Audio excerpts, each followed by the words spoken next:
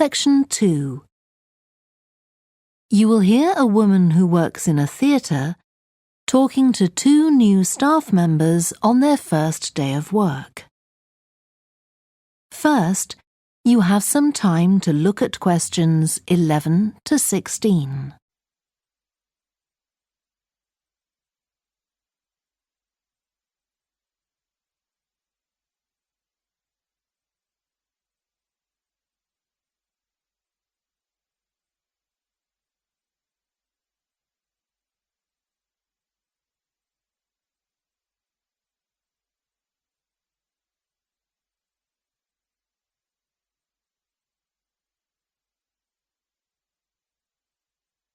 Now listen carefully and answer questions 11 to 16. Hi, great to see you. I'm Jodie, and I'll be looking after both of you for the first month you're working here at the Amersham Theatre. I'll tell you something about the theatre now, then take you to meet two of the other staff. It's an old building, and it's been modernised several times. In fact, as you can see, we're carrying out a major refurbishment at the moment. The interior has just been repainted, and we're about to start on the exterior of the building. That'll be a big job. The work's running over budget, so we've had to postpone installing an elevator. I hope you're happy running up and down stairs. When the theatre was built, people were generally slimmer and shorter than now, and the seats were very close together. We've replaced them with larger seats, with more legroom. This means fewer seats in total, but we've taken the opportunity to install seats that can easily be moved to create different acting spaces. We've also turned a few storerooms over to other purposes, like using them for meetings. We try hard to involve members of the public in the theatre. One way is by organising backstage tours, so people can be shown round the building and learn how a theatre operates. These are proving very popular. What we're finding is that people want to have lunch or a cup of coffee while they're here, so we're looking into the possibility of opening a cafe in due course. We have a bookshop which specialises in books about drama, and that attracts plenty of customers. Then there are two large rooms that will be decorated next month, and they'll be available for hire, for conferences and private functions, such as parties. We're also considering hiring out costumes to amateur drama clubs. Now I want to tell you about our workshops. We recently started a programme of workshops that anyone can join. Eventually, we intend to run courses in acting, but we're waiting until we've got the right people in place as trainers. That's proving more difficult than we'd expected. There's a big demand to learn about the technical side of putting on a production, and our lighting workshop has already started with great success. We're going to start one on sound next month. A number of people have inquired about workshops on makeup, and that's something we're considering for the future. A surprise success is the workshop on making puppets. We happen to have someone working here who does it as a hobby, and she offered to run a workshop. It was so popular, we're now running them every month.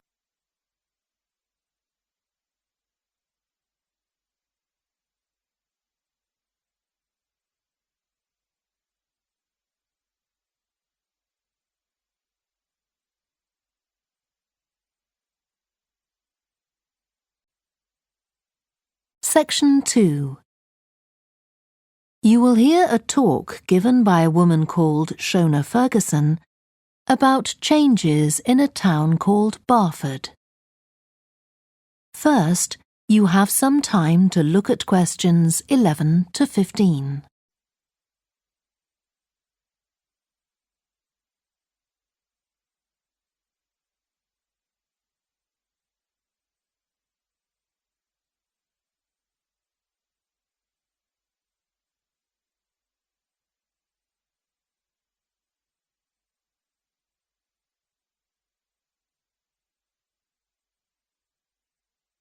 Now listen carefully and answer questions 11 to 15.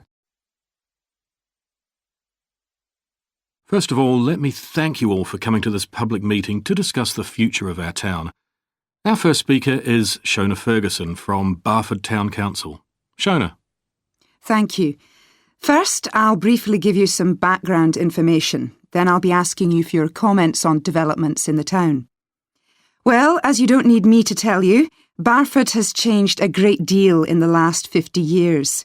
These are some of the main changes. 50 years ago, buses linked virtually every part of the town and the neighbouring towns and villages. Most people used them frequently, but not now, because the bus companies concentrate on just the routes that attract most passengers. So parts of the town are no longer served by buses. Even replacing old, uncomfortable buses with smart new ones has had little impact on passenger numbers. It's sometimes said that bus fares are too high, but in relation to average incomes, fares are not much higher than they were 50 years ago. Changes in the road network are affecting the town. The centre was recently closed to traffic on a trial basis, making it much safer for pedestrians. The impact of this is being measured. The new cycle paths separating bikes from cars in most main roads are being used far more than was expected, reducing traffic and improving air quality. And although the council's attempts to have a bypass constructed have failed, we haven't given up hope of persuading the government to change its mind. Shopping in the town centre has changed over the years. Many of us can remember when the town was crowded with people going shopping. Numbers have been falling for several years, despite efforts to attract shoppers, for instance by opening new car parks. Some people combine shopping with visits to the town's restaurants and cafes. Most shops are small independent stores, which is good, but many people prefer to use supermarkets and department stores in nearby large towns, as there are so few well-known chain stores here. Turning now to medical facilities. The town is served by family doctors in several medical practices, fewer than 50 years ago, but each catering for far more patients. Our hospital closed 15 years ago, which means journeys to other towns are unavoidable. On the other hand, there are more dentists than there used to be. Employment patterns have changed along with almost everything else. The number of schools and colleges has increased, making that the main employment sector. Services such as website design and accountancy have grown in importance, and surprisingly perhaps, manufacturing hasn't seen the decline that has affected it in other parts of the country.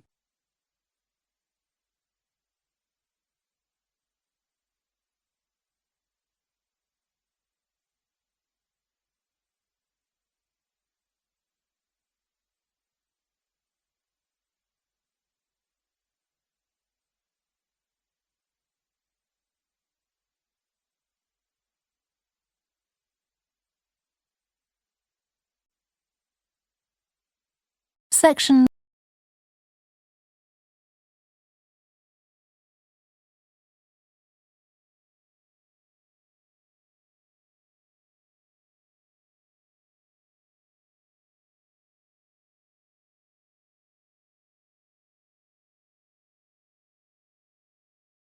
Section 2. You will hear a restaurant manager talking to a small group of new staff who are starting work as kitchen assistants in a restaurant. First, you have some time to look at questions 11 to 16.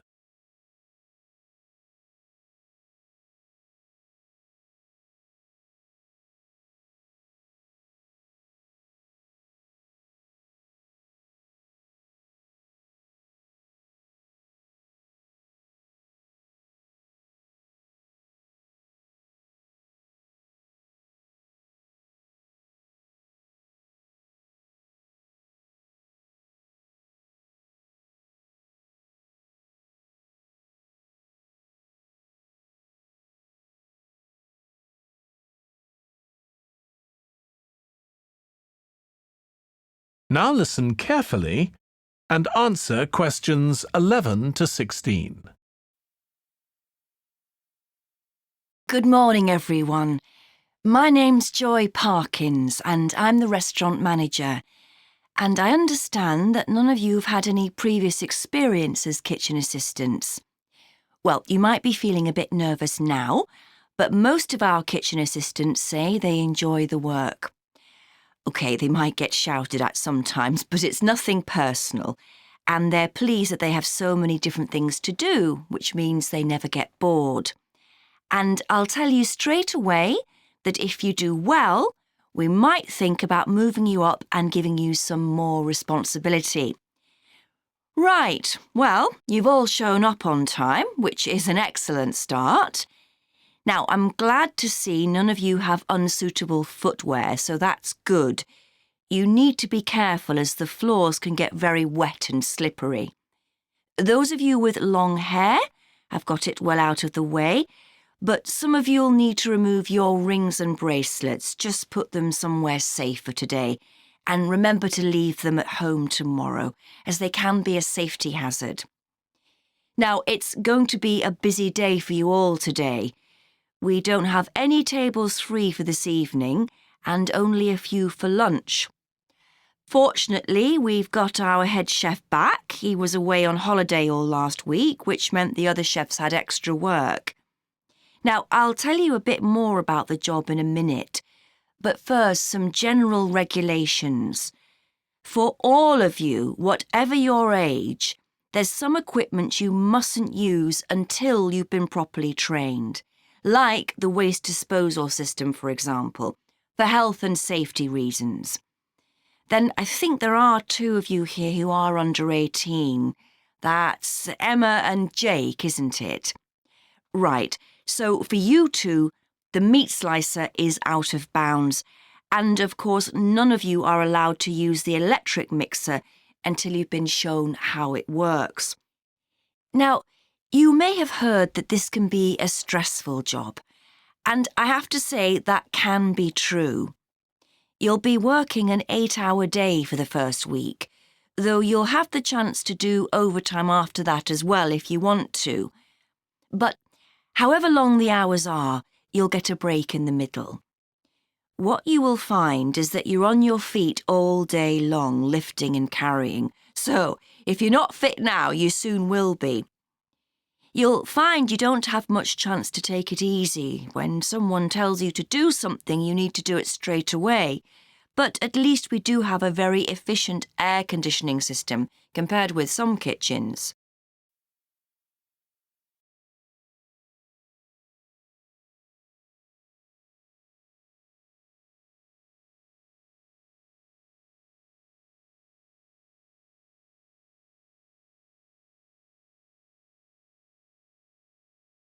Section 2. You will hear a man talking to a group of people about a tour of theatres in the city of Munich in Germany that he has arranged for them. First, you have some time to look at questions 11 to 15.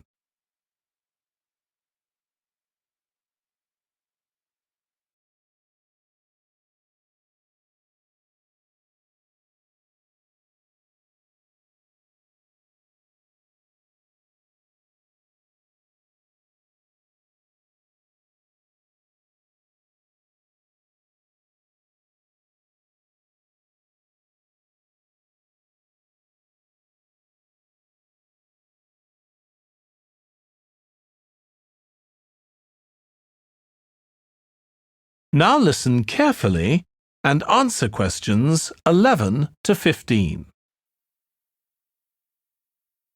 Right. I've now almost succeeded in finalising plans for our tour, so I'll bring you up to date with what I know. As you know, we're flying first to Munich on Monday the 4th. The flight is at 11:30, so it's too early to have lunch at the airport. I suggest we meet there for coffee at 10, which should give us plenty of time for breakfast before we leave home. When we arrive in Munich, We'll be met at the airport by Klaus Bauer. Klaus works for a tour operator, and he'll look after us for the time we'll be in Germany. He's already liaised with the managers of the theatres we're going to visit, and he's also arranged for an officer of the National Theatre in Munich to show us round the theatre one afternoon during our stay. Now, last time we discussed this trip, I didn't have the precise cost for hotel rooms, but now I have. The normal rate at the hotel where we're staying is €150 a night for a double room. I'd hoped to get that down to €120, but in fact I've been able to negotiate a rate of €110. That'll be reflected in the final payment, which you'll need to make by the end of this week. On Tuesday, the day after our arrival, I had hoped we could sit in on a rehearsal at one of the theatres, but unfortunately that's proved very difficult to arrange. So instead, we'll have a coach trip to one of the amazing castles in the mountains south of Munich. On Tuesday evening, we'll all have dinner together in a restaurant near our hotel. From talking to you all about your preferences, it was clear that a typical local restaurant would be too meat-oriented for some of you. Some of you suggested an Italian restaurant, but I must confess that I decided to book a Lebanese one, as we have plenty of opportunities to go to an Italian restaurant at home. On Wednesday afternoon, the director of the play we're going to see that evening will talk to us at the theatre. She'll describe the whole process of producing a play, including how she chose the actors, and, as the play we're going to see is a modern one, how she worked with the playwright. Before you hear the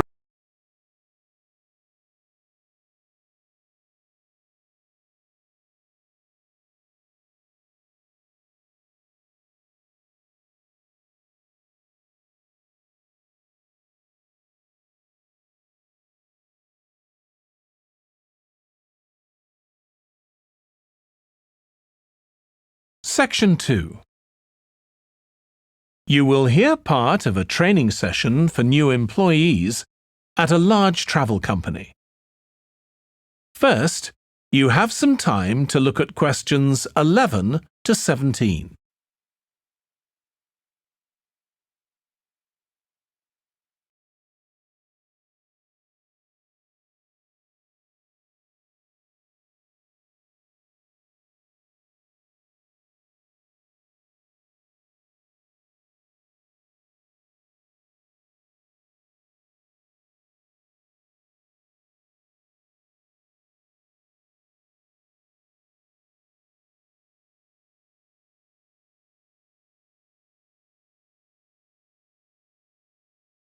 Now listen carefully and answer questions 11 to 17. In this session in your training day, we're going to look at some of the more specialized holidays we offer at BC Travel. Now, the travel business is very competitive, and it's important to be aware of how the market's changing and developing. In terms of age groups, the over 65s are an important market, and one that's increasing steadily year on year. The fewest holidays are taken by the 31 to 42-year-olds, and that figure shows no sign of rising. The biggest market at present is still the youngest group, the 16 to 30s, but this group's also seen the biggest drop over the last few years, whereas there's a noticeable growth in the number of holidays taken by the 55 to 64-year-olds. As far as the 43 to 54-year-olds are concerned, bookings there are steady, but I have to say we haven't seen the increase we expected. One trend we're noticing with nearly all age groups is the growing popularity of holidays in which clients do some kind of specialized activity. I'm not talking here about adventure holidays where clients take part in high-risk activities like whitewater rafting just for the thrill of it. Activity holidays usually involve rather less high-risk sports or things like art and music. They're not necessarily cheaper than ordinary holidays, often the opposite in fact, but they do often take place outside the main tourist centers, which gives an opportunity for clients to find out more about the local people and customs. And many say this is one of the most positive features of these holidays. Of course, they offer the chance to develop a new skill or talent, but clients often say that more than this, it's the chance to create lasting relationships with other like-minded people. That's the main draw. Let me give you some examples of BC travel activity holidays. Our painting holidays take place in 4 different centers in France and Italy, and they're very popular with clients of all abilities from beginners onwards. We've got an excellent team of artists to lead the classes. Some of them have been with us from the start, and 5 additional ones will be joining us this year so that we can offer a greater number of classes in each center. As far as cooking holidays are concerned, I know a lot of agents offer holidays where clients cook recipes related to one particular country, usually the one they're staying in, but we focus on dishes from a great many different ones. Apart from that, you'll find the usual emphasis on good quality organic ingredients.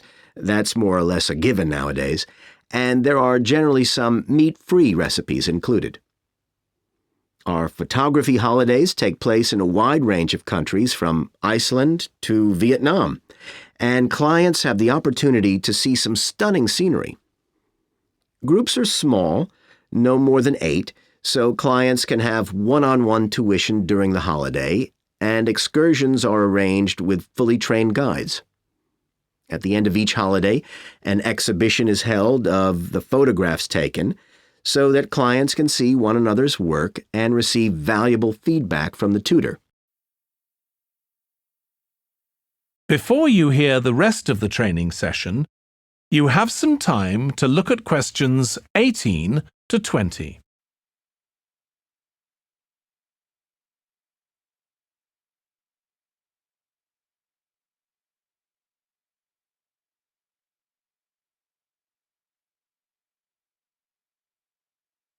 Now listen and answer questions 18 to 20. Finally, let me tell you about our fitness holidays. In Ireland and Italy, we run 1-week general fitness classes for all ages and levels of fitness. Clients start the course with a consultation with a trainer, and together they draw up an individual program. As well as improving general fitness, clients find that they end up losing much of the stress they've built up in their daily lives. In Greece, we have a 2-week holiday for clients who want to do something about their weight. This has all the features you'd expect, like a personalized diet program, but one of its most popular features is that the exercise classes are all held on the beach. People say it's far preferable to being in a gym. Finally, we offer several holidays in Morocco.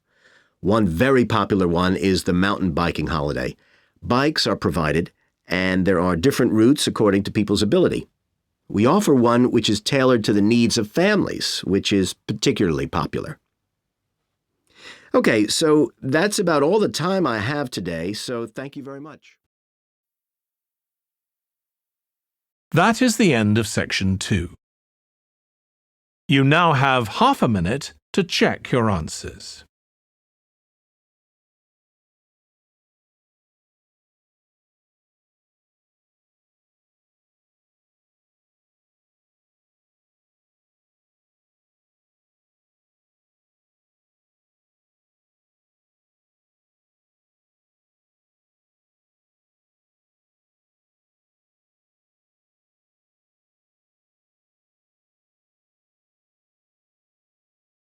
Section 2. You will hear a podcast about an area called the Sheep Market in a New Zealand city. First, you have some time to look at questions 11 to 14.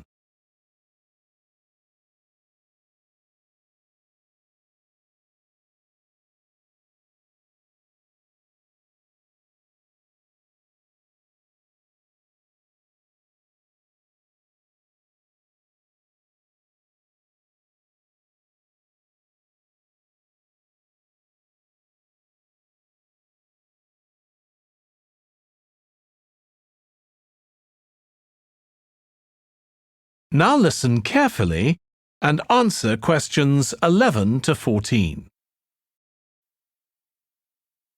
Welcome to this podcast about the sheep market, which is one of the oldest parts of the city.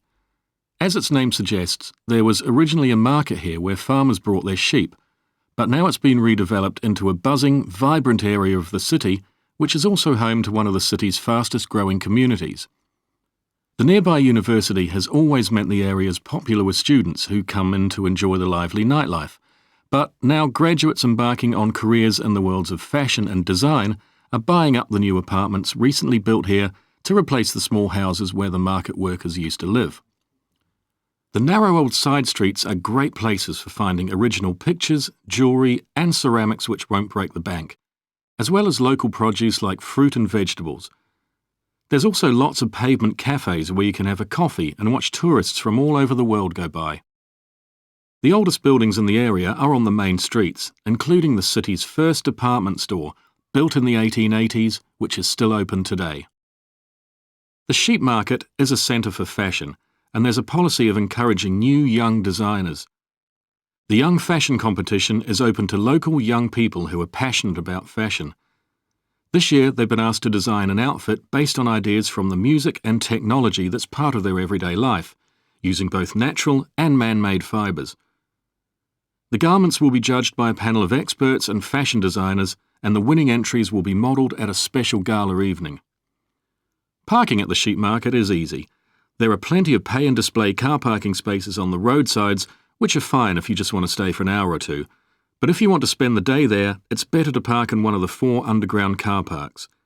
It's not expensive, and if you can present a receipt from one of the local stores, you'll not be charged at all. After 6 p.m, many of the car parks have a flat rate which varies, but it is usually very reasonable. You now have half a minute to check your answers.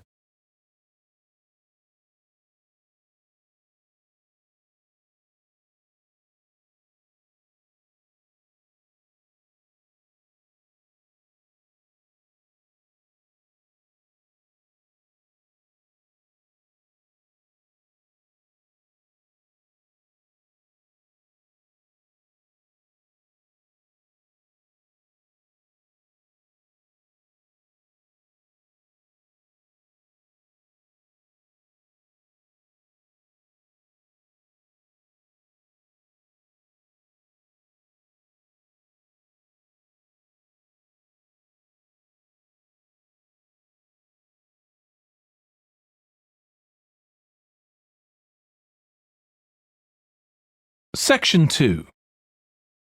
You will hear the chairman of the Highways Committee of Granford speaking to members of the public about proposed changes to traffic and parking in the area. First, you have some time to look at questions 11 to 13.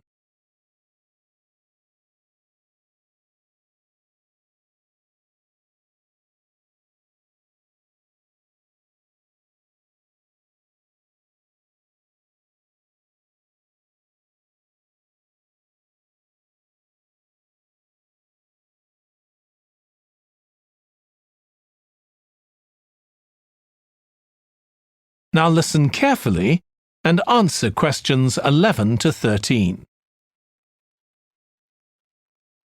Good evening, everyone. My name's Phil Sutton, and I'm chairman of the Highways Committee. We've called this meeting to inform members of the public about the new regulations for traffic and parking we're proposing for Granford. I'll start by summarising these changes before we open the meeting to questions. So, why do we need to make these changes to traffic systems in Granford? Well, we're very aware that traffic is becoming an increasing problem. It's been especially noticeable with the increase in heavy traffic while they've been building the new hospital. But it's the overall rise in the volume of traffic of all kinds that's concerning us. To date, there's not been any increase in traffic accidents, but that's not something we want to see happen, obviously. We recently carried out a survey of local residents, and their responses were interesting. People were very concerned about the lack of visibility on some roads due to cars parked along the sides of the roads. We'd expected complaints about the congestion near the school when parents are dropping off their children or picking them up. But this wasn't top of the list, and nor were noise and fumes from trucks and lorries, though they were mentioned by some people. We think these new traffic regulations would make a lot of difference, but we still have a long way to go. We've managed to keep our proposals within budget, so they can be covered by the council. But of course it's no good introducing new regulations if we don't have a way of making sure that everyone obeys them. And that's an area we're still working on with the help of representatives from the police force. Before you hear the rest of the talk, you have some time to look at questions 14 to 20.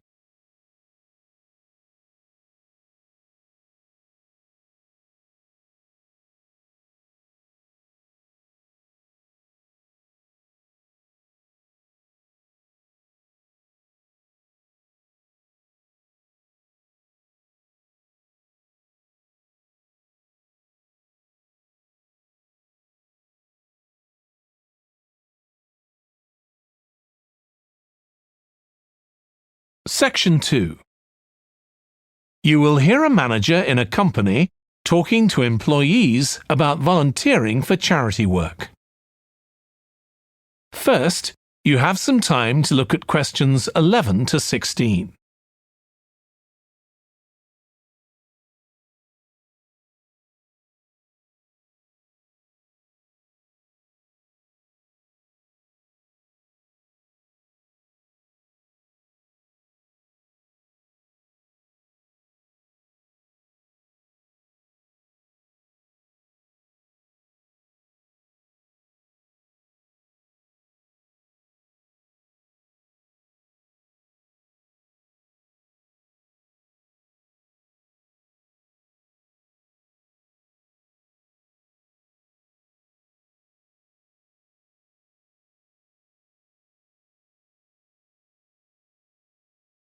Now listen carefully and answer questions 11 to 16.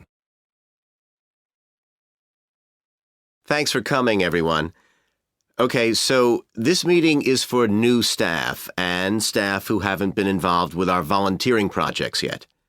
So, basically, the idea is that we allow staff to give up some of their work time to help on various charity projects to benefit the local community. We've been doing this for the last 5 years, and it's been very successful. Participating doesn't necessarily involve a huge time commitment. The company will pay for 8 hours of your time. That can be used over 1 or 2 days all at once, or spread over several months throughout the year. There are some staff who enjoy volunteering so much, they also give up their own free time for a couple of hours every week. It's completely up to you. Obviously, many people will have family commitments and aren't as available as other members of staff. Feedback from staff has been overwhelmingly positive. Because they felt they were doing something really useful, nearly everyone agreed that volunteering made them feel more motivated at work. They also liked building relationships with the people in the local community and felt valued by them. 1 or 2 people also said it was a good thing to have on their CVs.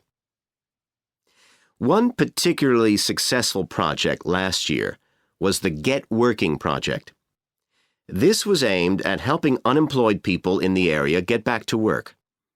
Our staff were able to help them improve their telephone skills, such as writing down messages and speaking with confidence to potential customers, which they had found quite difficult. This is something many employers look for in job applicants, and something we all do without even thinking about every day at work. We've got an exciting new project starting this year. Up until now, we've mainly focused on projects to do with education and training, and we'll continue with our reading project in schools and our work with local charities. But we've also agreed to help out on a conservation project in Redfern Park. So if any of you fancy being outside and getting your hands dirty, this is the project for you. I also wanted to mention the annual Digital Inclusion Day, which is coming up next month. The aim of this is to help older people keep up with technology. And this year, instead of hosting the event in our own training facility, we're using the ICT suite at Hill College, as it can hold far more people. We've invited over 60 people from the Silver Age Community Center to take part, so we'll need a lot of volunteers to help with this event. If you're interested in taking part, please go to the volunteering section of our website and complete the relevant form. We won't be providing any training for this, but you'll be paired with an experienced volunteer if you've never done it before. By the way, don't forget to tell your manager about any volunteering activities you decide to do. Before you hear the rest of the talk, you have some time to look at questions 17 to 20.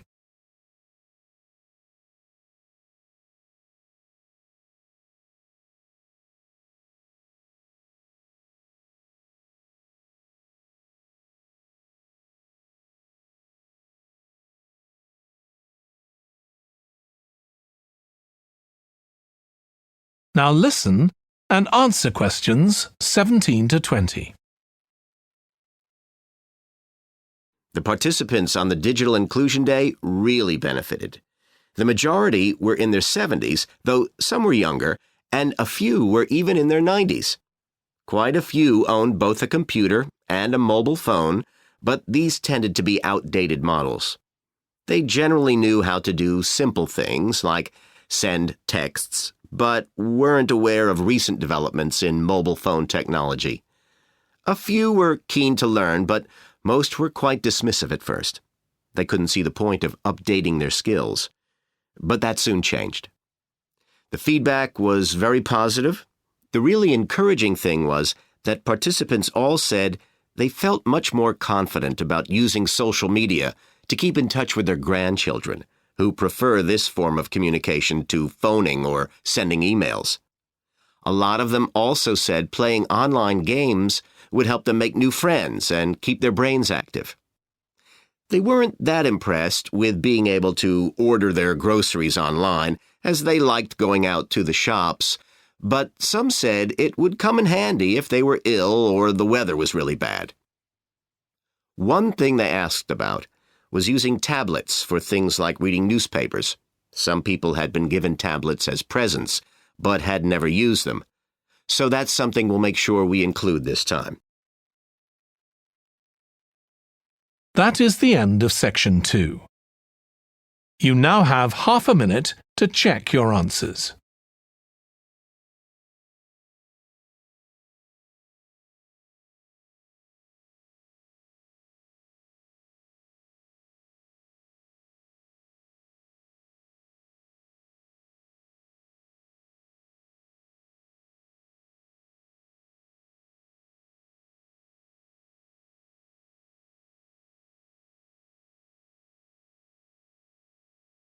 Section 2. You will hear a fitness instructor talking on the radio about different ways of keeping fit. First, you have some time to look at questions 11 to 16.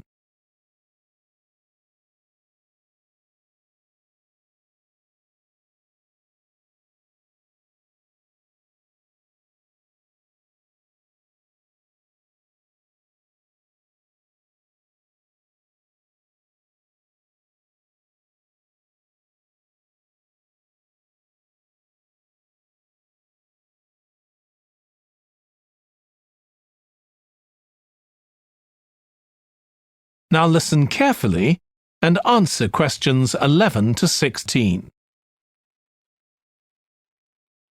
So, if you're one of those people who hasn't found the perfect physical activity yet, here are some things to think about which might help you make the right decision for you.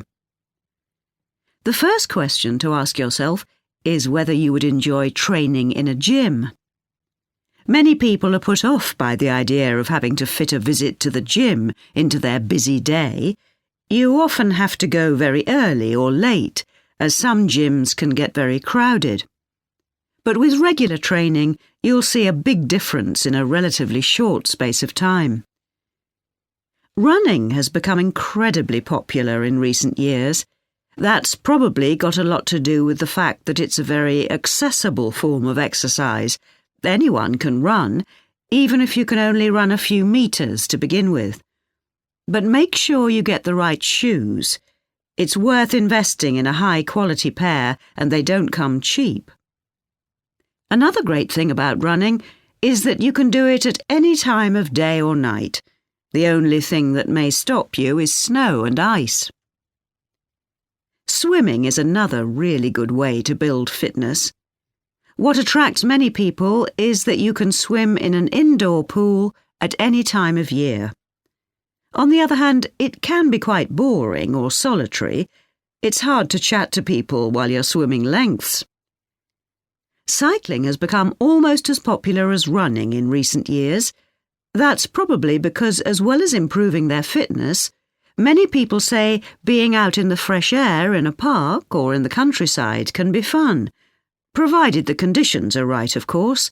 Only fanatics go out in the wind and rain. Yoga is a good choice for those of you looking for exercise which focuses on developing both a healthy mind and body. It's a good way of building strength, and with the right instructor, there's less chance of hurting yourself than with other more active sports. But don't expect to find it easy. It can be surprisingly challenging, especially for people who aren't very flexible.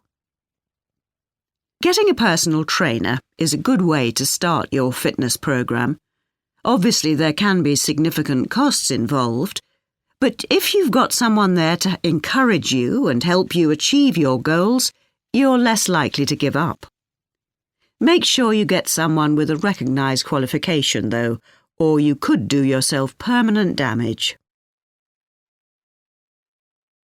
Before you hear the rest of the radio programme, you have some time to look at questions 17 to 20.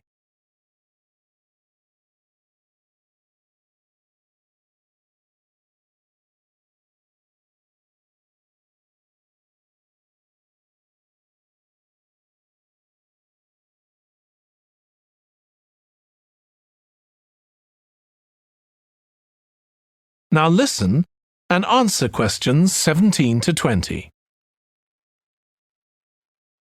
Whatever you do, don't join a gym unless you're sure you'll make good use of it. So many people waste lots of money by signing up for membership and then hardly ever go. What happens to their good intentions? I don't think people suddenly stop caring about improving their fitness or decide they have more important things to do. I think people lose interest when they don't think they're making enough progress. That's when they give up hope and stop believing they'll ever achieve their goals. Also, what people sometimes don't realise when they start is that it takes a lot of determination and hard work to keep training week after week, and lots of people don't have that kind of commitment.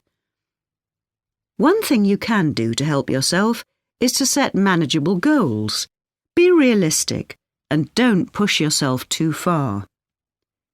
Some people advise writing goals down, but I think it's better to have a flexible approach. Give yourself a really nice treat every time you reach one of your goals. And don't get too upset if you experience setbacks. It's a journey. There are bound to be difficulties along the way. That is the end of section 2. You now have half a minute to check your answers.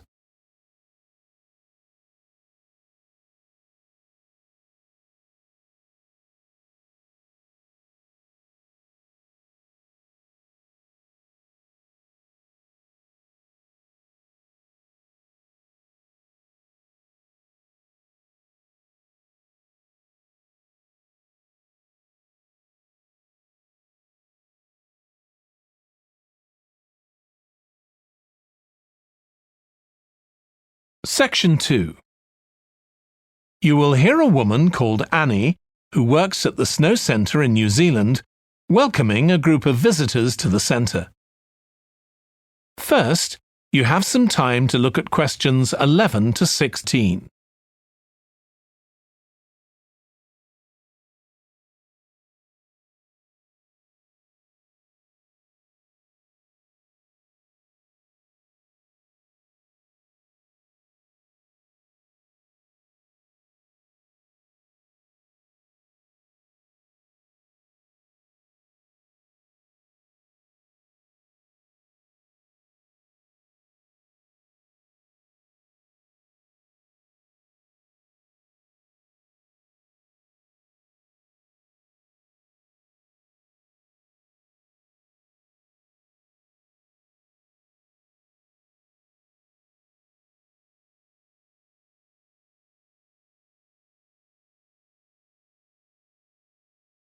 Now listen carefully and answer questions 11 to 16. Hi everyone, welcome to the Snow Centre. My name's Annie. I hope you enjoyed the bus trip from the airport. We've certainly got plenty of snow today. Well, you've come to New Zealand's premier snow and ski centre, and we've a whole load of activities for you during your week here. Most visitors come here for the cross-country skiing, where you're on fairly flat ground for most of the time, rather than going down steep mountainsides. There are marked trails, but you can also leave these and go off on your own, and that's an experience not to be missed. You can go at your own speed. It's great aerobic exercise if you really push yourself. Or, if you prefer, you can just glide gently along and enjoy the beautiful scenery. This afternoon, you'll be going on a dog sled trip. You may have seen our dogs on TV recently racing in the Winter Sled Festival. If you want, you can have your own team for the afternoon and learn how to drive them, following behind our leader on the trail. Or if you'd prefer, you can just sit back in the sled and enjoy the ride as a passenger. At the weekend, we have the team relay event, and you're all welcome to join in. We have a local school coming along, and a lot of the teachers are taking part too. Participation rather than winning is the main focus, and there's a medal for everyone who takes part. Participants are in teams of 2 to 4, and each team must complete 4 laps of the course. For your final expedition, you'll head off to Mount Frenna wearing a pair of special snowshoes which allow you to walk on top of the snow. This is an area where miners once searched for gold, though there are very few traces of their work left now. When the snow melts in summer, the mountain slopes are carpeted in flowers and plants. It's a long ascent, though not too steep, and walkers generally take a couple of days to get to the summit and return. You'll spend the night in our hut halfway up the mountain. That's included in your package for the stay. It's got cooking facilities, firewood and water for drinking. For washing, we recommend you use melted snow, though, to conserve supplies. We can take your luggage up on our snowmobile for you for just $10 a person. The hut has cooking facilities, so you can make a hot meal in the evening and morning, but you need to take your own food. The weather on Mount Frenna can be very stormy. In that case, stay in the hut. Generally, the storms don't last long. Don't stress about getting back here to the centre in time to catch the airport bus. They'll probably not be running anyway. We do have an emergency locator beacon in the hut, but only use that if it's a real emergency, like if someone's ill or injured. Before you hear the rest of the talk, you have some time to look at questions 17 to 20. Your answers.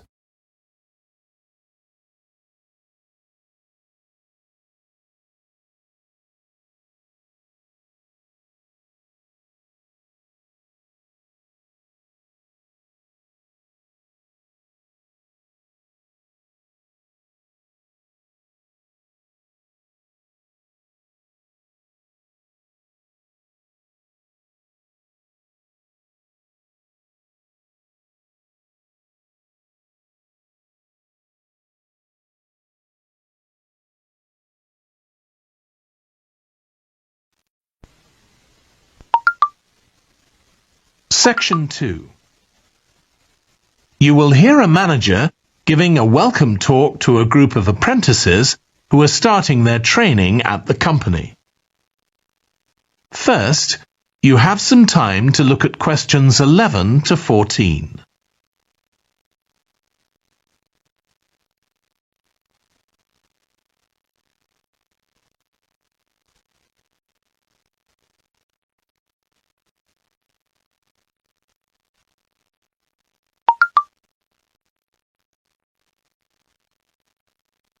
Now listen carefully and answer questions 11 to 14. Good morning, everyone. My name's Janet Parker, and I'm the Human Resources Manager. We're very happy to welcome you to your new apprenticeship. I hope that the next 6 months will be a positive and enjoyable experience for you. I'd like to start with some general advice about being an apprentice. Most of you have very little or no experience of working for a big organisation, and the first week or so may be quite challenging. There will be a lot of new information to take in, but don't worry too much about trying to remember everything. The important thing is to check with someone if you're not sure what to do. You'll find your supervisor is very approachable and won't mind explaining things or helping you out. You're here to learn, so make the most of that opportunity. You'll be spending time in different departments during your first week, so make an effort to talk to as many people as possible about their work. You'll make some new friends and find out lots of useful information. As well as having a supervisor, you'll each be assigned a mentor. This person will be someone who's recently completed an apprenticeship, and you'll meet with them on a weekly basis. Their role is to provide help and support throughout your apprenticeship. Of course, this doesn't mean they'll actually do any of your work for you. Instead, they'll be asking you about what goals you've achieved so far, as well as helping you to identify any areas for improvement. You can also discuss your more long-term ambitions with them as well. Before you hear the rest of the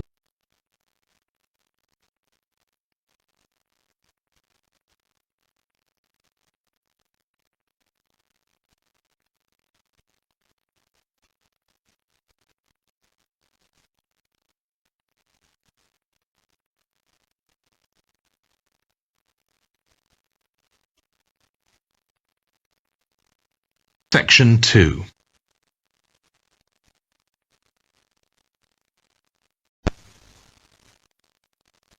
Section 2. You will hear a guide talking to a group of tourists who are about to visit an English castle. First, you have some time to look at questions 11 to 15.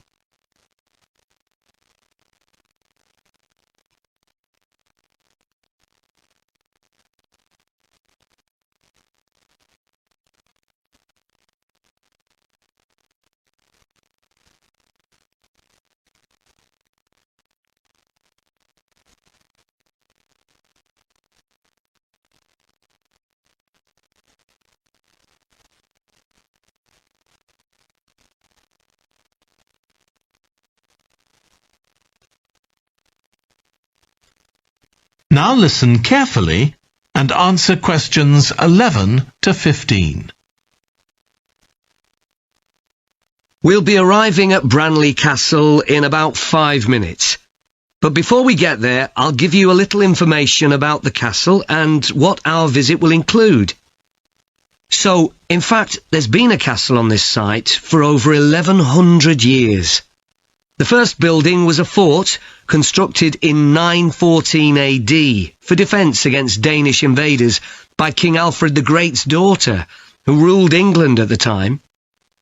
In the following century, after the Normans conquered England, the land was given to a nobleman called Richard de Vere, and he built a castle there that stayed in the de Vere family for over 400 years. However, when Queen Elizabeth I announced that she was going to visit the castle in 1576, it was beginning to look a bit run down. And it was decided that rather than repair the guest rooms, they'd make a new house for her, out of wood, next to the main hall. She stayed there for 4 nights, and apparently it was very luxurious.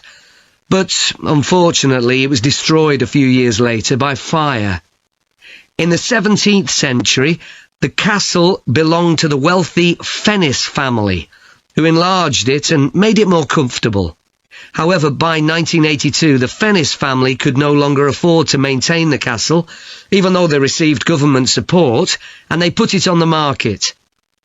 It was eventually taken over by a company who owned a number of amusement parks. But when we get there, I think you'll see that they've managed to retain the original atmosphere of the castle. When you go inside, you'll find that in the staterooms, there are lifelike moving wax models dressed in costumes of different periods in the past, which even carry on conversations together. As well as that, in every room, there are booklets giving information about what the room was used for and the history of the objects and furniture it contains. The castle park's quite extensive. At one time, sheep were kept there, and in the 19th century the owners had a little zoo with animals like rabbits and even a baby elephant. Nowadays the old zoo buildings are used for public displays of paintings and sculpture. The park also has some beautiful trees, though the oldest of all, which dated back 800 years, was sadly blown down in 1987. Now, you're free to wander around on your own until 4:30, but then, at the end of our visit, we'll all meet together at the bottom of the Great Staircase. We'll then go on to the Long Gallery, where there's a wonderful collection of photographs showing the family who owned the castle 100 years ago having tea and cakes in the conservatory. And we'll then take you to the same place, where afternoon tea will be served to you. Before you hear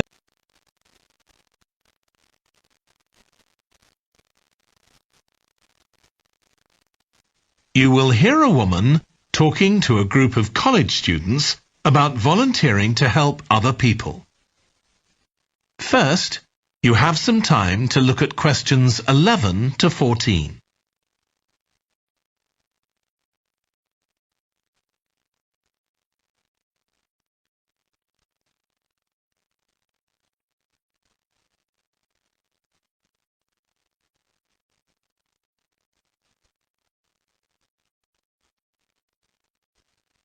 Now listen carefully and answer questions 11 to 14. Good morning. My name's Lucy Crittenden, and I'm the Director of Operations for an organisation that arranges volunteering in this part of the country. I'm hoping I can persuade 1 or 2 of you to become volunteers yourselves. Let me start by briefly explaining what we mean by volunteering.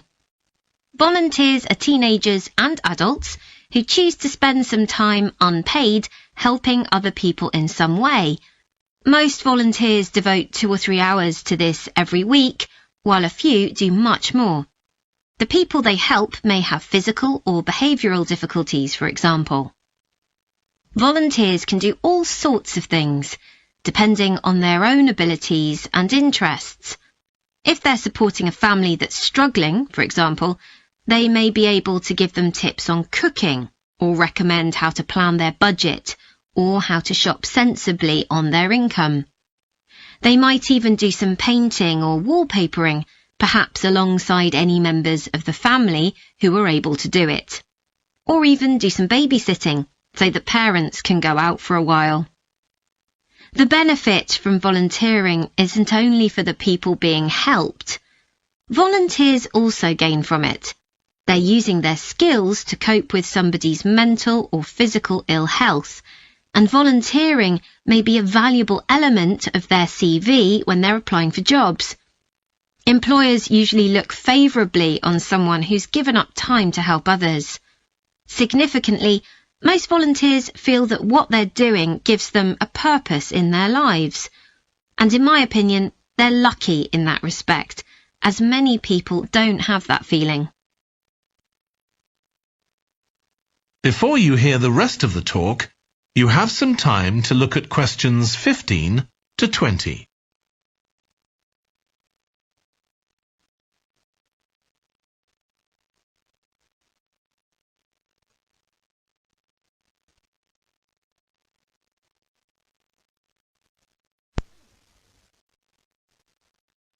Now listen and answer questions 17 to 20. So, there's plenty to do in the daytime, but what about nightlife? Well, the number one attraction's called Musical Favourites. Guests enjoy a 3-course meal and unlimited free drinks, and watch a fantastic show, starting with musicals set in Paris, and then crossing the Atlantic to Las Vegas, and finally Copacabana. At the end, the cast members come down from the stage, still in their stunning costumes, and you'll have a chance to chat with them. It's hugely popular, so let me know now if you're interested, because it's no good leaving it until the last minute. It's on Friday night. Tickets are just €50 each, but for an extra €10, you can have a table right by the stage. If you'd like to go back in time, there's the Castle Feast on Saturday evening. It's held in a 12th century castle, and you eat in the great courtyard, with ladies in long gowns serving your food. You're given a whole chicken each, which you eat in the medieval way, using your hands instead of cutlery. And you're entertained by competitions where the horseback riders attempt to knock one another off their horses. Then you can watch the dancers in the ballroom and join in as well if you want. OK, so now if anyone has... That is the end of section 2. You now have half a minute to check your answers.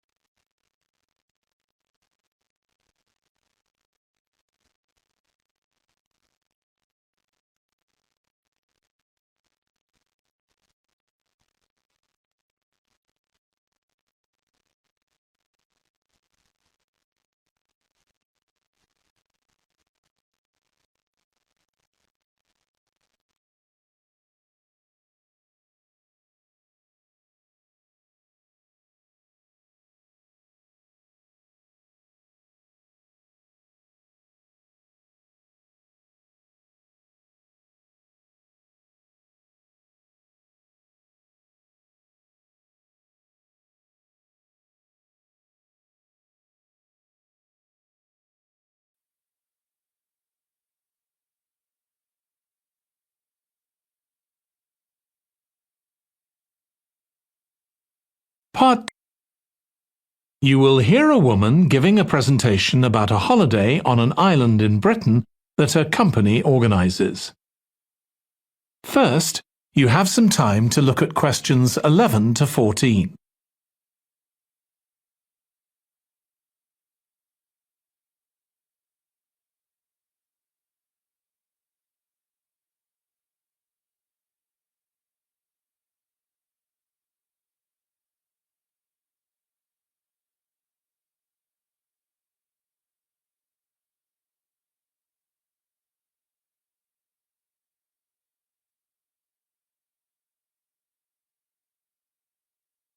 Now listen carefully and answer questions 11 to 14. Good morning. My name's Erica Matthews, and I'm the owner of Matthews Island Holidays, a company set up by my parents. Thank you for coming to this presentation, in which I hope to interest you in what we have to offer. We're a small family-run company, and we believe in the importance of the personal touch. So we don't aim to compete with other companies on the number of customers. What we do is build on our many years' experience, more than almost any other rail holiday company, to ensure we provide perfect holidays in a small number of destinations, which we've got to know extremely well. I'll start with our 6-day Isle of Man holiday. This is a fascinating island in the Irish Sea, with Wales to the south, England to the east, Scotland to the north, and Northern Ireland to the west. Our holiday starts in Heysham, where your tour manager will meet you. Then you'll travel by ferry to the Isle of Man. Some people prefer to fly from Luton instead, and another popular option is to go by train to Liverpool and take a ferry from there. You have 5 nights in the hotel, and the price covers 5 breakfasts and dinners, and lunch on the 3 days when there are organised trips. Day 4 is free, and most people have lunch in a cafe or restaurant in Douglas. The price of the holiday includes the ferry to the Isle of Man, all travel on the island, the hotel, and the meals I've mentioned. Incidentally, we try to make booking our holidays as simple and fair as possible, so unlike with many companies, the price is the same whether you book 6 months in advance or at the last minute, and there's no supplement for single rooms in hotels. If you make a booking, then need to change the start date, for example because of illness, you're welcome to change to an alternative date or a different tour for a small administrative fee. Before you hear the rest of the talk, you have some time to look at questions 15 to 20.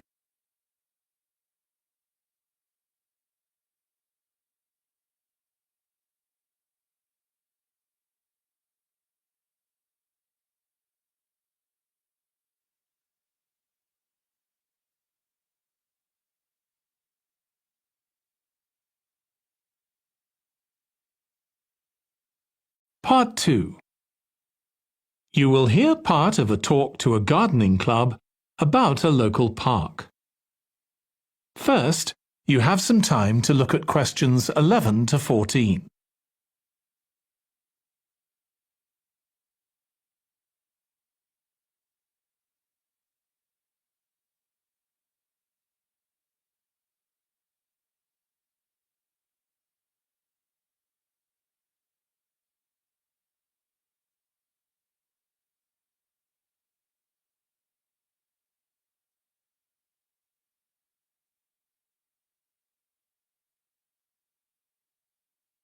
Now listen carefully and answer questions 11 to 14. I'm very pleased to welcome this evening's guest speaker, Mark Logan, who's going to tell us about the recent transformation of Minster Park. Over to you, Mark. Thank you. I'm sure you're all familiar with Minster Park.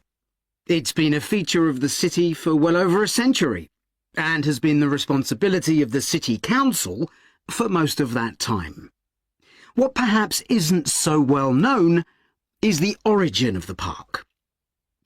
Unlike many public parks that started in private ownership, as the garden of a large house, for instance, Minster was some wasteland, which people living nearby started planting with flowers in 1892. It was unclear who actually owned the land, and this wasn't settled until 20 years later, when the council took possession of it. You may have noticed the statue near one of the entrances. It's of Diane Gosforth, who played a key role in the history of the park. Once the council had become the legal owner, it planned to sell the land for housing. Many local people wanted it to remain a place that everyone could go to enjoy the fresh air and natural environment. Remember, the park is in a densely populated residential area. Diane Gosforth was one of those people, and she organised petitions and demonstrations, which eventually made the council change its mind about the future of the land. Soon after this, the First World War broke out in 1914, and most of the park was dug up and planted with vegetables, which were sold locally. At one stage, the army considered taking it over for troop exercises, and got as far as contacting the city council. Then, decided the park was too small to be of use. There were occasional public meetings during the war, in an area that had been retained as grass. After the war, the park was turned back more or less to how it had been before 1914, and continued almost unchanged until recently. Plans for transforming it were drawn up at various times, most recently in 2013, though they were revised in 2015 before any work had started. The changes finally got going in 2016 and were finished on schedule last year.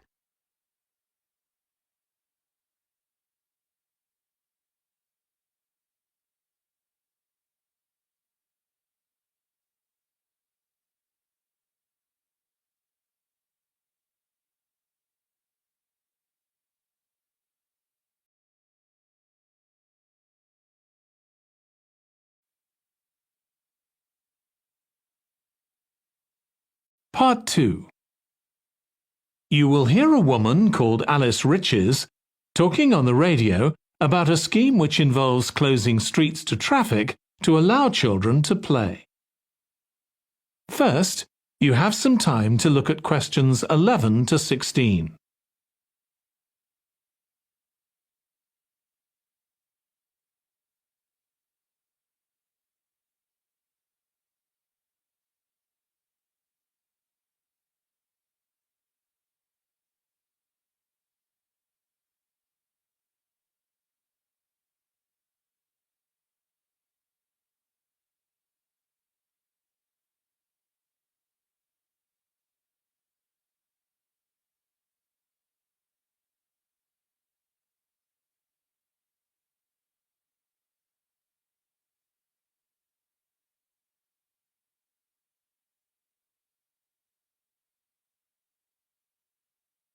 Now listen carefully and answer questions 11 to 16.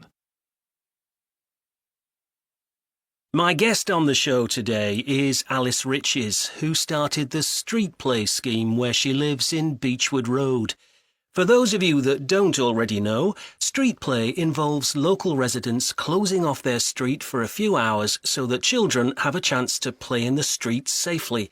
She started it in her own street, Beechwood Road, and the idea caught on, and there are now street play schemes all over the city. So when did you actually start the scheme, Alice? Well, I first had the idea when my oldest child was still a toddler, so that's about 6 years ago now, but it took at least 2 years of campaigning before we were actually able to make it happen. So the scheme's been up and running for 3 years now. We'd love to be able to close our road for longer, for the whole weekend, from Saturday morning until Sunday evening, for example. At the moment, it's just once a week. But when we started, it was only once a month. But we're working on it. So what actually happens when Beechwood Road is closed? We have volunteer wardens, mostly parents, but some elderly residents too, who block off our road at either end.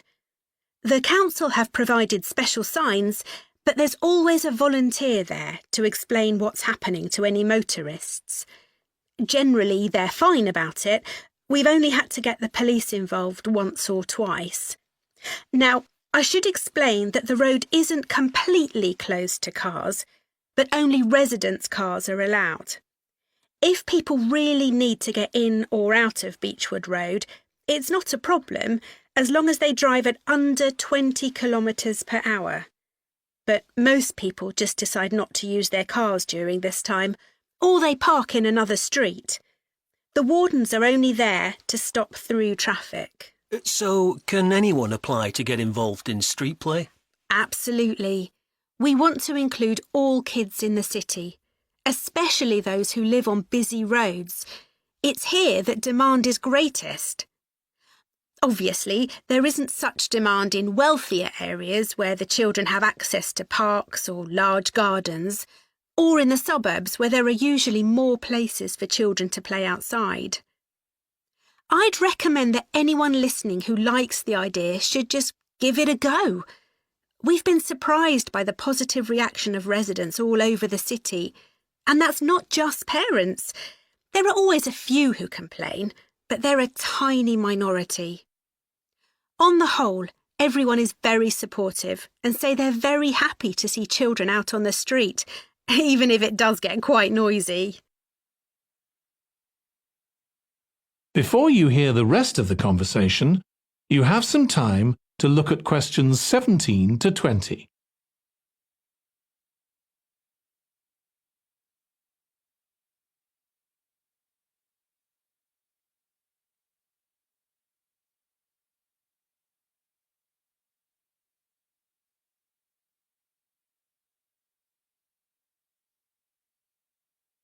Now listen and answer questions 17 to 20. There have been so many benefits of street play for the kids. Parents really like the fact that the kids are getting fresh air instead of sitting staring at a computer screen, even if they're not doing anything particularly energetic. And of course, it's great that kids can play with their friends outside without being supervised by their parents. But for me, the biggest advantage is that kids develop confidence in themselves to be outside without their parents. The other really fantastic thing is that children get to know the adults in the street. It's like having a big extended family. It certainly does have a lot of benefits. I want to move on now and ask you about a related project in King Street. Right. Well, this was an experiment I was involved in, where local residents decided to try and reduce the traffic along King Street, which is the busiest main road in our area, by persuading people not to use their cars for one day. We thought about making people pay more for parking, but we decided that would be really unpopular. So instead, we just stopped people from parking on King Street, but left the other car parks open. It was surprising how much of a difference all this made. As we'd predicted, air quality was significantly better.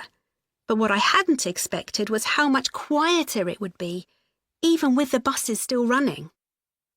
Of course, everyone said they felt safer, but we were actually amazed that sales in the shops went up considerably that day. We thought there'd be fewer people out shopping, not more. That's really interesting. So the fact that the street was...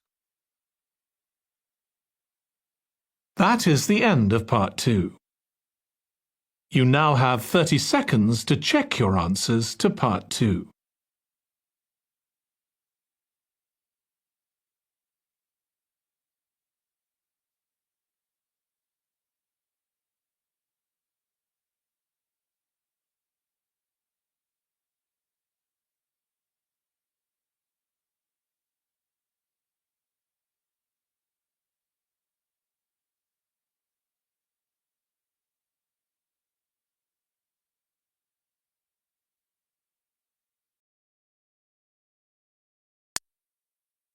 You will hear the chair of a committee.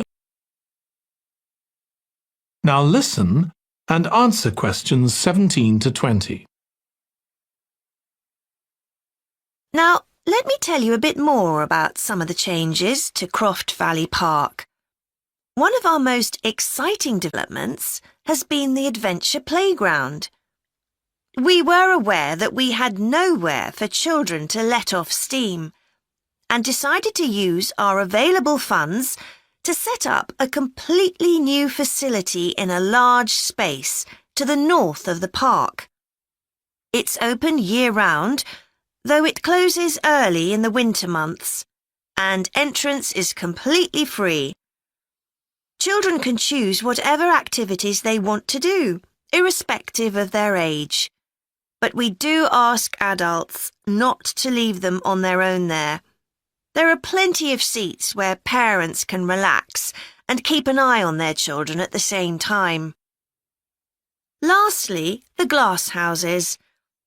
A huge amount of work has been done on them to repair the damage following the disastrous fire that recently destroyed their western side. Over £80,000 was spent on replacing the glass walls and the metal supports, as well as the plants that had been destroyed, although, unfortunately, the collection of tropical palm trees has proved too expensive to replace up to now. At present, the glass houses are open from 10 a.m. to 3 p.m. Mondays to Thursdays, and it's hoped to extend this to the weekends soon. We're grateful to all those who helped us by contributing their time and money to this achievement. The gardens have really been a... That is the end of part 2. You now have 30 seconds to check your answers to part 2.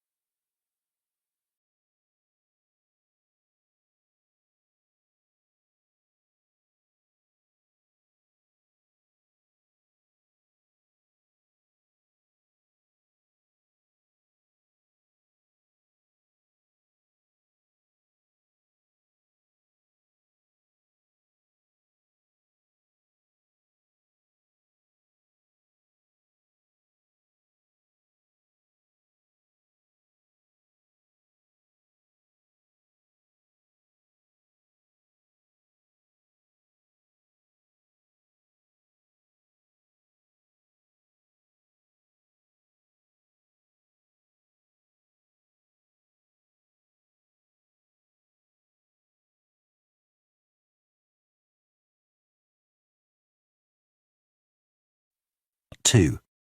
You will hear the managing director of a company called Stevenson's welcoming a group of work experience students.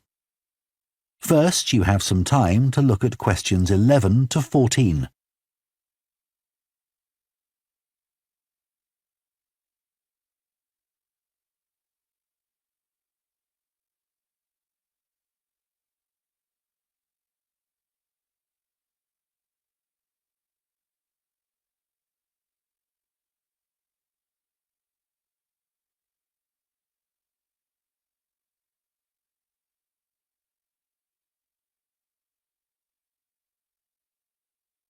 Now listen carefully and answer questions 11 to 14. Good morning everyone and welcome to Stevenson's, one of the country's major manufacturers of metal goods. Thank you for choosing us for your 2 weeks of work experience. My name is Julia Simmons and since the beginning of this year I've been the managing director. Stevenson's is quite an old company. Like me, the founder, Ronald Stevenson, went into the steel industry when he left school. That was in 1923. He set up this company when he finished his apprenticeship in 1926, although he actually started making plans 2 years earlier, in 1924. He was a very determined young man.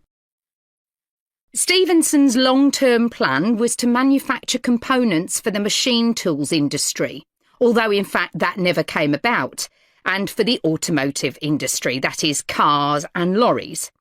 However, there was a delay of 5 years before that happened, because shortly before the company went into production, Stevenson was given the opportunity to make goods for hospitals and other players in the healthcare industry.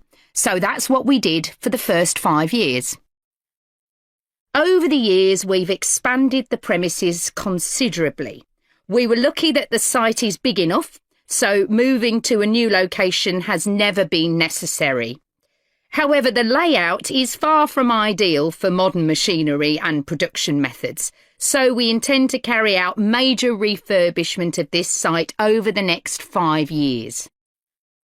I'd better give you some idea of what you'll be doing during your 2 weeks with us, so you know what to expect. Most mornings you'll have a presentation from one of the managers to learn about their department, starting this morning with research and development. And you'll all spend some time in each department, observing what's going on and talking to people, as long as you don't stop them from doing their work altogether. In the past, a teacher from your school has come in at the end of each week to find out how the group were getting on, but your school isn't able to arrange that this year. Before you hear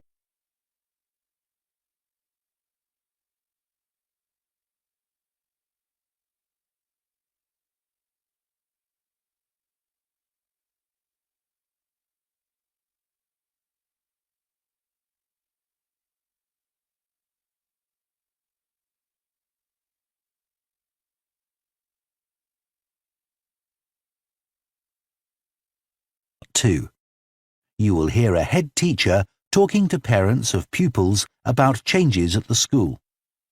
First, you have some time to look at questions 11 to 15.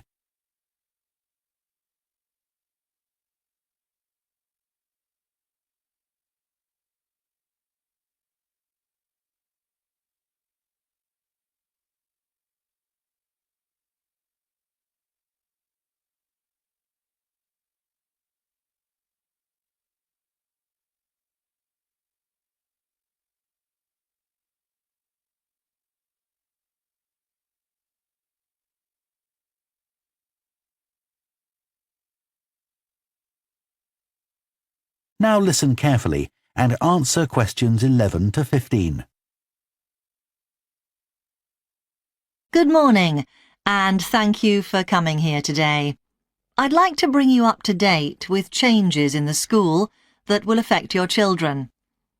As you know, the school buildings date from various times, some from the 1970s, some from the last 5 years, and of course Dartfield House is over a century old. It was commissioned by a businessman, Neville Richards, and intended as his family home, but he died before it was completed. His heir chose to sell it to the local council, who turned it into offices. A later plan to convert it into a tourist information centre didn't come about through lack of money, and instead it formed the nucleus of this school when it opened 40 years ago. The school has grown as the local population has increased, and I can now give you some news about the lower school site, which is separated from the main site by a road. Planning permission has been granted for development of both sites. The lower school will move to new buildings that will be constructed on the main site. Developers will construct houses on the existing lower school site. Work on the new school buildings should start within the next few months. A more imminent change concerns the catering facilities and the canteen. The canteen is always very busy throughout the lunch period.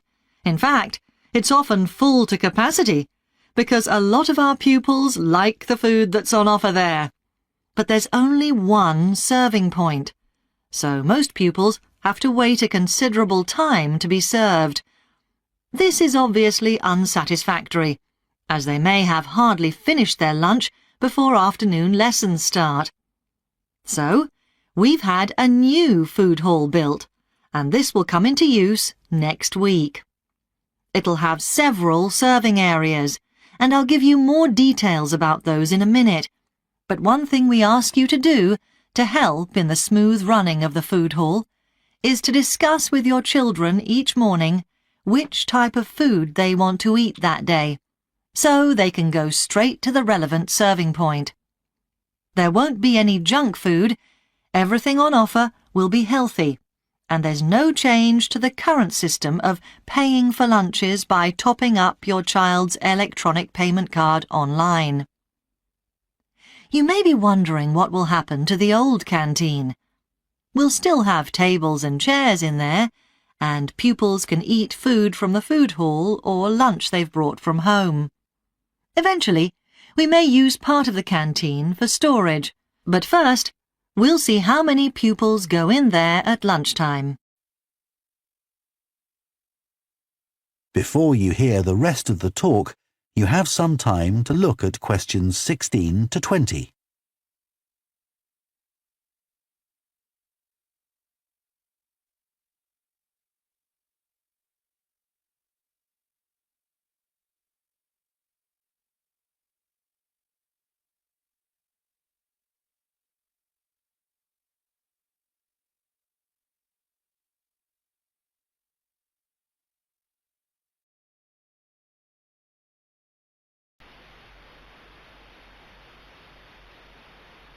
Part 2. You will hear a recruitment officer called Megan Baker giving a talk at a jobs fair about opportunities for those interested in the food and agriculture sectors. First, you have some time to look at questions 11 to 14.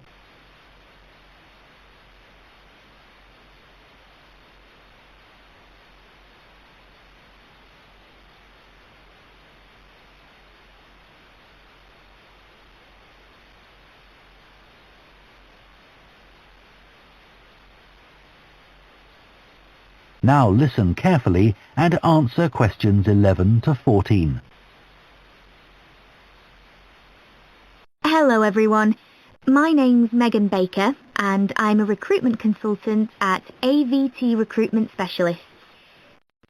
Now, our company specialises in positions that involve working in the agriculture and horticulture sectors, so that's fresh food production, garden and park maintenance and so on. And these sectors do provide some very special career opportunities.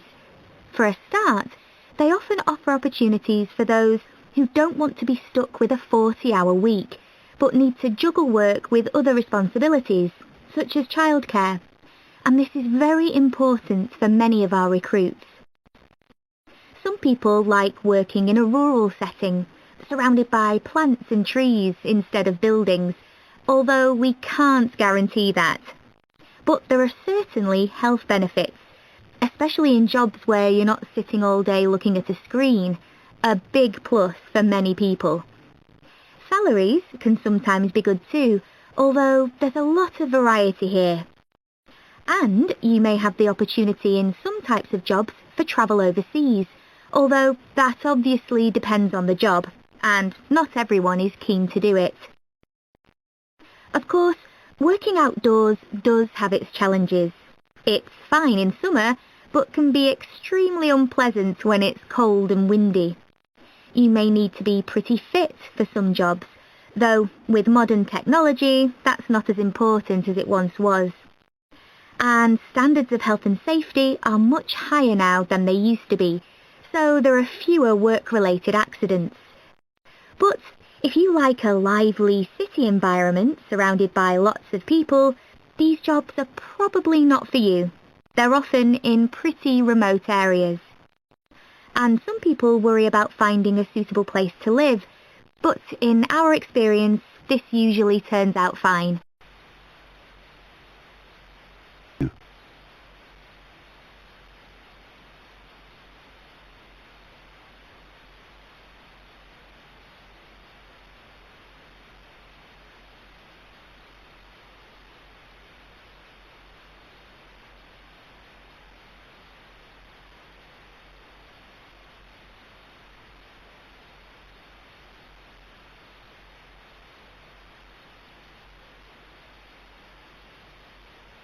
Part 2. You will hear a town councillor reporting on the local transport network and a recreation facility. First, you have some time to look at questions 11 to 14.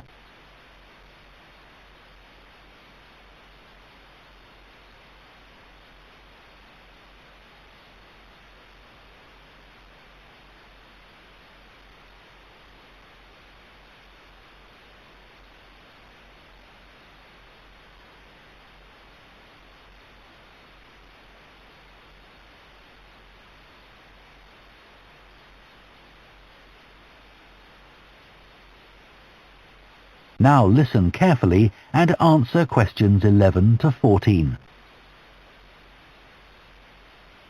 Right, next on the agenda we have traffic and highways. Councillor Thornton. Thank you. Well, we now have the results of the survey carried out last month about traffic and road transport in the town. People were generally satisfied with the state of the roads. There were 1 or 2 complaints about potholes, which will be addressed, but a significant number of people complained about the increasing number of heavy vehicles using our local roads to avoid traffic elsewhere. We'd expected more complaints by commuters about the reduction in the train service, but it doesn't seem to have affected people too much. The cycle path that runs alongside the river is very well used by both cyclists and pedestrians, since the surface was improved last year, but overtaking can be a problem, so we're going to add a bit on the side to make it wider. At some stage, we'd like to extend the path so that it goes all the way through the town, but that won't be happening in the immediate future. The plans to have a pedestrian crossing next to the post office have unfortunately had to be put on hold for the time being. We'd budgeted for this to be done this financial year, but then there were rumours that the post office was going to move, which would have meant there wasn't really a need for a crossing. Now they've confirmed that they're staying where they are, but the Highways Department have told us that it would be dangerous to have a pedestrian crossing where we'd originally planned it, as there's a bend in the road there, so that'll need some more thought. On Station Road, near the station and level crossing, drivers can face quite long waits if the level crossing's closed, and we've now got signs up requesting them not to leave their engines running at that time. This means pedestrians waiting on the pavement to cross the railway line don't have to breathe in car fumes. We've had some problems with cyclists leaving their bikes chained to the railings outside the ticket office, but the station has agreed to provide bike racks there. Before you hear the rest of the talk, you have some time to look at questions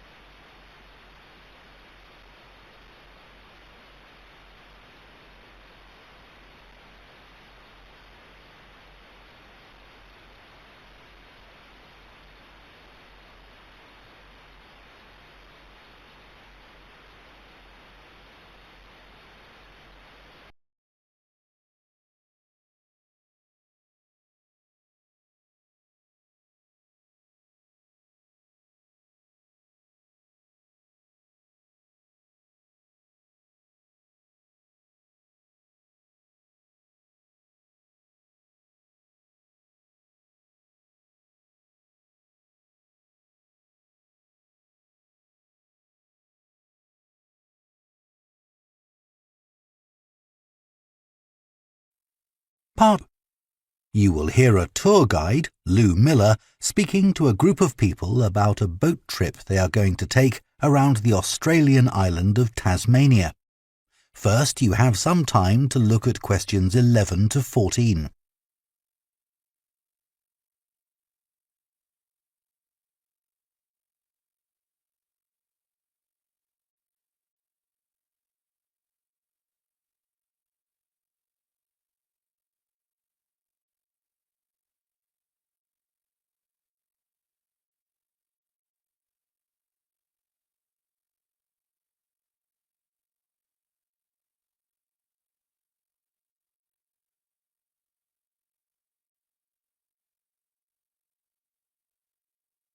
Now listen carefully and answer questions 11 to 14. So, hello everyone. My name's Lou Miller and I'm going to be your tour guide today as we take this fantastic boat trip around the Tasmanian coast. Before we set off, I just want to tell you a few things about our journey. Our boats aren't huge, as you can see. We already have 3 staff members on board, and on top of that, we can transport a further 15 people, that's you, around the coastline. But please note, if there are more than 9 people on either side of the boat, we'll move some of you over. Otherwise, all 18 of us will end up in the sea. We've recently upgraded all our boats. They used to be jet black, but our new ones now have these comfortable dark red seats and a light green exterior in order to stand out from others and help promote our company. This gives our boats a rather unique appearance, don't you think? We offer you a free lunchbox during the trip, and we have 3 types. Lunchbox 1 contains ham and tomato sandwiches. Lunchbox 2 contains a cheddar cheese roll. And Lunchbox 3 is salad-based and also contains eggs and tuna. All 3 lunchboxes also have a packet of crisps and chocolate bar inside. please let staff know which lunchbox you prefer. I'm sure I don't have to ask you not to throw anything into the sea. We don't have any bins to put litter in, but Jess, myself or Ray, our other guide, will collect it from you after lunch and put it all in a large plastic sack. Before you hear the rest of the talk, you have some time to look at questions 15 to 20.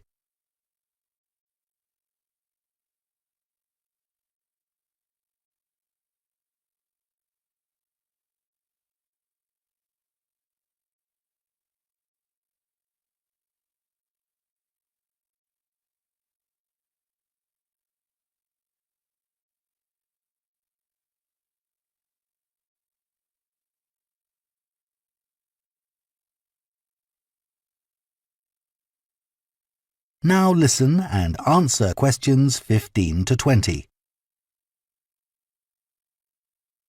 The engine on the boat makes quite a lot of noise, so before we head off, let me tell you a few things about what you're going to see. This area is famous for its ancient lighthouse, which you'll see from the boat as we turn past the first little island. It was built in 1838 to protect sailors, as a number of shipwrecks had led to significant loss of life. The construction itself was complicated, as some of the original drawings kept by the local council show. It sits right on top of the cliffs in a very isolated spot. In the 19th century, there were many jobs there, such as polishing the brass lamps, chopping firewood, and cleaning windows that kept lighthouse keepers busy. These workers were mainly prison convicts until the middle of that century, when ordinary families willing to live in such circumstances took over. Some of you have asked me what creatures we can expect to see. I know everyone loves the penguins, but they're very shy and unfortunately tend to hide from passing boats. But you might see birds in the distance, such as sea eagles, flying around the cliff edges where they nest. When we get to the rocky area inhabited by fur seals, we'll stop and watch them swimming around the coast. They're inquisitive creatures, so don't be surprised if one pops up right in front of you. Their predators, orca whales, hunt along the coastline too, but spotting one of these is rare. Dolphins, on the other hand, can sometimes approach on their own or in groups as they ride the waves beside us. Lastly, I want to mention the caves. Tasmania is famous for its caves, and the ones we'll pass by are so amazing that people are lost for words when they see them. They can only be approached by sea, but if you feel that you want to see more than we're able to show you, then you can take a kayak into the area on another day, and one of our staff will give you more information on that. What we'll do is to go through a narrow channel, past some incredible rock formations, and from there we'll be able to see the openings to the caves, and at that point we'll talk to you about what lies beyond. That is the end of Part 2. You now have half a minute to check your answers to Part 2.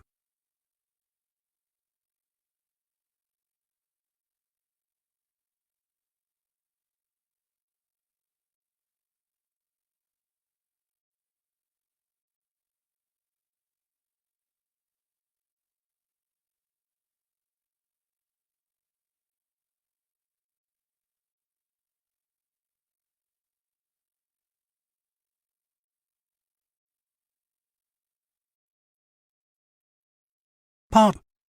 You will hear a guide at a tourist attraction called Oniton Hall talking to a group of visitors. First, you have some time to look at questions 11 to 14.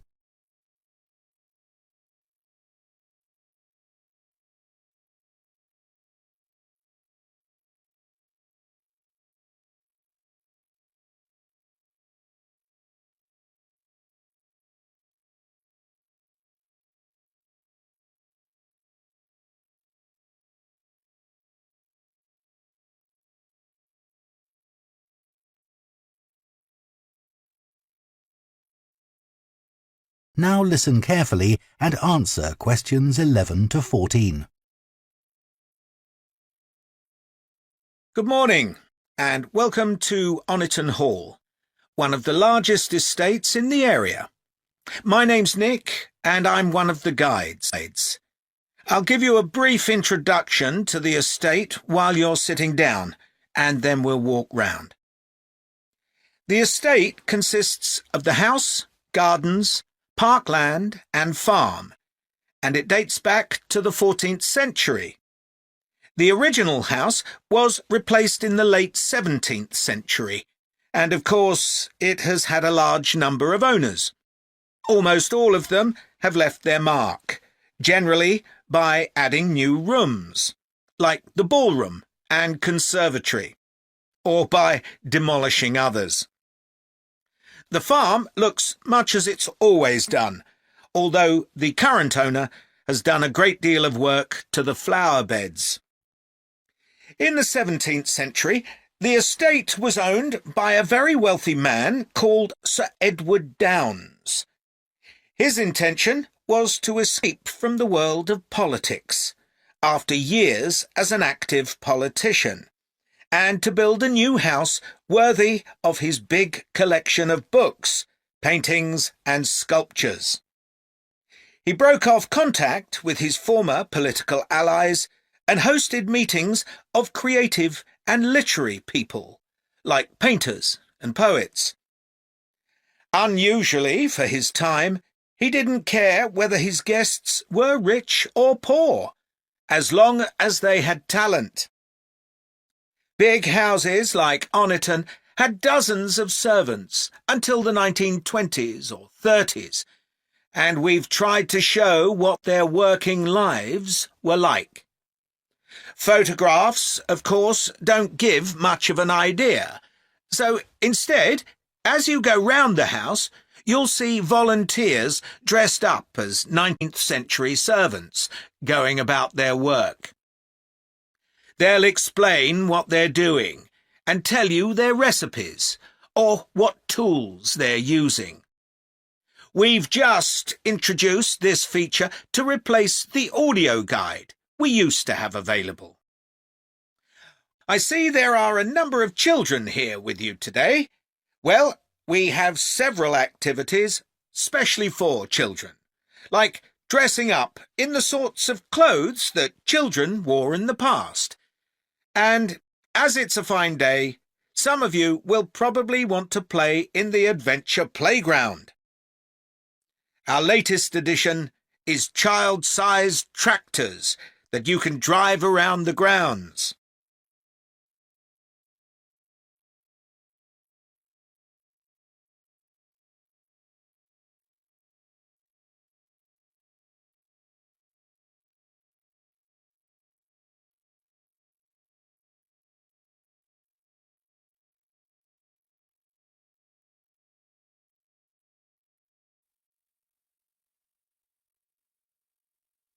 Part.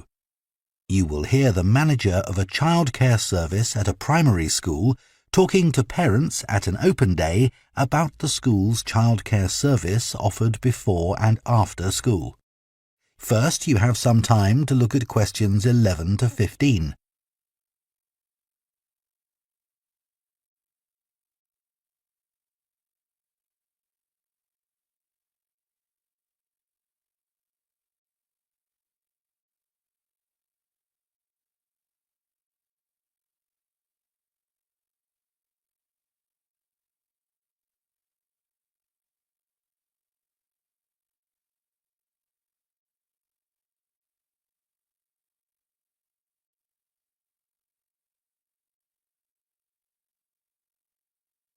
Now listen carefully and answer questions 11 to 15.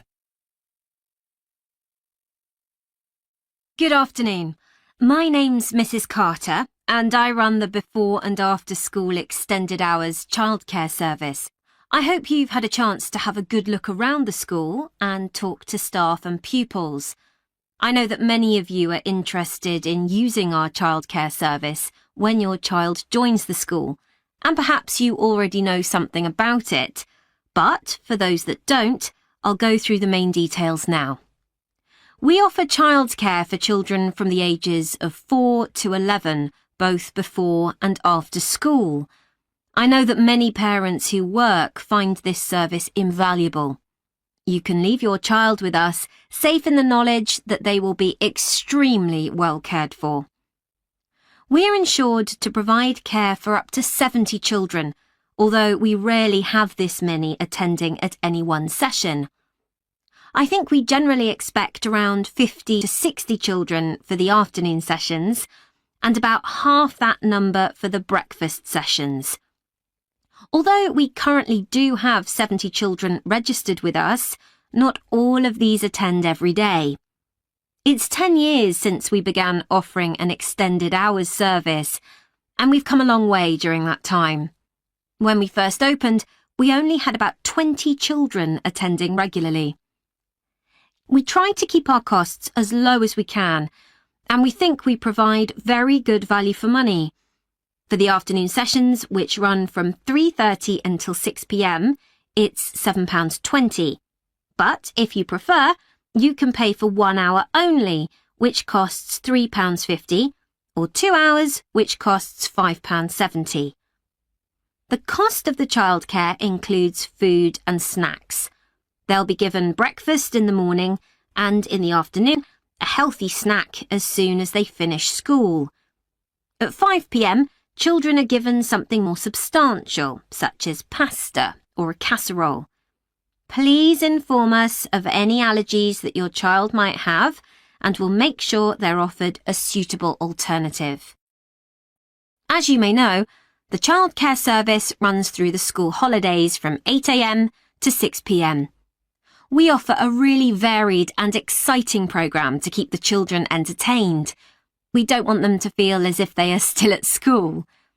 It will also feel different because they'll get the chance to make new friends with children from other schools. Spaces are available for them because a lot of our term time children don't always attend during the holiday. In the past, parents have asked if children over the age of 11 are allowed to come with their younger brothers and sisters, but I'm afraid we're unable to do this because of the type of insurance we have.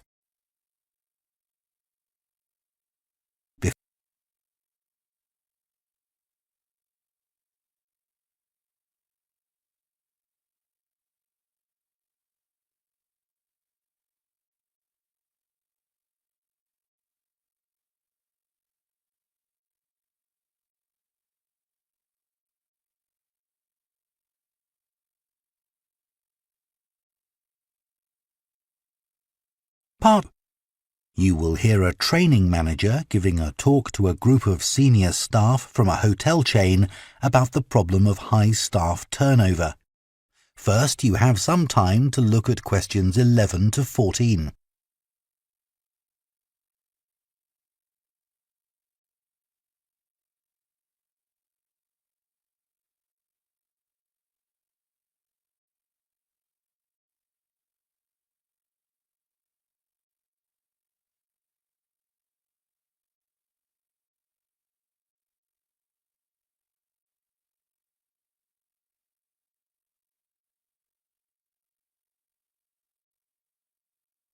Now listen carefully and answer questions 11 to 14.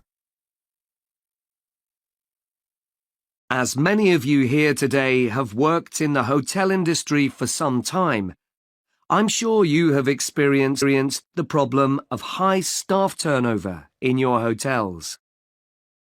Every hotel relies on having loyal and experienced members of staff who make sure that everything runs smoothly. If staff are constantly changing, it can make life difficult for everyone. But why do staff leave frequently in many hotels? Of course, many hotel jobs, such as cleaning, are low-skilled and are not well paid. A lot of managers think it's this and the long hours that are the main causes of high staff turnover. But what they don't realise is that it's the lack of training in many hotel jobs which is a huge factor. So what kind of problems does a high turnover of staff cause? Well, having to recruit new staff all the time can be very time-consuming, and managers may have to cover some duties while waiting for new staff to arrive. This means they don't have time to think about less immediate problems, such as how to improve their service. When staff leave, it can also severely affect the colleagues they leave behind. It has a negative effect on remaining staff, who may start to feel that they too should be thinking about leaving. So what can be done to change this situation?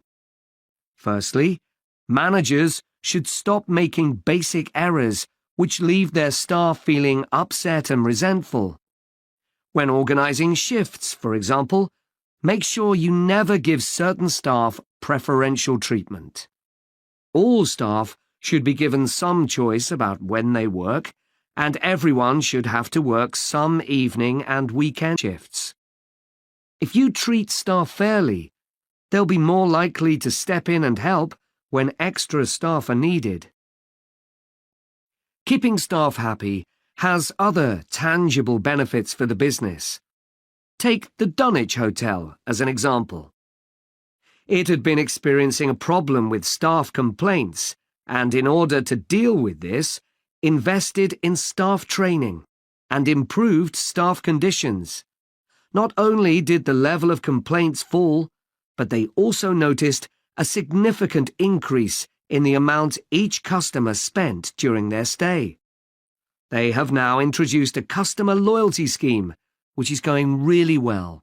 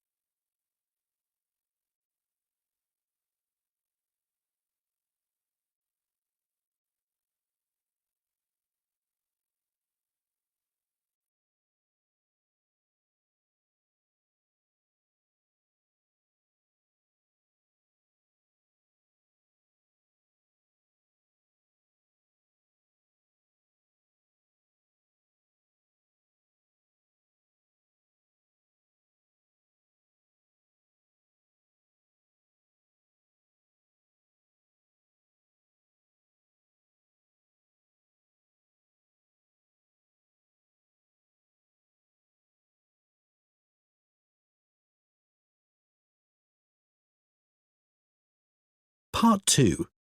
You will hear a woman speaking to a group of people who are interested in becoming volunteers for an organisation called ACE. First, you have some time to look at questions 11 to 15.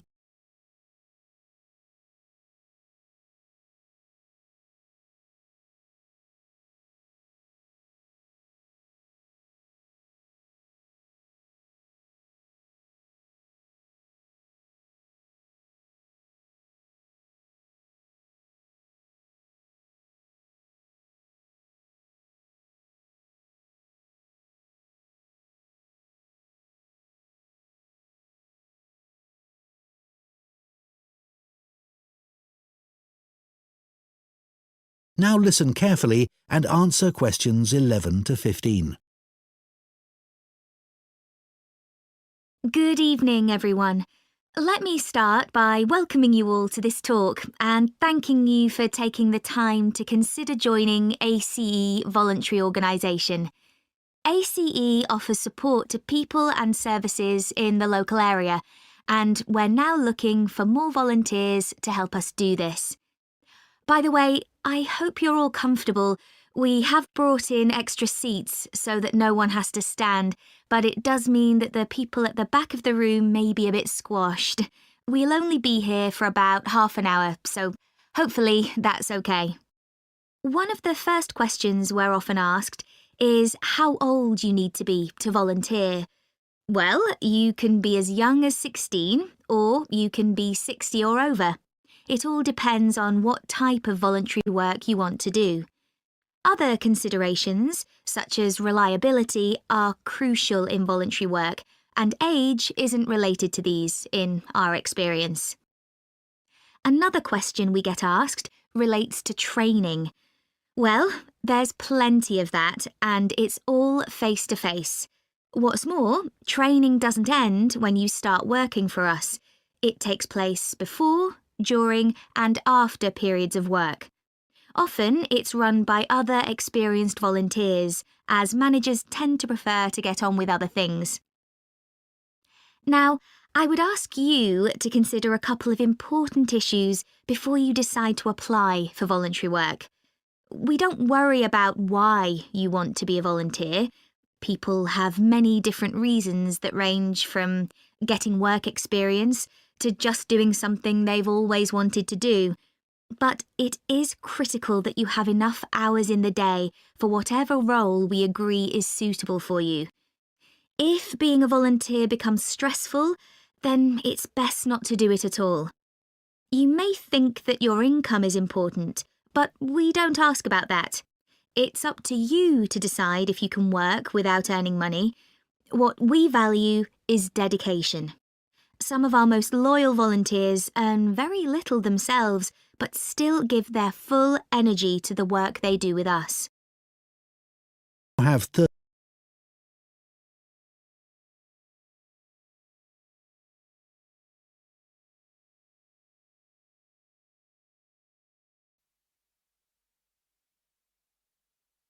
Part 2. You will hear a talk to members of the public about plans for a new housing development near a town called Nunston. First, you have some time to look at questions 11 to 14.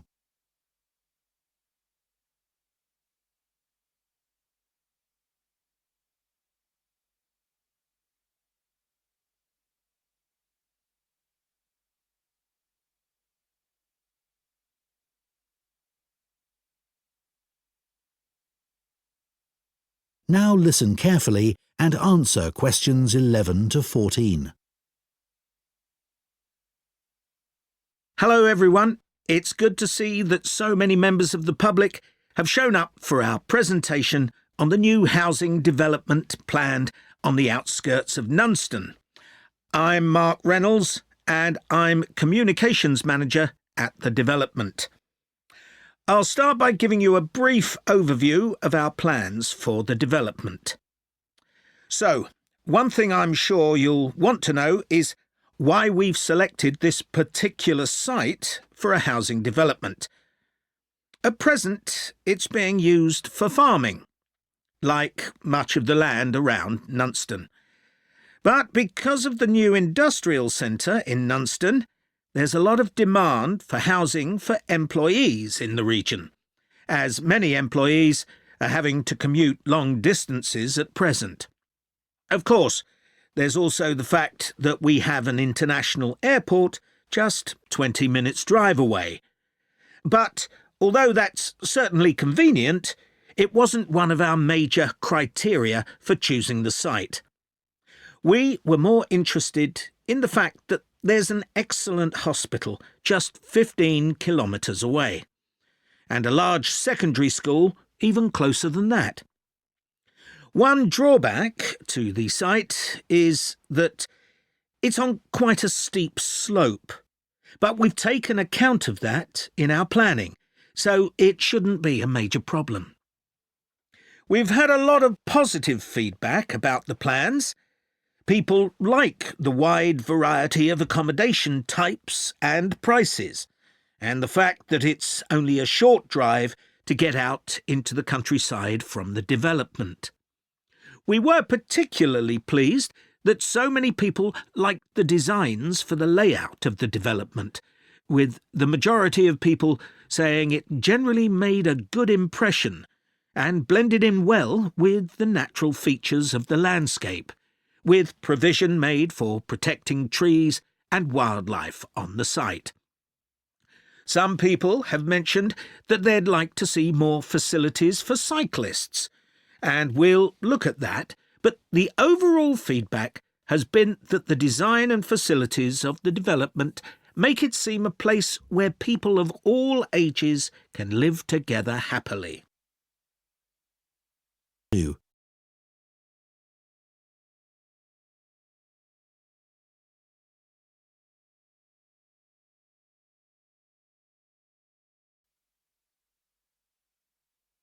Part 2. You will hear an expert on picking wild mushrooms called Dan talking on the radio. First, you have some time to look at questions 11 to 14.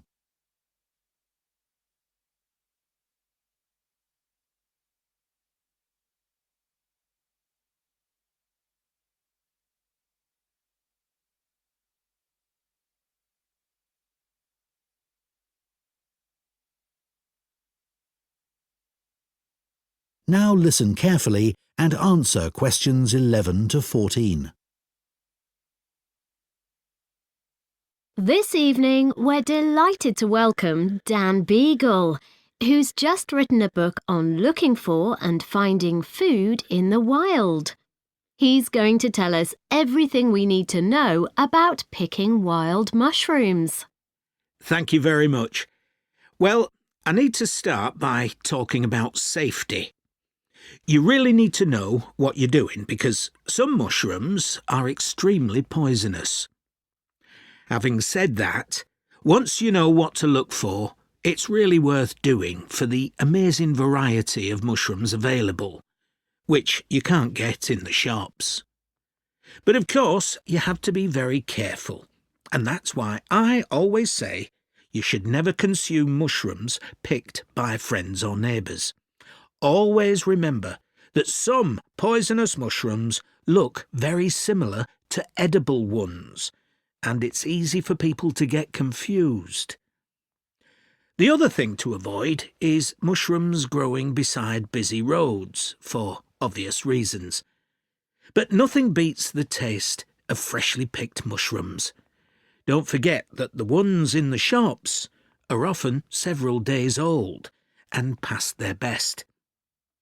There are certain ideas about wild mushrooms that it's important to be aware of. Don't listen to people who tell you that it's only okay to eat mushrooms that are pale or dull. This is completely untrue. Some edible mushrooms are bright red, for example. Personally, I prefer mushrooms cooked, but it won't do you any harm to eat them uncooked in salads. It's not necessary to peel them. Another thing you should remember is that you can't tell if a mushroom is safe to eat by its smell. Some of the most deadly mushrooms have no smell and taste quite nice, apparently. Finally, just because deer or squirrels eat a particular mushroom doesn't mean that you can.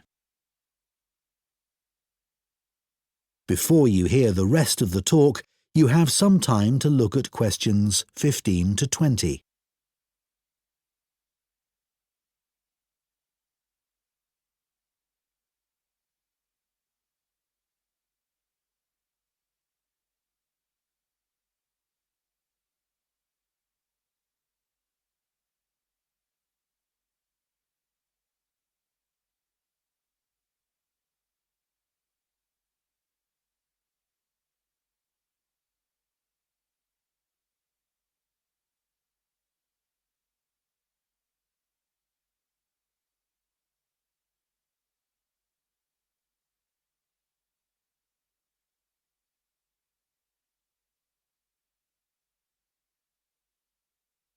Now listen and answer questions 15 to 20. Of course, mushroom picking is associated with the countryside, but if you haven't got a car, your local park can be a great place to start. There are usually a range of habitats where mushrooms grow, such as playing fields and wooded areas. But you need to be there first thing in the morning, as there's likely to be a lot of competition. Not just from people, but wildlife too. The deer often get the best mushrooms in my local park. If you're a complete beginner, I wouldn't recommend going alone or relying on photos in a book, even the one I've written. There are some really good phone apps for identifying mushrooms, but you can't always rely on getting a good signal in the middle of a wood. If possible, you should go with a group led by an expert. You'll stay safe and learn a lot that way. Conservation is a really important consideration, and you must follow a few basic rules. You should never pick all the mushrooms in one area. Collect only enough for your own needs. Be very careful that you don't trample on young mushrooms or other plants. And make sure you don't pick any mushrooms that are endangered and protected by law. There's been a decline in some varieties of wild mushrooms in this part of the country. Restaurants are becoming more interested in locally sourced food like wild mushrooms, but the biggest problem is that so many new houses have been built in this area in the last 10 years. And more water is being taken from rivers and reservoirs because of this, and mushroom habitats have been destroyed. Anyway, a word of advice on storing mushrooms. Collect them in a brown paper bag, and as soon as you get home, put them in the fridge. They'll be fine for a couple of days, but it's best to cook them as soon as possible, after washing them really carefully first, of course. So, everybody knows what a mushroom tastes like, right? Well, you'll be surprised by the huge variety of wild mushrooms there are. Be adventurous. They're great in so many dishes. Stir-fries, risottos, pasta. But just be aware that some people can react badly to certain varieties, so it's a good idea not to eat huge quantities to begin with. OK, so now I'm going to show you a few examples of poisonous mushrooms. That is the end of Part 2. You now have 30 seconds to check your answers to Part 2.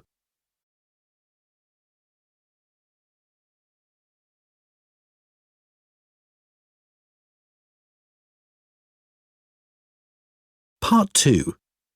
You will hear a guide at a farming museum talking to a group of visitors. First, you have some time to look at questions 11 to 14.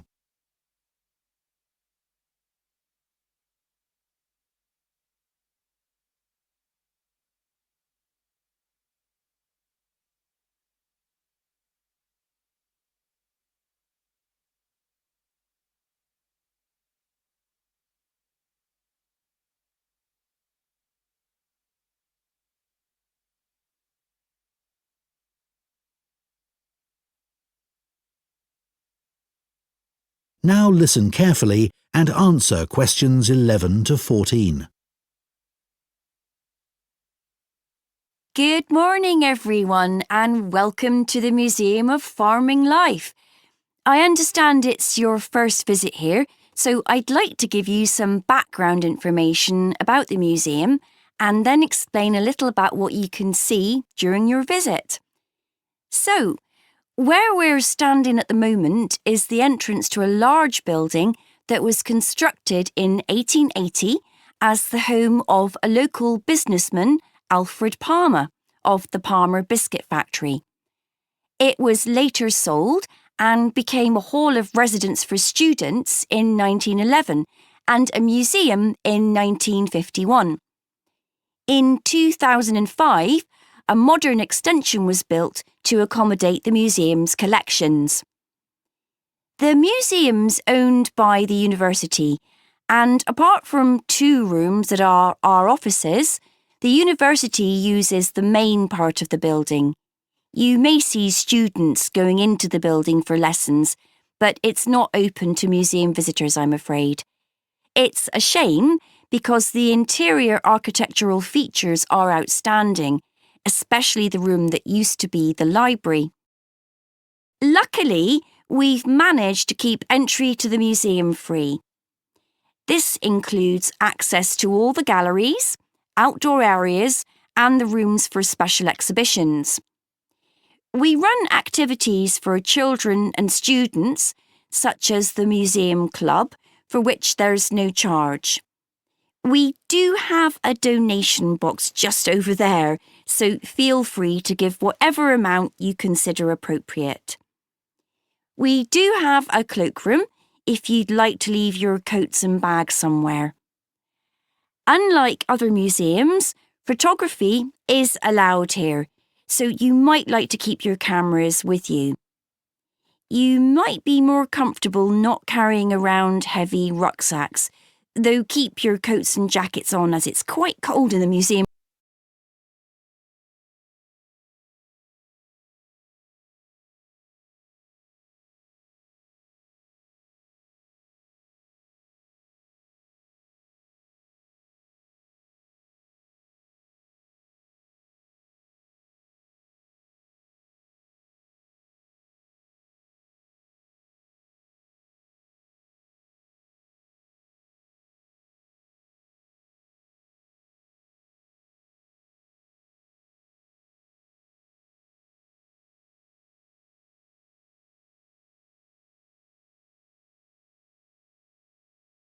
Two.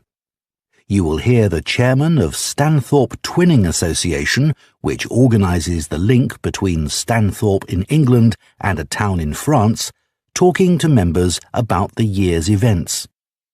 First, you have some time to look at questions 11 to 15.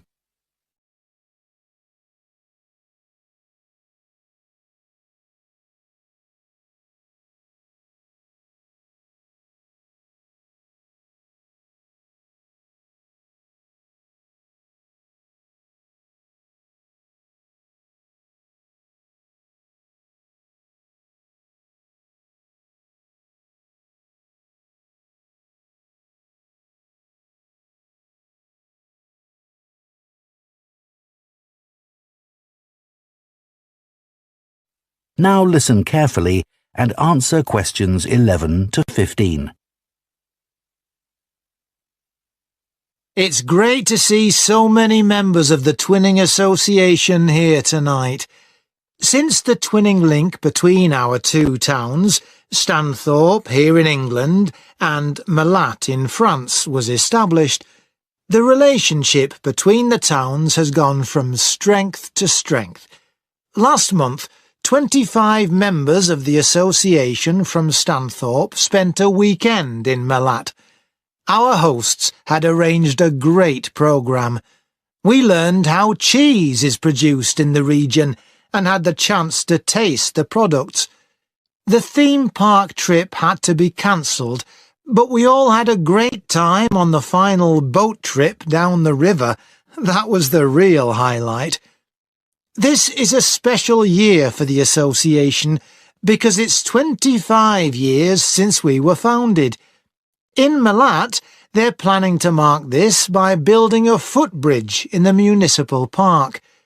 We've been discussing what to do here, and we've decided to plant a poplar tree in the museum gardens. We considered buying a garden seat to put there, but the authorities weren't happy with that idea. In terms of fundraising to support our activities, we've done very well. Our pancake evening was well attended and made record profits. And everyone enjoyed the demonstration of French cookery, which was nearly as successful. Numbers for our film show were limited because of the venue, so we're looking for somewhere bigger next year. We're looking forward to welcoming our French visitors here next week, and I know that many of you here will be hosting individuals or families. The coach from France will arrive at 5 p.m. on Friday. Don't try to do too much that first evening, as they'll be tired, so have dinner in the house or garden rather than eating out. The weather looks as if it'll be okay, so you might like to plan a barbecue. Then, the next morning's market day in town, and that's always a good place to stroll round. On Saturday evening, we'll all meet up at the football club, where once again we'll have Toby Sharp and his band performing English and Scottish country songs. Toby will already be well known to many of you, as last year he organised our special quiz night and presented the prizes.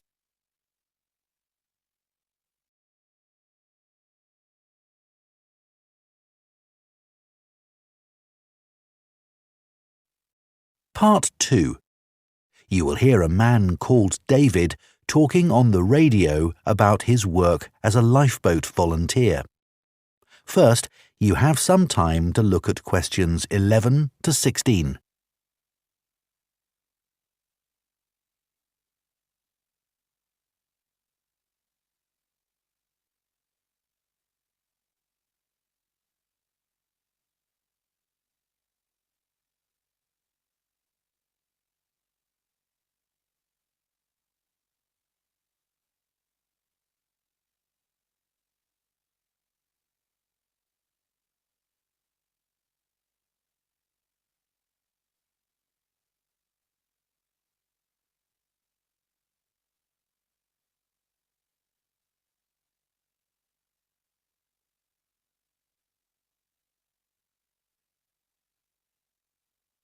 Now listen carefully and answer questions 11 to 16. I never really planned to be a lifeboat volunteer when I came to live in North Sea. I'd been working in London as a website designer, but although that was interesting, I didn't like city life. I'd been really keen on boats as a teenager, and I thought if I went to live by the sea, I might be able to pursue that interest a bit more in my free time. Then I found that the Lifeboat Institution was looking for volunteers, so I decided to apply. The Lifeboat Institution building here in North Sea is hard to miss. It's one of the largest in the country. It was built 15 years ago, with funds provided by a generous member of the public who'd lived here all her life. As the Lifeboat Institution is a charity that relies on that kind of donation, rather than funding provided by the government, that was a huge help to us. When I applied, I had to have a health assessment. The doctors were particularly interested in my vision. I used to be short-sighted, so I'd had to wear glasses, but I'd had laser eye surgery 2 years earlier, so that was okay. They gave me tests for colour blindness, and they thought I might have a problem there, but it turned out I was okay. When the Coast Guard gets an alert, all the volunteers are contacted and rush to the lifeboat station. Our target's to get there in 5 minutes. Then we try to get the boat off the dock and out to sea in another 6 to 8 minutes. Our team's proud that we usually achieve that. The average time across the country's 8.5 minutes. I've recently qualified as what's called a helmsman, which means I have the ultimate responsibility for the lifeboat. I have to check that the equipment we use is in working order. The crew have special life jackets that can support up to 4 people in the water, and it's ultimately my decision whether it's safe to launch the boat. But it's very rare not to launch it, even in the worst weather.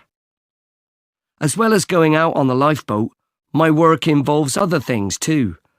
A lot of people underestimate how quickly conditions can change at sea, so I speak to youth groups and sailing clubs in the area about the sorts of problems that sailors and swimmers can have if the weather suddenly gets bad.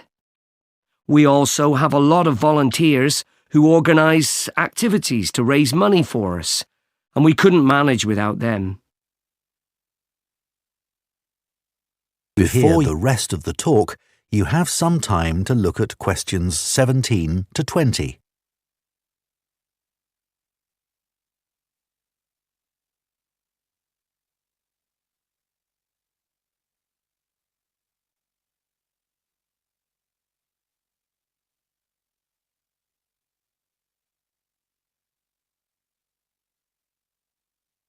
Now listen and answer questions 17 to 20. The training we get is a continuous process, focusing on technical competence and safe handling techniques, and it's given me the confidence to deal with extreme situations without panicking. I was glad I'd done a first aid course before I started, as that's a big help with the casualty care activities we do. We've done a lot on how to deal with ropes and tie knots. That's an essential skill. After a year, I did a 1-week residential course, led by specialists. They had a wave tank where they could create extreme weather conditions, so we could get experience of what to do if the boat turned over in a storm at night, for example. Since I started, I've had to deal with a range of emergency situations, but the work's hugely motivating. It's not just about saving lives. I've learned a lot about the technology involved. My background in IT's been useful here, and I can use my expertise to help other volunteers. They're a great group. We're like a family, really, which helps when you're dragging yourself out of bed on a cold, stormy night. But actually, it's the colder months that can be the most rewarding time. That's when the incidents tend to be more serious, and you realise that you can make a huge difference to the outcome. So, if any of you listeners are interested, why don't you give us a call? That is the end of part 2. You now have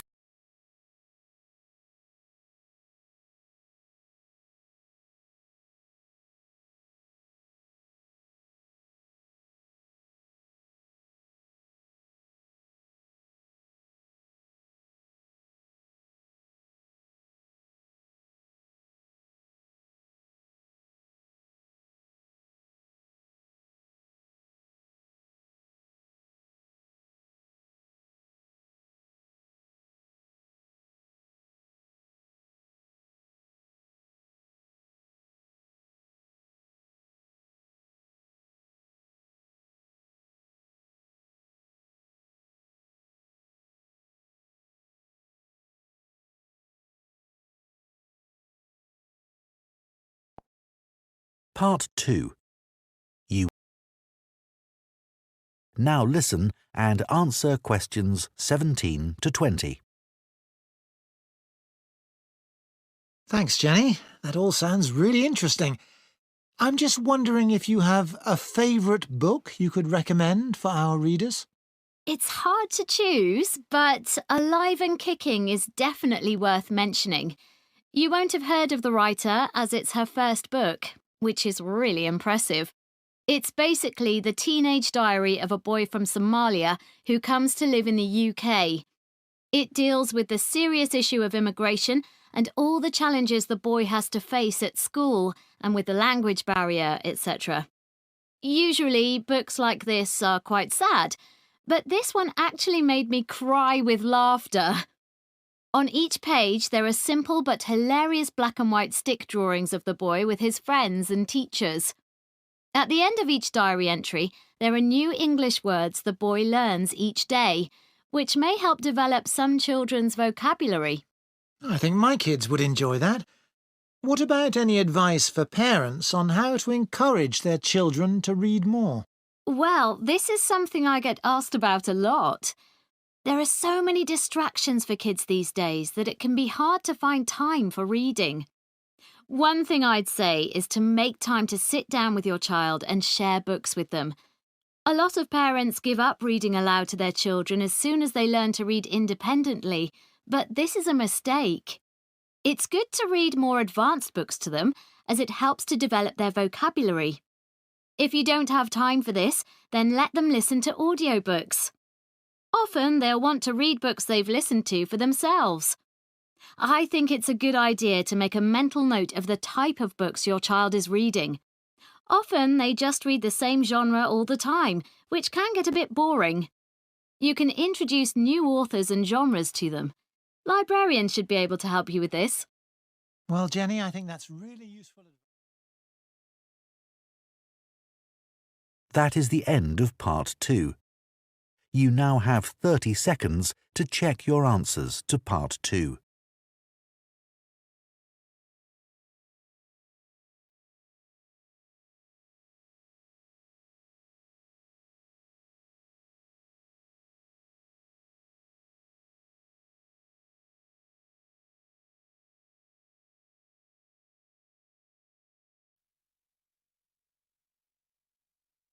Now listen carefully and answer questions 11 to 14. My name's Liz Fuller and I'm a running coach with Compton Park Runners Club. Welcome to my podcast. If you're thinking about taking up running, I'm here to help. There are many training programs available online which aim to help people build up to running 5 kilometres. Some of them are great, and thousands of people of all ages are taking part in 5-kilometre races across the country as a result. People like them because they're easy to follow and don't push them too hard. However, they don't work for everyone, especially if you suffer from something like a heart condition or asthma, because they're aimed at people with average fitness and running ability. Another thing is that everyone is different, and if you have any specific questions related to your needs, there's no one to provide any answers. I have a couple of simple tips I always give to new runners. I expect you've been told to run very slowly until your fitness increases. Well, I find that can prevent progress. You should run at a speed that feels comfortable, but time yourself and try to run a bit faster each time. Listening to music can be very helpful. It takes your mind off things and helps your body get into a rhythm. I'd say that is better than running with a friend, especially as most people are competitive, and that's not what you want when you're just starting. I don't think the time of day is especially important. Some people are better in the evening, while others are morning people. But you need to be consistent, so aim to train regularly. Twice a week is enough to begin with. Before you hear the rest of the podcast, you have some time to look at questions 15 to 20.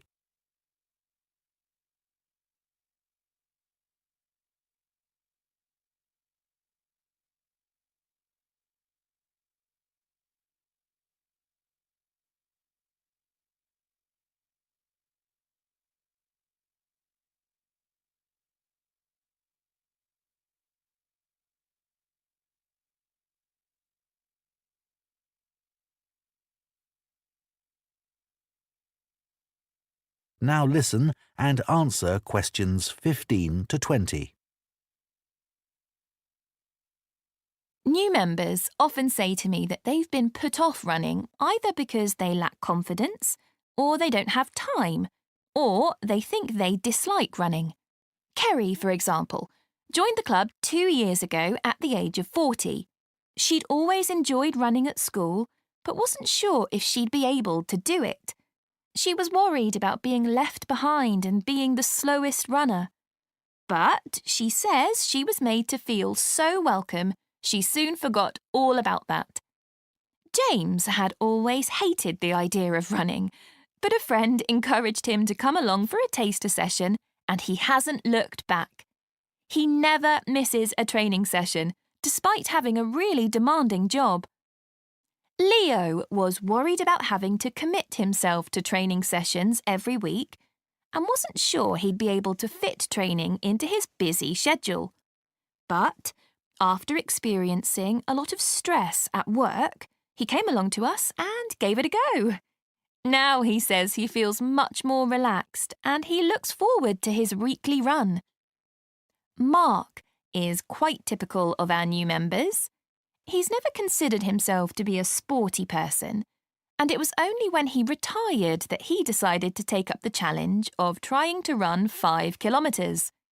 It took him months to find the courage to contact us, but felt reassured immediately, as there were other people his age who were only just taking up running for the first time.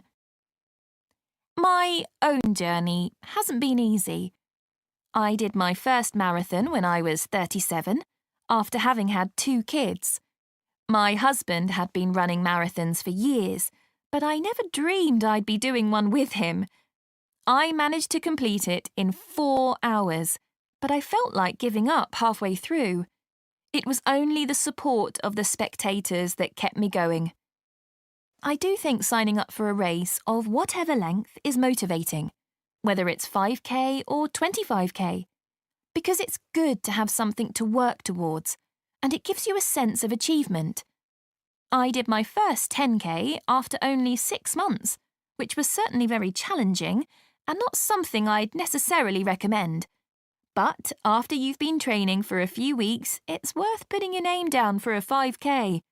Some people find they only need a few practice runs before taking part in a race, but I'd give yourself a couple of months at least. Well, I hope that's given you a really good idea of what... That is the end of Part 2. You now have 30 seconds to check your answers to Part 2.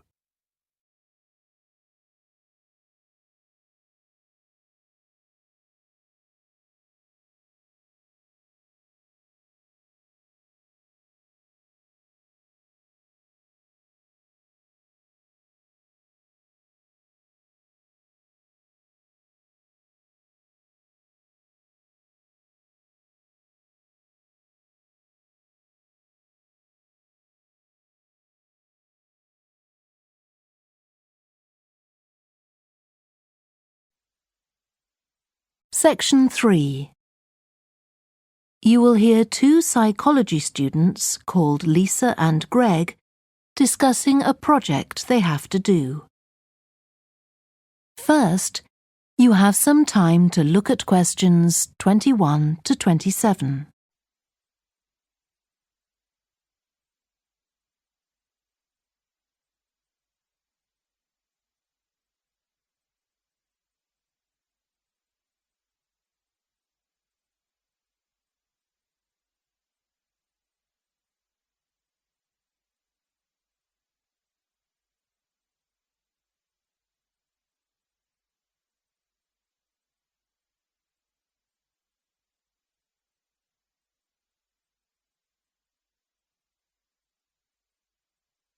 Now listen carefully and answer questions 21 to 27. OK, Greg, so I finally managed to read the article you mentioned, the one about the study on gender in physics. About the study of college students done by Akira Miyake and his team. Yeah, I was interested that the researchers were actually a mix of psychologists and physicists. That's an unusual combination. Yeah, I got a little confused at first about which students the study was based on. They weren't actually majoring in physics, they were majoring in what's known as the STEM disciplines. That's science, technology, engineering and math. Yes, but they were all doing physics courses as part of their studies. That's correct. So, as I understood it, Miyake and co. started from the fact that women are underrepresented in introductory physics courses at college, and also that, on average, the women who do enrol on these courses perform more poorly than the men. No one really knows why this is the case. Yeah, but what the researchers wanted to find out was basically what they could do about the relatively low level of the women's results. But in order to find a solution, they needed to find out more about the nature of the problem. Right. Now, let's see if I can remember. It was that in the physics class, the female students thought the male students all assumed that women weren't any good at physics. Was that it? And they thought that the men expected them to get poor results in their tests. That's what the women thought, and that made them nervous, so they did get poor results. But actually, they were wrong. No one was making any assumptions about the female students at all. Anyway, what Miyake's team did was quite simple, getting the students to do some writing before they went into the physics class. What did they call it? Values affirmation. They had to write an essay focusing on things that were significant to them, not particularly to do with the subject they were studying, but more general things like music or people who mattered to them. Right. So the idea of doing the writing is that this gets the students thinking in a positive way. And putting these thoughts into words can relax them and help them overcome the psychological factors that lead to poor performance. Yeah. But what the researchers in the study hadn't expected was that this one activity raised the women's physics grades from the C to the B range. A huge change. Pity it wasn't to an A, but still. No, but it does suggest that the women were seriously underperforming beforehand in comparison with the men. Yes. Mind you, Miyake's article left out a lot of details, like did the students do the writing just once or several times? And had they been told why they were doing the writing? That might have affected the results. You mean if they know the researchers thought it might help them to improve, then they just try to fulfill that expectation? Exactly. Before you hear the rest of the discussion, you have some time to look at questions 28 to 30.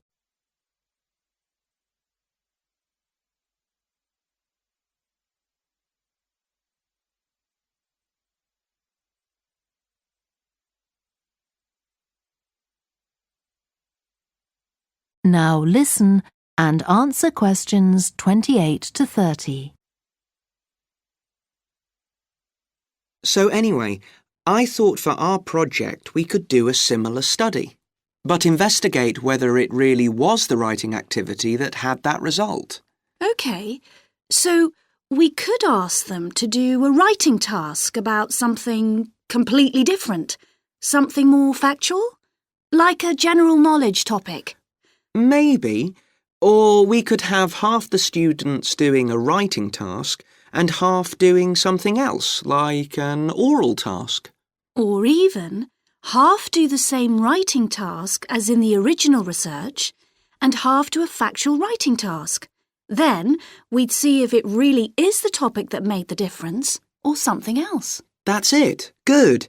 So, at our meeting with the supervisor on Monday, we can tell him we've decided on our project.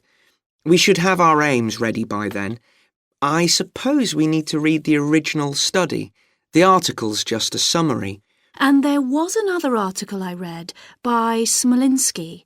It was about her research on how women and men perform in mixed teams in class, compared with single-sex teams and on their own. Let me guess. The women were better at teamwork. That's what I expected. But actually, the men and the women got the same results, whether they were working in teams or on their own. But I guess it's not that relevant to us. What worries me, anyway, is how we're going to get everything done in the time. We'll be okay now we know what we're doing. Though I'm not clear how we assess whether the students in our experiment actually make any progress or not. No, we may need some advice on that. The main thing's to make sure we have the right size sample, not too big or too small. That shouldn't be difficult. Right, what do we need to do next? We could have a look at the timetable for the science classes, or perhaps we should just make an appointment to see one of the science professors. That'd be better. Great. And we could even get to observe one of the classes. What for? Well, OK, maybe let's just go with your idea. Right, well, I think that's everything for now. That is the end of section 3. You now have half a minute to check your answers.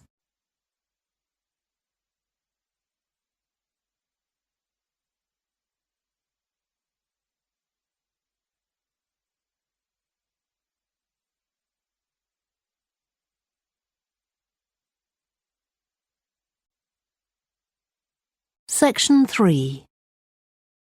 You will hear two biology students called Helen and Colin talking about the report they are writing on their recent field trip to a seaside area called Rocky Bay.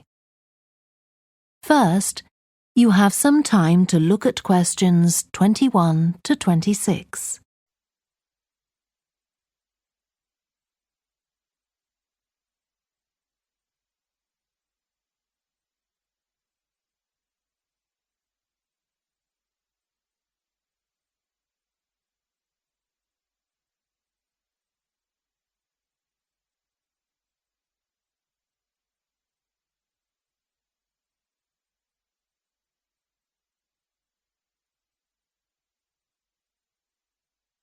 Now listen carefully and answer questions 21 to 26. I've brought my notes on our biology field trip to Rocky Bay, Colin, so we can work on our report on the research we did together. OK. I've got mine too. Let's look at the aims of the trip first. Right. What did you have? I just put something about getting experience of the different sorts of procedures used on a field trip. But we need something about what causes different organisms to choose particular habitats. I agree. And something about finding out how to protect organisms in danger of dying out. In our aims? But we weren't really looking at that. I suppose not. OK, now there's the list of equipment we all had to bring on the field trip. What did they tell us to bring a ruler for? It was something about measuring the slope of the shore. But of course we didn't need it because we were measuring wind direction and we'd brought the compass for that. But not the piece of string to hold up in the air. Didn't Mr. Blake make a fuss about us leaving that behind? Yeah, he does go on. Anyway, it was easy to get one from another of the students. Now, the next section's the procedure. I sent you the draft of that. Yeah, it was clear, but I don't think we need all these details of what time we left and what time we got back and how we divided up the different research tasks. OK, I'll look at that again. Then we have to describe our method of investigation in detail. So let's begin with how we measured wave speed. I was surprised how straightforward that was. I'd expected us to have some sort of high-tech device, not just stand there and count the number of waves per minute. Not very precise, but I suppose it was good enough. But the way we measured the amount of salt was interesting. In the water from the rock pools? Yeah. Oh, I wanted to check the chemicals we used in the lab when we analysed those samples. Was it potassium chromate and silver nitrate? That's right. OK. And we need the map of the seashore. You just left that to me. And I had to do it while the tide was low. Well, that was OK, but the place I started it from was down on the beach. Then I realised I should have gone up higher to get better visibility, so I had to start all over again. But at least I'd got the squared paper, or I'd have had problems drawing it all to scale. Yeah, it looks good. We could get a map of the region off the internet and see if we need to make any changes. I had a look, but I couldn't find anything. But you took some pictures, didn't you? Yeah, I'll email you them if you want. OK. I'll make my amendments using those. Then I can scan it into our report. Great. Before you hear the rest of the discussion, you have some time to look at questions 27 to 30.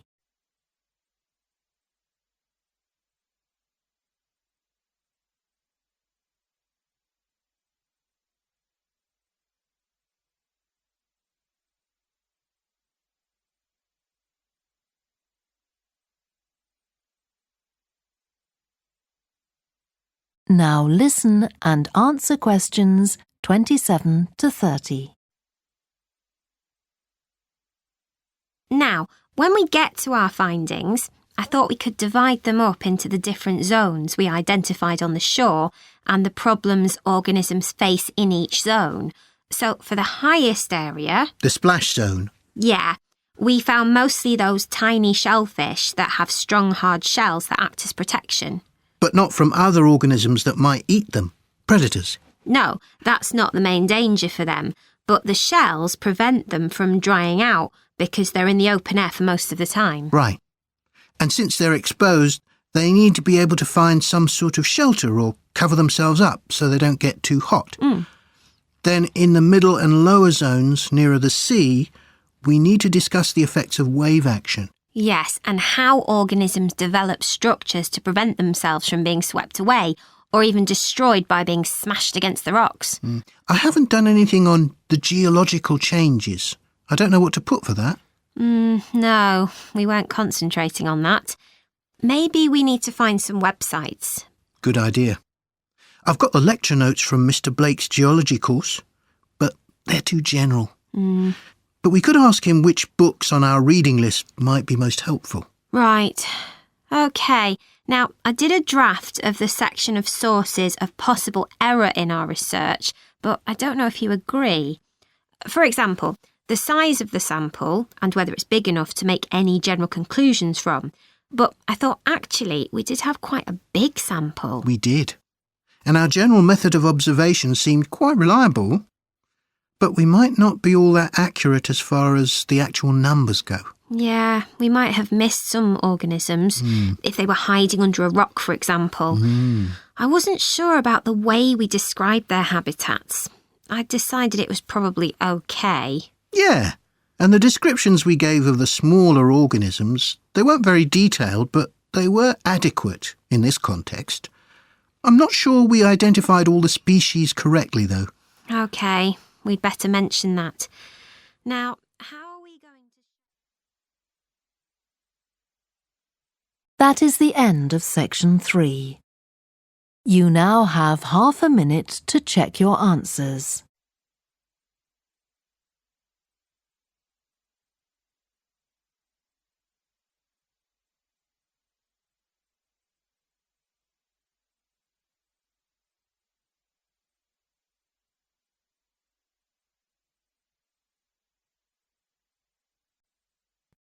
You will hear a student called Joanna talking to her new supervisor about some research she has done on psychology and music.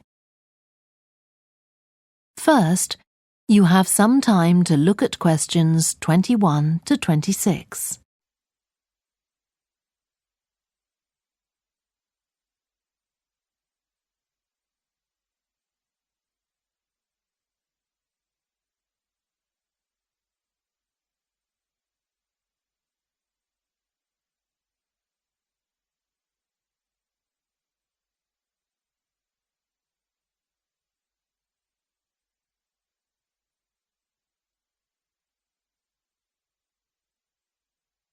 Now listen carefully and answer questions 21 to 26. Hi, Joanna. Good to meet you. Now, before we discuss your new research project, I'd like to hear something about the psychology study you did last year for your master's degree. So, how did you choose your subjects for that? Well, I had 6 subjects, all professional musicians and all female. 3 were violinists, and there was also a cello player and a pianist and a flute player. They were all very highly regarded in the music world, and they'd done quite extensive tours in different continents, and quite a few had won prizes and competitions as well. And they were quite young, weren't they? Yes, between 25 and 29. The mean was 27.8. I wasn't specifically looking for artists who'd produced recordings, but this is something that's just taken for granted these days, and they all had. Right. Now, you collected your data through telephone interviews, didn't you? Yes. I realised if I was going to interview leading musicians, it'd only be possible over the phone because they're so busy. I recorded them using a telephone recording adapter. I'd been worried about the quality, but it worked out all right. I managed at least a 30-minute interview with each subject, sometimes longer. Did doing it on the phone make it more stressful? I'd thought it might. It was all quite informal, though, and in fact they seemed very keen to talk. And I don't think using the phone meant I got less rich data. Rather the opposite, in fact. Interesting. And you were looking at how performers dress for concert performances? That's right. My research investigated the way players see their role as a musician and how this is linked to the type of clothing they decide to wear. But that focus didn't emerge immediately. When I started, I was more interested in trying to investigate the impact of what was worn on those listening, and also whether someone like a violinist might adopt a different style of clothing from, say, someone playing the flute or the trumpet. It's interesting that the choice of dress is up to the individual, isn't it? Yes, you'd expect there to be rules about it in orchestras, but that's quite rare. Before you hear the rest of the discussion, you have some time to look at questions 27 to 30.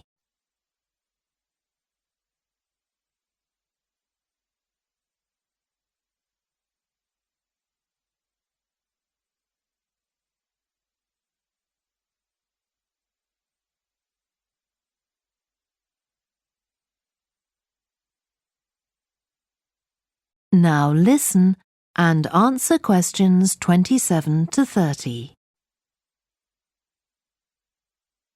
You only had women performers in your study.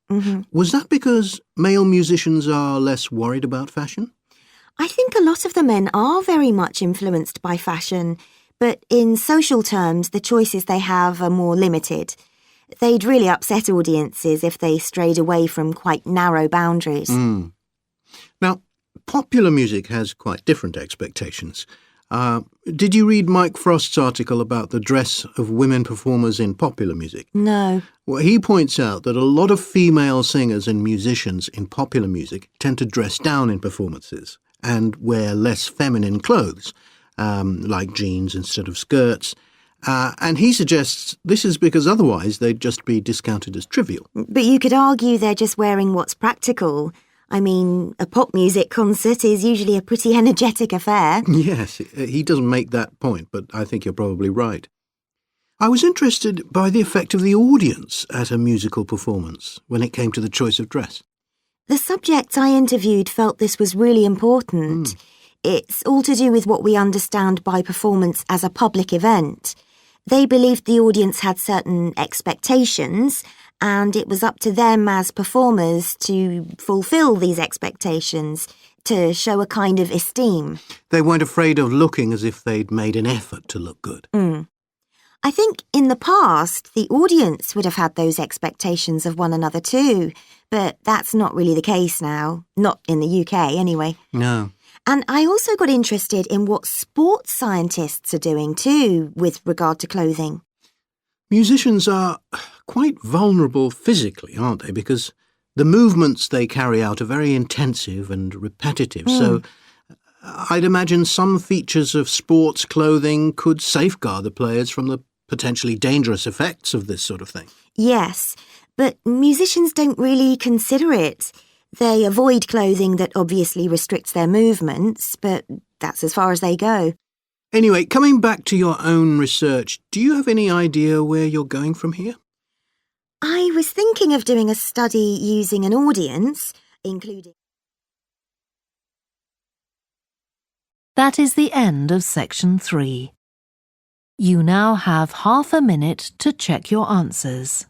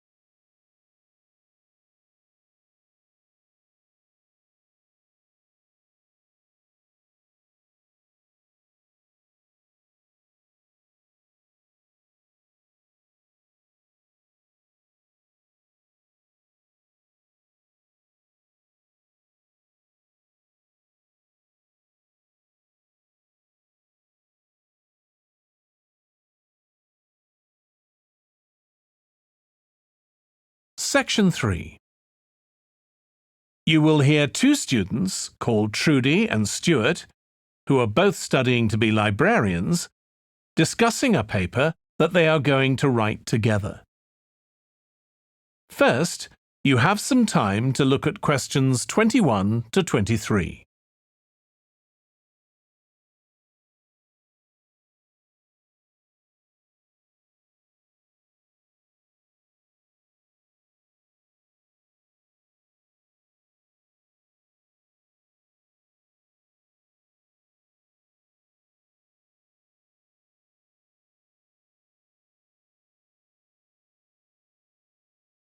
Now listen carefully and answer questions 21 to 23.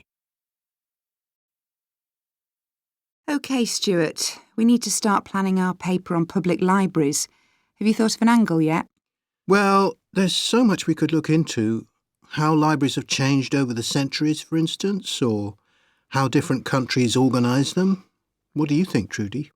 Maybe we should concentrate on this country and try and relate the changes in libraries to external developments, like the fact that far more people can read than a century ago, and that the local population may speak lots of different languages. We could include something about changes in the source of funding too. Yes, but remember we're only supposed to write a short paper, so it's probably best if we don't go into funding in any detail. Right. Well, shall we just brainstorm a few ideas to get started? OK. We obviously need to look at the impact of new technology, particularly the internet. Now that lots of books have been digitalised, people can access them from their own computers at home.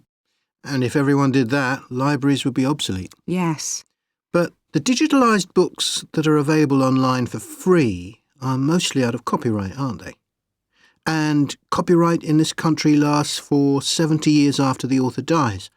So you won't find the latest bestseller or up-to-date information. That's an important point. Anyway, I find it hard to concentrate when I'm reading a long text on a screen. I'd much rather read a physical book. And it takes longer to read on a screen. Oh, I prefer it. I suppose it's just a personal preference. I expect the libraries will go on evolving in the next few years. Some have already become centres where community activities take place, like local clubs meeting there.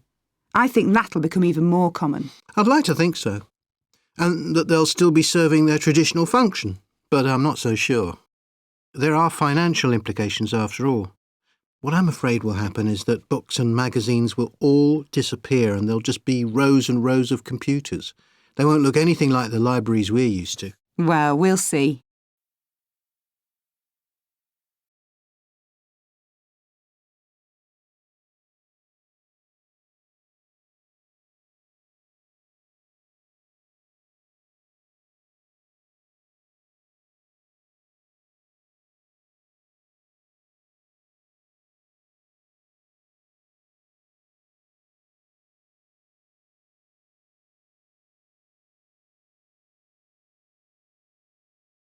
Section 3. You will hear James, who is in the Scandinavian Studies department at his university, talking to his tutor, Beth. First, you have some time to look at questions 21 to 25.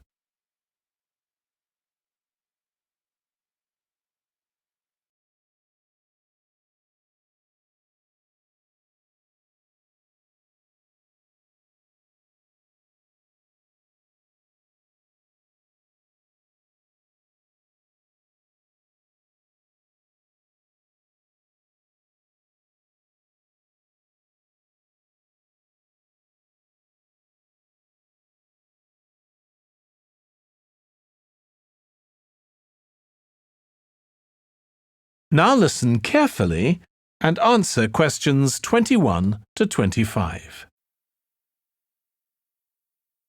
Oh, good morning. You must be James. I'm Beth Cartwright. Please call me Beth. Thank you. Now, as this is your first tutorial since you started on the Scandinavian Studies course, I'd like to find out something about you. Why did you decide to take this course? Well, my mother is Danish, and although we always lived in England, she used to talk about her home a lot, and that made me want to visit Denmark. We hardly ever did, though. My mother usually went on her own. But whenever her relations or friends were in England, they always came to see us. I see. So I assume you already speak Danish, one of the languages you'll be studying? I can get by when I talk to people, though I'm not terribly accurate. Now, you probably know that you'll spend the 3rd year of the course abroad. Have you had any thoughts about that? I'm really looking forward to it. And although Denmark seems the obvious place to go because of my family connections, I'd love to spend the time in Iceland. Oh, I'm sure it can be arranged. Do you have any plans for when you graduate? A lot of students go on to take a master's degree. I think the 4 years of the undergraduate course will be enough for me. I'm interested in journalism, and I quite like the idea of moving to Scandinavia and writing for magazines. I'd find that more creative than translating, which I suppose most graduates do. Okay. Now, how are you finding the courses you're taking this term, James? Well, I'm really enjoying the one on Swedish cinema. That'll continue next term. But the one on Scandinavian literature that's running at the moment will be replaced by more specialized courses. Oh, and by the way, if you're interested in watching Danish television programs, there's going to be a course on that the term after next. That sounds good. Have you started thinking about the literature paper that you have to write in the next few weeks? Yes, my first choice would be to do something on the Icelandic sagas. The trouble with that is that a lot of people choose that topic, and it can be difficult to get hold of the books you'll need. Why not leave that for another time? Right. You might find modern novels or 19th century playwrights interesting. I've read or seen several plays in translation, so that would be a good idea. Fine. I'll put you down for that topic. Right. So what would you advise me to aim at in the paper? First, I suggest you avoid taking one writer and going into a great deal of detail. That approach certainly has its place, but I think you first need to get an understanding of the literature in the context of the society in which it was produced, who it was written for, how it was published, and so on. I also think that's more fruitful than placing it within the history of the genre. Okay, that sounds reasonable.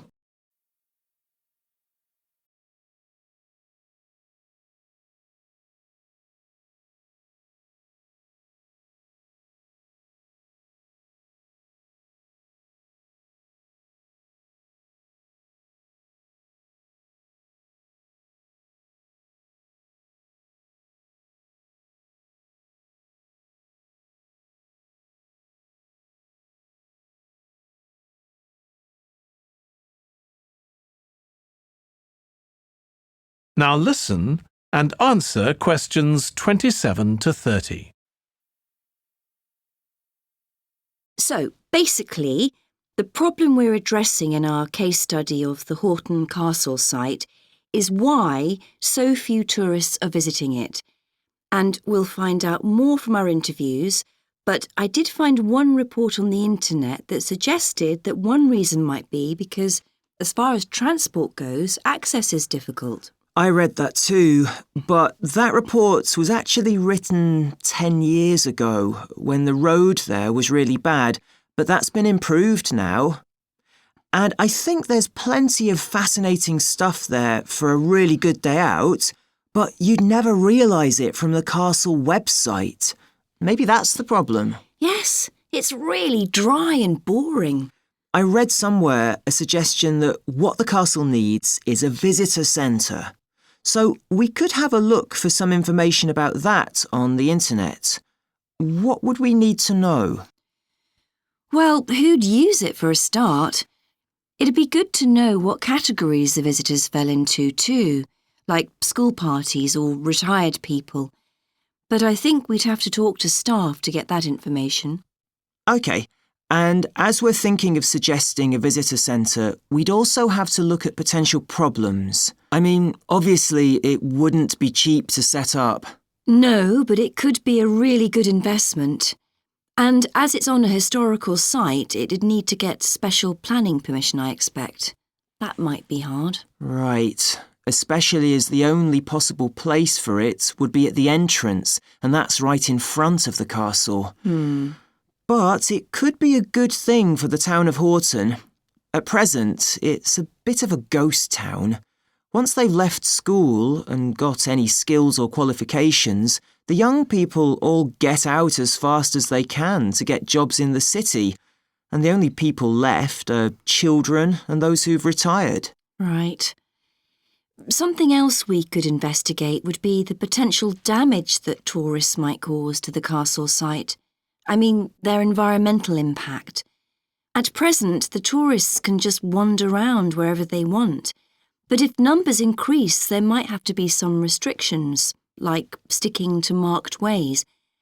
And there'd need to be guides and wardens around to make sure these are enforced. Yes, we could look at that too. OK, well, we've certainly managed...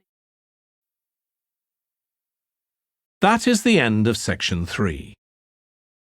You now have half a minute to check your answers.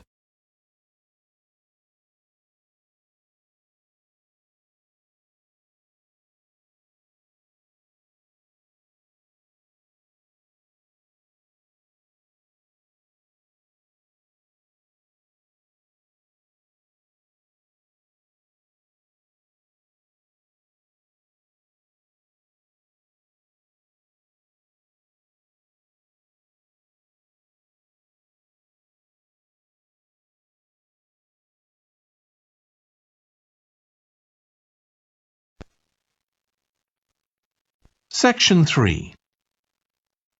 You will hear two urban planning students, called Carla and Rob, discussing their presentation on cities built by the sea, following instructions from their tutor.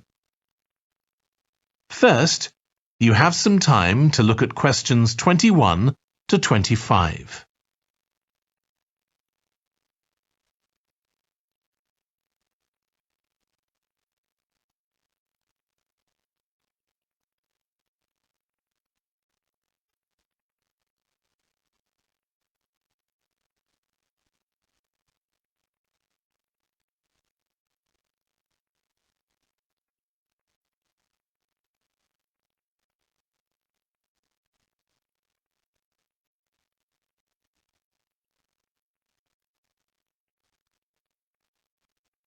Now listen carefully and answer questions 21 to 25. OK, so what I'd like you to do now is to talk to your partner about your presentations on urban planning. You should have done most of the reading now, so I'd like you to share your ideas and talk about the structure of your presentation and what you need to do next. OK, Rob, I'm glad we chose quite a specific topic. Cities built next to the sea. It made it much easier to find relevant information. Yeah, and cities are growing so quickly. I mean, we know that more than half the world's population lives in cities now. Yeah, though that's all cities, not just ones on the coast. But most of the biggest cities are actually built by the sea. I'd not realised that before. Nor me. And what's more, a lot of them are built at places where rivers come out into the sea, but apparently this can be a problem. Why? Well, as the city expands, agriculture and industry tend to spread further inland along the rivers, and so agriculture moves even further inland up the river. That's not necessarily a problem, except it means more and more pollutants are discharged into the rivers. So these are brought downstream to the cities? Right. Did you read that article about Miami on the east coast of the USA? No. Well, apparently back in the 1950s, they built channels to drain away the water in case of flooding. Sounds sensible. Yeah, they spent quite a lot of money on them, but what they didn't take into account was global warming. So they built the drainage channels too close to sea level, and now sea levels are rising, they're more or less useless. If there's a lot of rain, the water can't run away. There's nowhere for it to go. The whole design was faulty. So what are the authorities doing about it now? I don't know. I did read that they're aiming to stop disposing of wastewater into the ocean over the next 10 years. But that won't help with flood prevention now, will it? No, really, they just need to find the money for something to replace the drainage channels in order to protect against flooding now. But in the long term, they need to consider the whole ecosystem. Right. Really, though, coastal cities can't deal with their problems on their own, can they? I mean, they've got to start acting together at an international level instead of just doing their own thing. Absolutely. The thing is, everyone knows what the problems are, and environmentalists have a pretty good idea of what we should be doing about them, so they should be able to work together to some extent. But it's going to be a long time before countries come to a decision on what principles they're prepared to abide by. Yeah, if they ever do.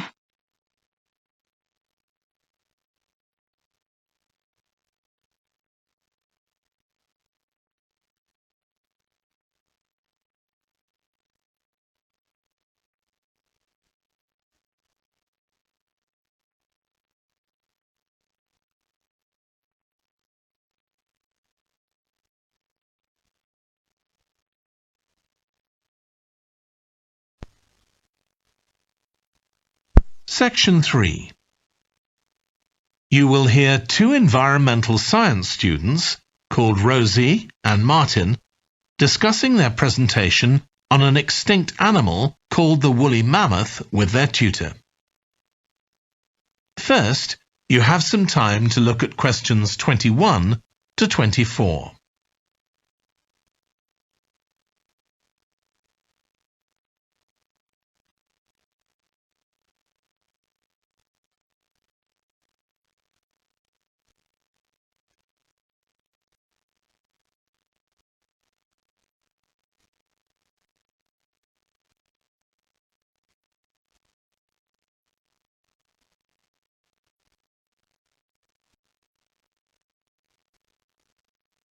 Now listen carefully and answer questions 21 to 24.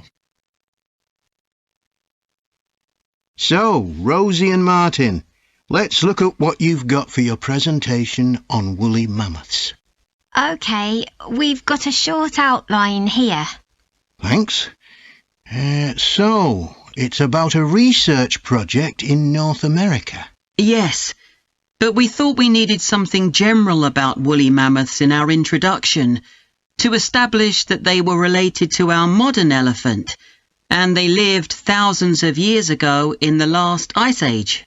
Maybe we could show a video clip of a cartoon about mammoths, but that'd be a bit childish.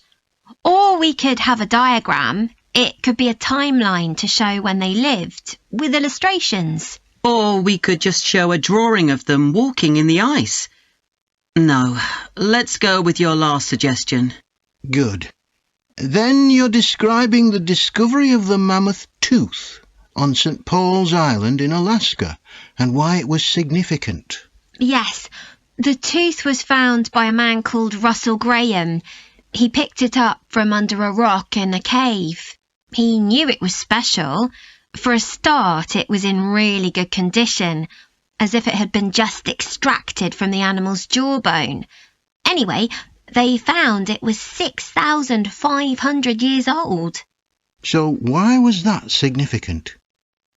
Well, the mammoth bones previously found on the North American mainland were much less recent than that, so this was really amazing. Then we're making an animated diagram to show the geography of the area in prehistoric times. So, originally, St. Paul's Island wasn't an island. It was connected to the mainland, and mammoths and other animals, like bears, were able to roam around the whole area. Then the climate warmed up and the sea level began to rise, and the island got cut off from the mainland. So those mammoths on the island couldn't escape. They had to stay on the island. And in fact, the species survived there for thousands of years after they'd become extinct on the mainland. So why do you think they died out on the mainland? No one's sure. Anyway, next we'll explain how Graham and his team identified the date when the mammoths became extinct on the island. They concluded that the extinction happened 5,600 years ago, which is a very precise time for a prehistoric extinction. It's based on samples they took from mud at the bottom of a lake on the island. They analysed it to find out what had fallen in over time. Bits of plants, volcanic ash, and even DNA from the mammoths themselves. It's standard procedure, but it took nearly 2 years to do.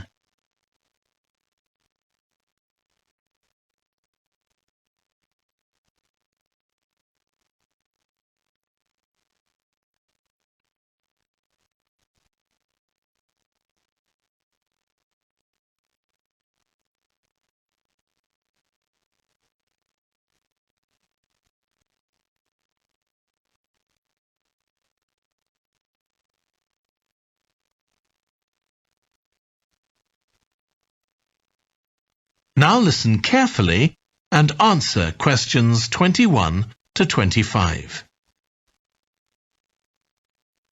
Hello, Trevor. Hello, Stephanie. You said you wanted to talk about the course I'm taking on literature for children. That's right. I'm thinking of doing it next year, but I'd like to find out more about it first. OK, well, as you probably know, it's a 1-year course. It's divided into 6 modules, and you have to take all of them. One of the most interesting ones, for me at least, was about the purpose of children's literature. You mean whether it should just entertain children or should be educational as well? Right, and whether the teaching should be factual, giving them information about the world, or ethical, teaching them values. What's fascinating is that the writer isn't necessarily conscious of the message they're conveying. For instance, a story might show a child who has a problem as a result of not doing what an adult has told them to do, implying that children should always obey adults. Oh, I see what you mean. That module made me realise how important stories are. They can have a significant effect on children as they grow up. Actually, it inspired me to have a go at it myself, just for my own interest. I know I can't compete with the really popular stories, like the Harry Potter books. They're very good. And even young kids like my 7-year-old niece love reading them. I'm very interested in illustrations in stories. Is that covered in the course? Yes, there's a module on pictures and how they're sometimes central to the story.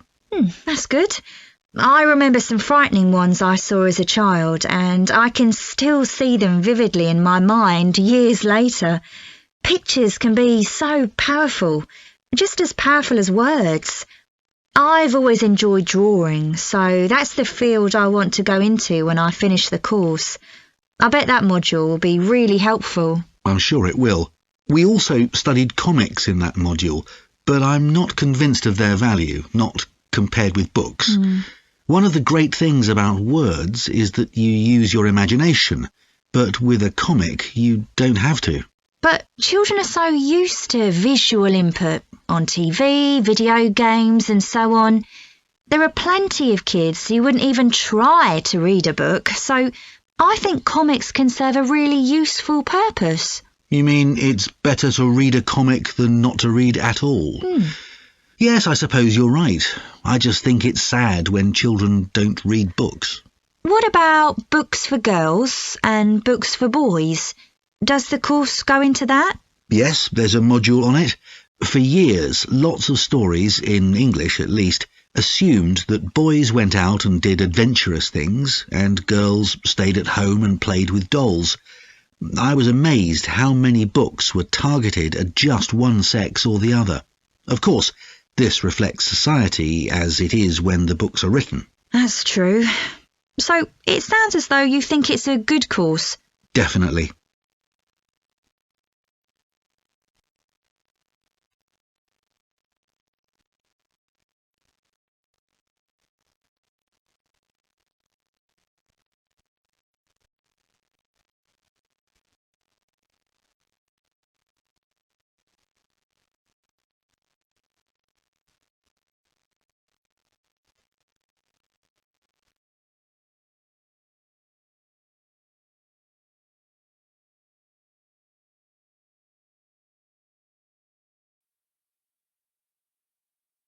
Now listen and answer questions 27 to 30. What was the problem with most of these studies, do you think? I think it was because, in a lot of cases, data was collected from only one sibling per family, who rated him or herself and his or her siblings at the same time. Some of the old research into the relationship between birth order and academic achievement has been proved to be accurate, though. Performances in intelligence tests declined slightly from the eldest child to his or her younger siblings. This has been proved in lots of recent studies. Yes, although what many of them didn't take into consideration was family size.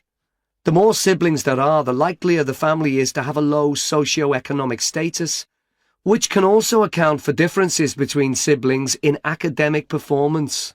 The oldest boy might be given more opportunities than his younger sisters, for example. Exactly. But the main reason for the marginally higher academic performance of oldest children is quite surprising, I think. It's not only that they benefit intellectually from extra attention at a young age, which is what I would have expected. It's that they benefit from being teachers for their younger siblings by verbalising processes. Right. And this gives them status and confidence, which again contributes, in a small way, to better performance. So, would you say sibling rivalry has been a useful thing for you? I think so. My younger brother was incredibly annoying, and we fought a lot. But I think this has made me a stronger person. I know how to defend myself. We had some terrible arguments, and I would have died rather than apologise to him. But we had to put up with each other, and most of the time we coexisted amicably enough. Yes, my situation was pretty similar. But I don't think having two older brothers made me any less selfish. I was never prepared to let my brothers use any of my stuff. That's perfectly normal, whereas sometimes... That is the end of part 3. You now have 30 seconds to check your answers to part 3.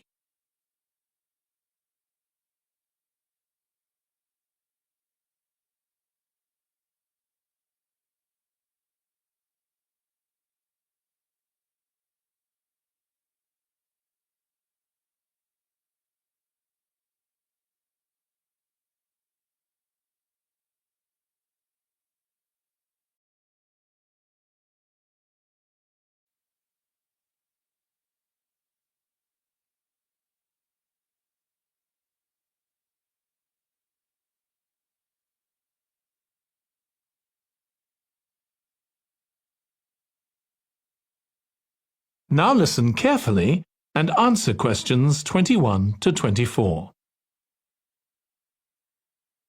OK, Graham, so let's check we both know what we're supposed to be doing. OK. So, for the university's open day, we have to plan a display on British life and literature in the mid-19th century. That's right. But we'll have some people to help us find the materials and set it up, remember? For the moment, we just need to plan it. Good. So, have you gathered who's expected to come and see the display? Is it for the people studying English or students from other departments? I'm not clear about it. Nor me. That was how it used to be, but it didn't attract many people, so this year it's going to be part of an open day to raise the university's profile. It'll be publicised in the city to encourage people to come and find out something of what goes on here. And it's included in the information that's sent to people who are considering applying to study here next year. Presumably some current students and lecturers will come? I would imagine so. But we've been told to concentrate on the other categories of people. Right. We don't have to cover the whole range of 19th century literature, do we? No, it's entirely up to us. I suggest just using Charles Dickens. That's a good idea. Most people have heard of him and have probably read some of his novels or seen films based on them. So that's a good lead-in to life in his time. Exactly. And his novels show the awful conditions that most people had to live in, don't they? He wanted to shock people into doing something about it. Did he do any campaigning other than writing? Yes, he campaigned for education and other social reforms and gave talks. But I'm inclined to ignore that and focus on the novels. Yes, I agree.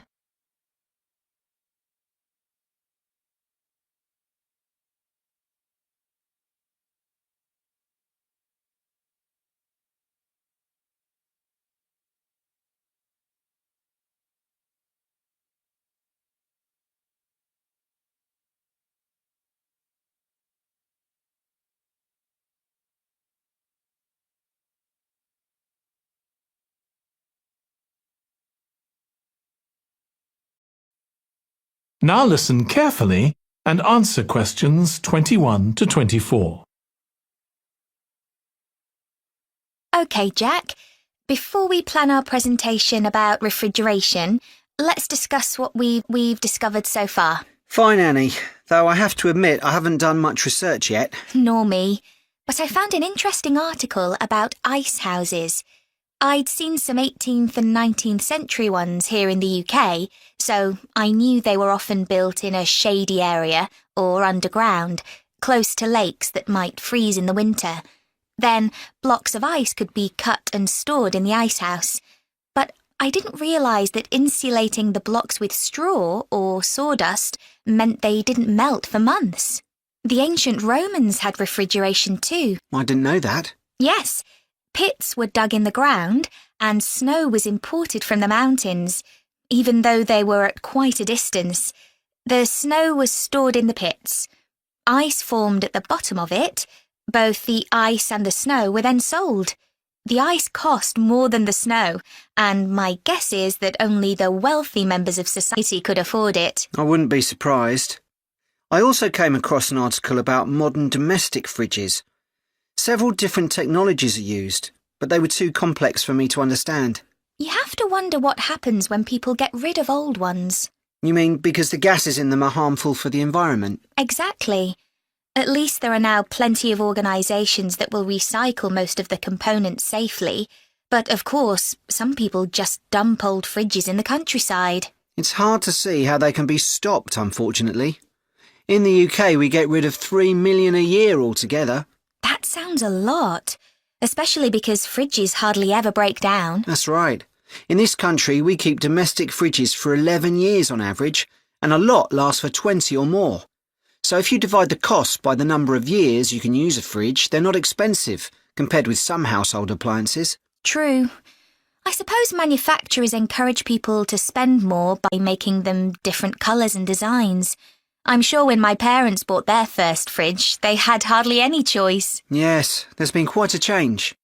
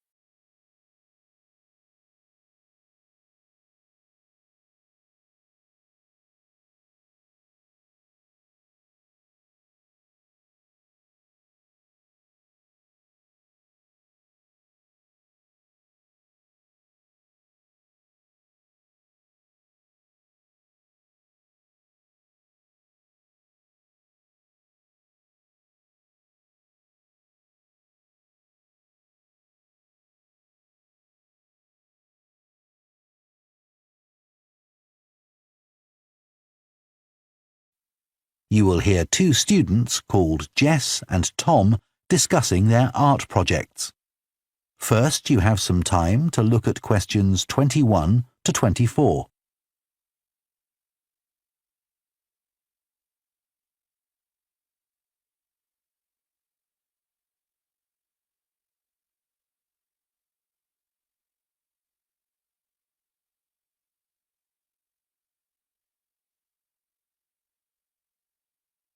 Now listen carefully and answer questions 21 to 24. How are you getting on with your art project, Tom? OK. They gave us the theme of birds to base our project on, and I'm not really all that interested in wildlife, but I'm starting to get into it. I've pretty well finished the introductory stage. So have I. When they gave us all those handouts with details of books and websites to look at, I was really put off. But the more I read, the more interested I got. Me too. I found I could research so many different aspects of birds in art. Colour, movement, texture. So I was looking forward to the bird park visit. What a letdown. It poured with rain and we hardly saw a single bird. Much less use than the trip to the Natural History Museum. Yeah. I liked all the stuff about evolution there, The workshop sessions with Dr. Fletcher were good too, especially the brainstorming sessions. I missed those because I was ill. I wish we could have seen the projects last year's students did. I suppose they want us to do our own thing, not copy.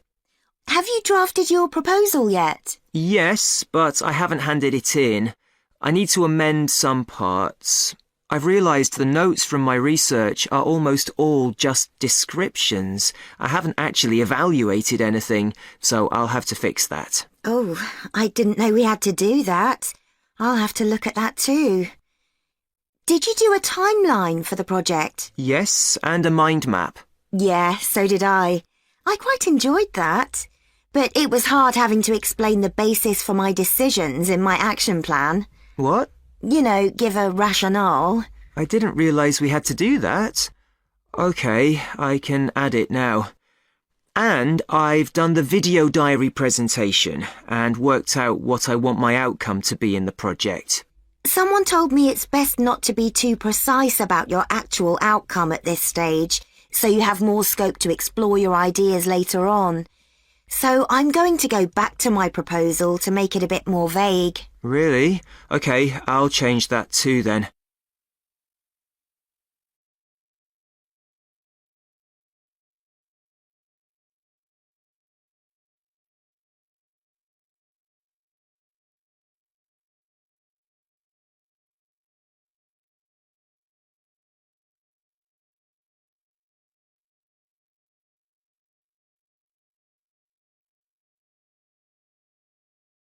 You will hear two psychology students, called Luke and Susie, discussing their assignment on sleep and dreams. First, you have some time to look at questions 21 to 24.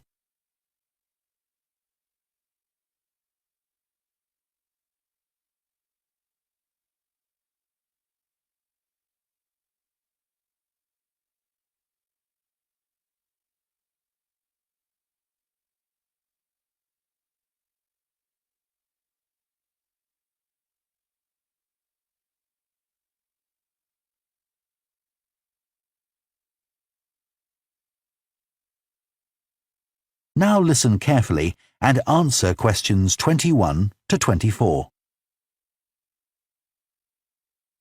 So, Luke, for our next psychology assignment, we have to do something on sleep and dreams. Right. I've just read an article suggesting why we tend to forget most of our dreams soon after we wake up. I mean, most of my dreams aren't that interesting anyway.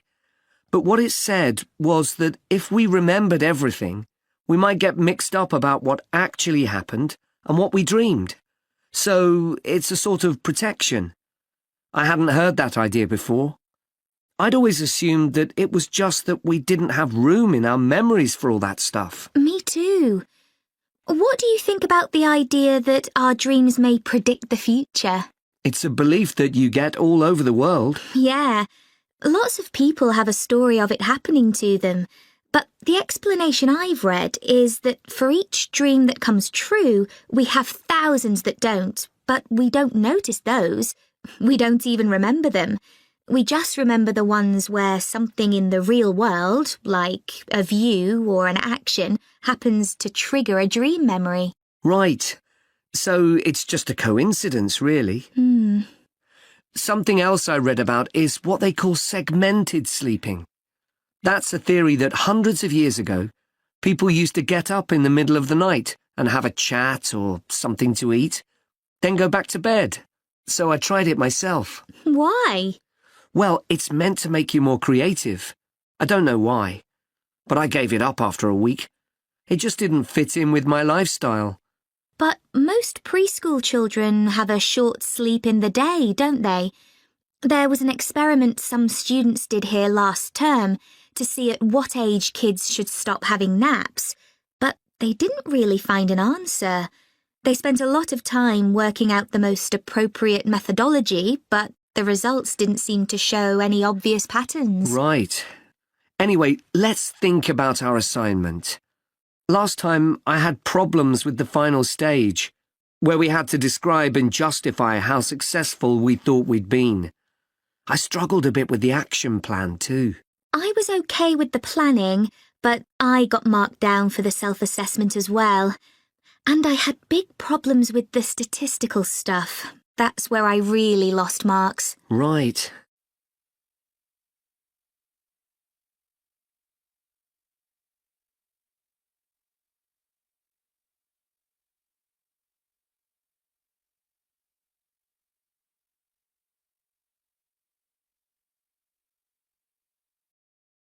There are two food science students called Adam and Rosie starting to plan their presentation on diet and obesity.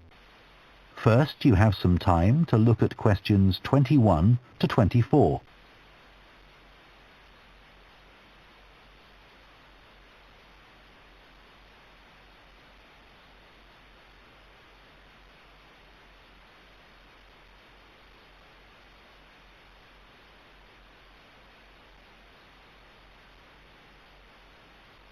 Now listen carefully and answer questions 21 to 24. OK, Rosie, shall we try to get some ideas together for our presentation on diet and obesity? Sure. I can talk about the experiment I did to see if people can tell the difference between real sugar and artificial sweeteners. Where you gave people drinks with either sugar or artificial sweeteners, and they had to say which they thought it was? Yeah.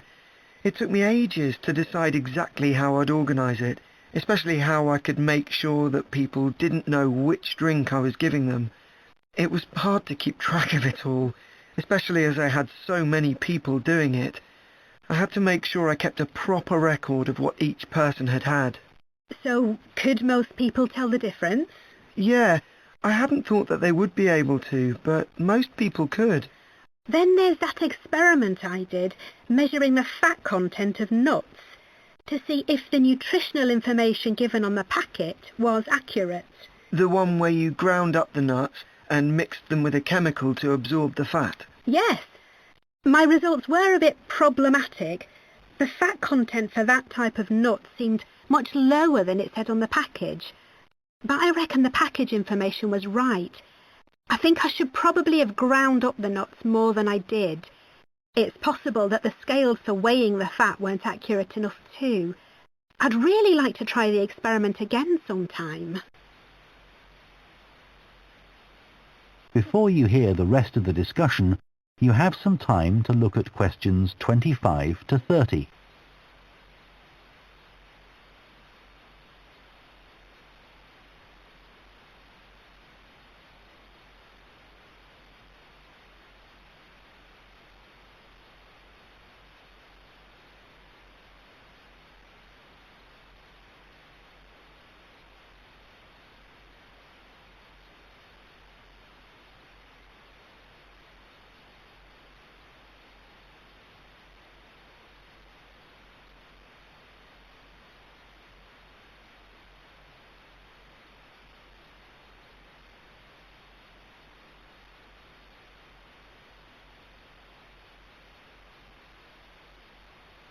Now listen and answer questions 25 to 30. So what can we say about helping people to lose weight? There's a lot we could say about what restaurants could do to reduce obesity. I read that the items at the start of a menu and the items at the end of a menu are much more likely to be chosen than the items in the middle. So if you put the low-calorie items at the beginning and end of the menu, people will probably go for the food with fewer calories without even realising what they're doing. I think food manufacturers could do more to encourage healthy eating. How? Well, when manufacturers put calorie counts of a food on the label, they're sometimes really confusing, and I suspect they do it on purpose, because food that's high in calories tastes better, and so they'll sell more. Yeah, so if you look at the amount of calories in a pizza, they'll give you the calories per quarter pizza, and you think, oh, that's not too bad. But who's going to eat a quarter pizza? Exactly. I suppose another approach to this problem is to get people to exercise more. Right. In England, the current guidelines are for at least 30 minutes of brisk walking 5 days a week. Now, when you ask them, about 40% of men and 30% of women say they do this. But when you objectively measure the amount of walking they do with motion sensors, you find that only 6% of men and 4% of women do the recommended amount of exercise. So you can see why obesity is growing.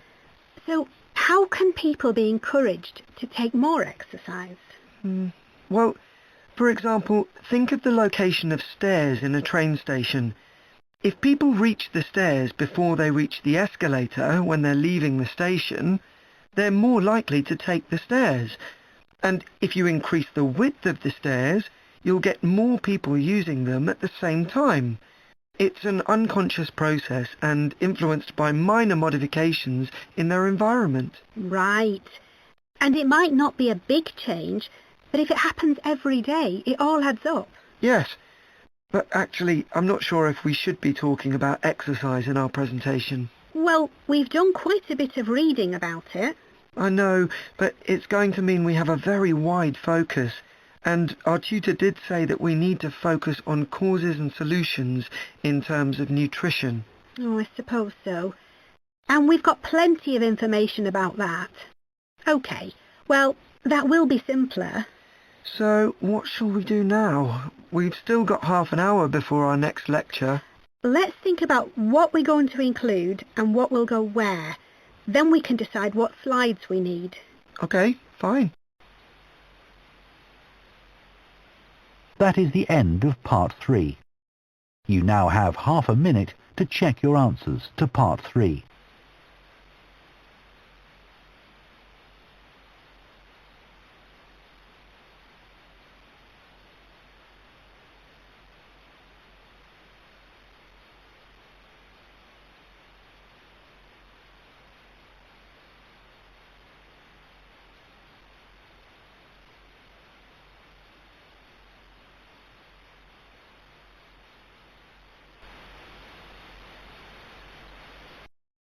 Part 3.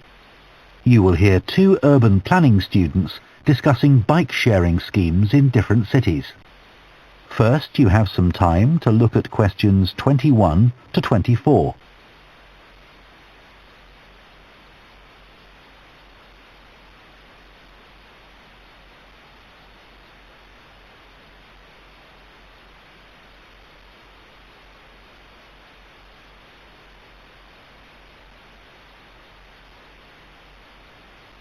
Now listen carefully and answer questions 21 to 24. Now that we've done all the research into bike sharing schemes in cities around the world, we need to think about how we're going to organise our report. Right. I think we should start by talking about the benefits. I mean, it's great that so many cities have introduced these schemes where anyone can pick up a bike from dozens of different locations and hire it for a few hours. It makes riding a bike very convenient for people. Yes, but the costs can add up, and that puts people on low incomes off in some places. I suppose so. But if it means more people in general are cycling rather than driving, then because they're increasing the amount of physical activity they do, it's good for their health. OK, but isn't that of less importance? I mean, doesn't the impact of reduced emissions on air pollution have a more significant effect on people's health? Certainly in some cities, bike sharing has made a big contribution to that, and also helped to cut the number of cars on the road significantly. Which is the main point. Exactly. But I'd say it's had less of an impact on noise pollution because there are still loads of buses and lorries around. Right. Shall we quickly discuss the recommendations we're going to make? In order to ensure bike sharing schemes are successful? Yes. OK. Well, while I think it's nice to have really state-of-the-art bikes with things like GPS, I wouldn't say they're absolutely necessary. But some technical things are really important, like a fully functional app, so people can make payments and book bikes easily. Places which haven't invested in that have really struggled. Good point. Some people say there shouldn't be competing companies offering separate bike-sharing schemes, but in some really big cities, competition's beneficial. And anyway, One company might not be able to manage the whole thing. Right. Deciding how much to invest is a big question. Cities which have opened loads of new bike lanes at the same time as introducing bike-sharing schemes have generally been more successful. But there are examples of successful schemes where this hasn't happened. What does matter, though, is having a big publicity campaign. Definitely.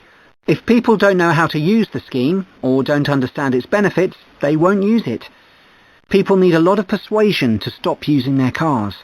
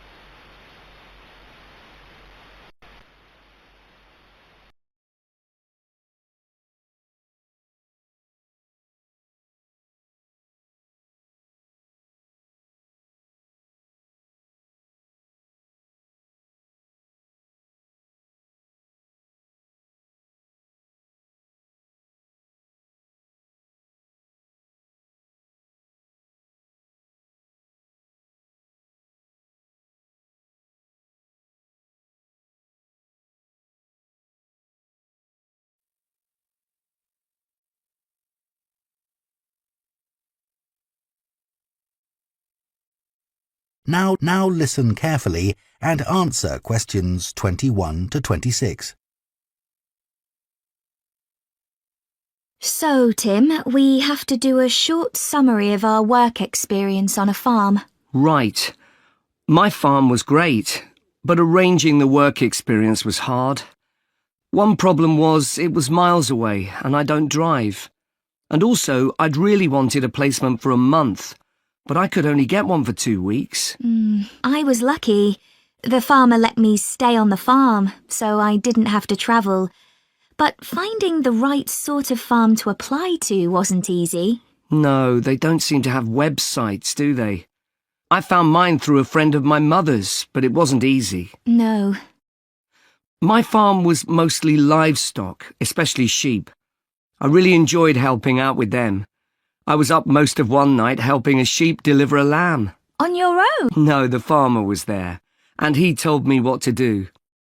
It wasn't a straightforward birth, but I managed.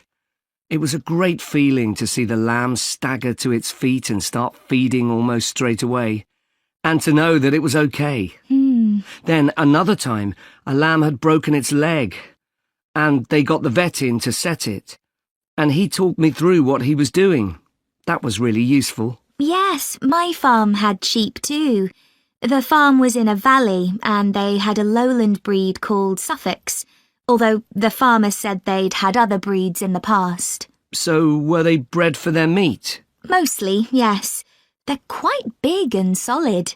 My farm was up in the hills and they had a different breed of sheep. They were Cheviots. Oh, I heard their wool's really sought after. Yes, it's very hard wearing, and they use it for carpets. Right. I was interested in the amount of supplements they add to animals' feed nowadays. Like, even the chickens got extra vitamins and electrolytes in their feed. Yes, I found that too. And they're not cheap. But my farmer said some are overpriced for what they are, and he didn't give them as a matter of routine, just at times when the chickens seemed to particularly require them. Yes, mine said the same. He said certain breeds of chickens might need more supplements than the others, but the cheap and expensive ones are all basically the same. So, did your farm have any other livestock, Diana? Yes, dairy cows. I made a really embarrassing mistake when I was working in the milk shed. Some cows had been treated with antibiotics, so their milk wasn't suitable for human consumption, and it had to be put in a separate container. But I got mixed up, and I poured some milk from the wrong cow in with the milk for humans, so the whole lot had to be thrown away. The farmer wasn't too happy with me. I asked my farmer how much he depended on the vet to deal with health problems. I'd read reports that the livestock's health is being affected as farmers are under pressure to increase production. Well, he didn't agree with that, but he said that actually some of the stuff the vets do, like minor operations, he'd be quite capable of doing himself. Yeah, my farmer said the same, but he reckons vet skills are still needed.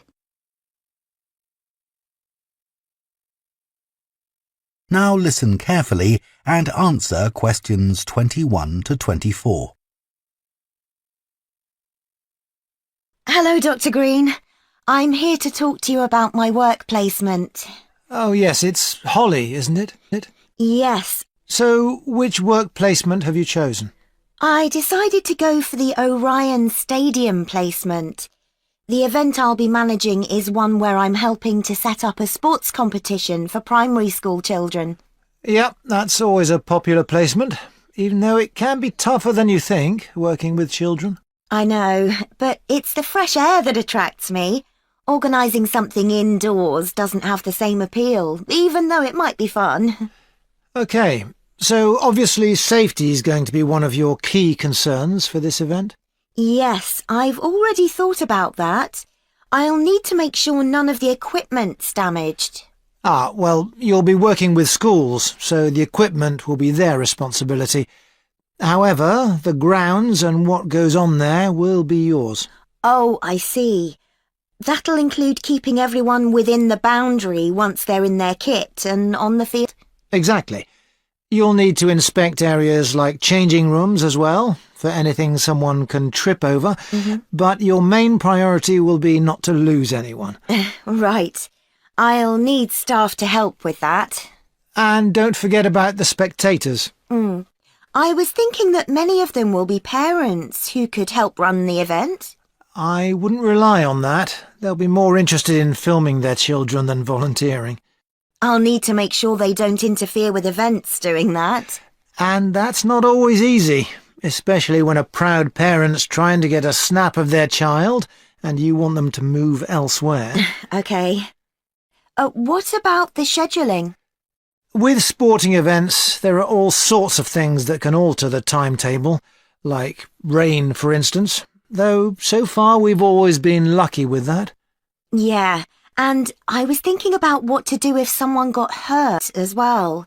I know that last year that caused a terrible delay. You have to be prepared for such things. Oh, what if a match ends in a draw? Do you let the teams keep going until someone wins? That'll be up to you. And again, you need to plan for it. Right. Answers to part 3.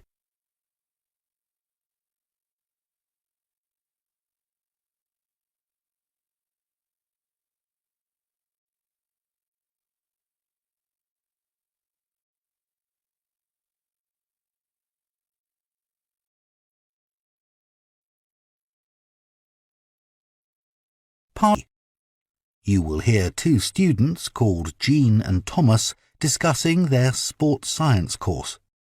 First, you have some time to look at questions 21 to 24.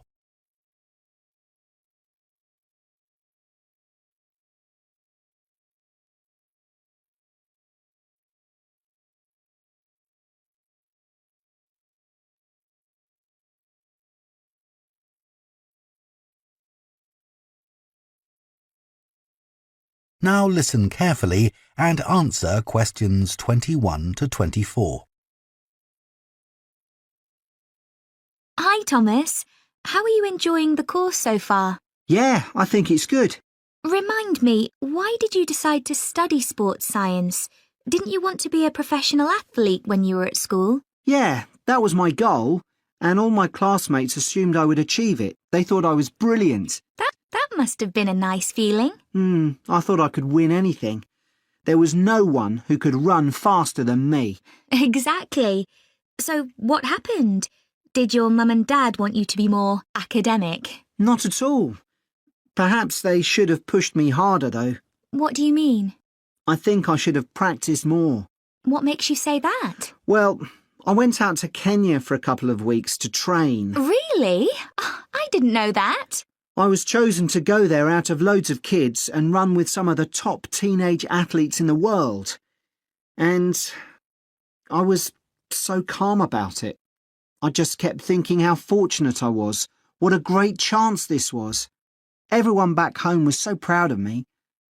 But once we started competing, I very quickly realised I wasn't good enough. That must have been a huge shock. I thought, this can't be happening. I was used to winning. I'm sorry to hear that. It's okay. I'm over it now, and I think it's much better to do a university course. And this one has such a variety of sports-related areas. It's going to be good. Oh, I agree. I chose it because of that.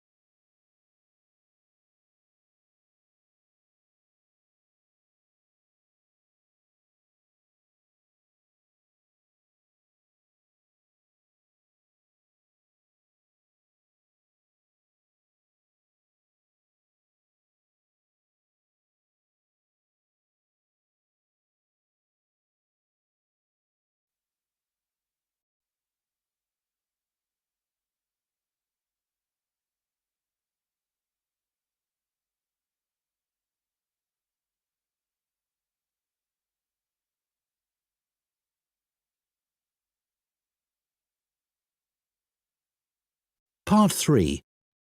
You will hear two students called Hugo and Chantal discussing a talk they have just attended at the start of their course in fashion design. First, you have some time to look at questions 21 to 26.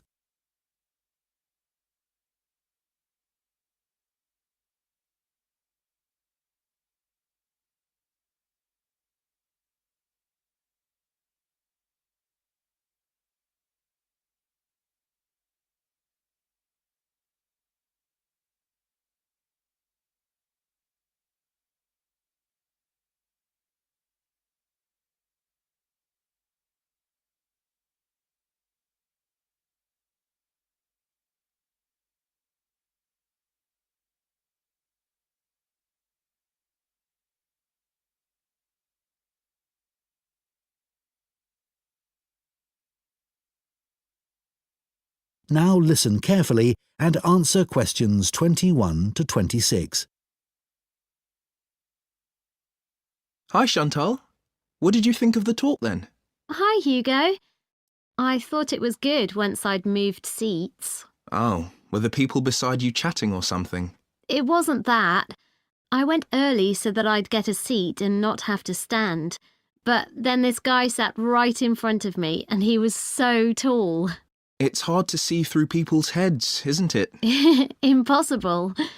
Anyway, to answer your question, I thought it was really interesting, especially what the speaker said about the job market. Me too.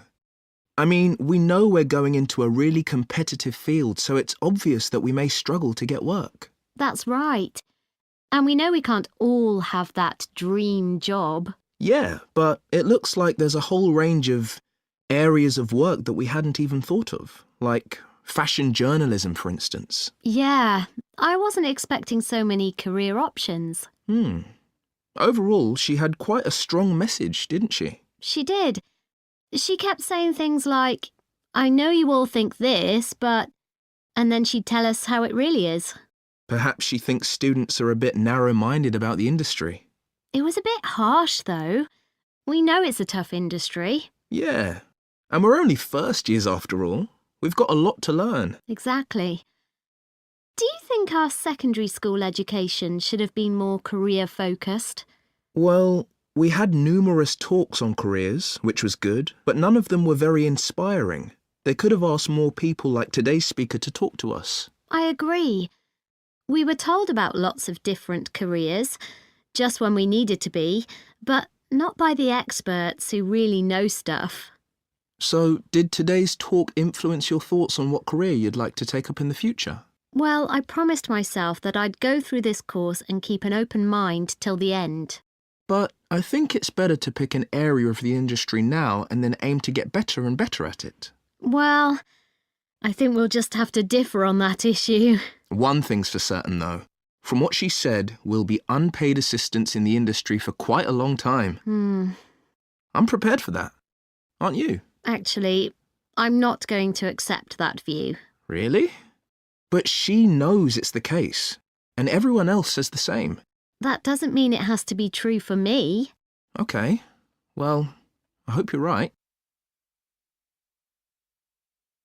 Before you hear the rest of the discussion, you have some time to look at questions 27 to 30.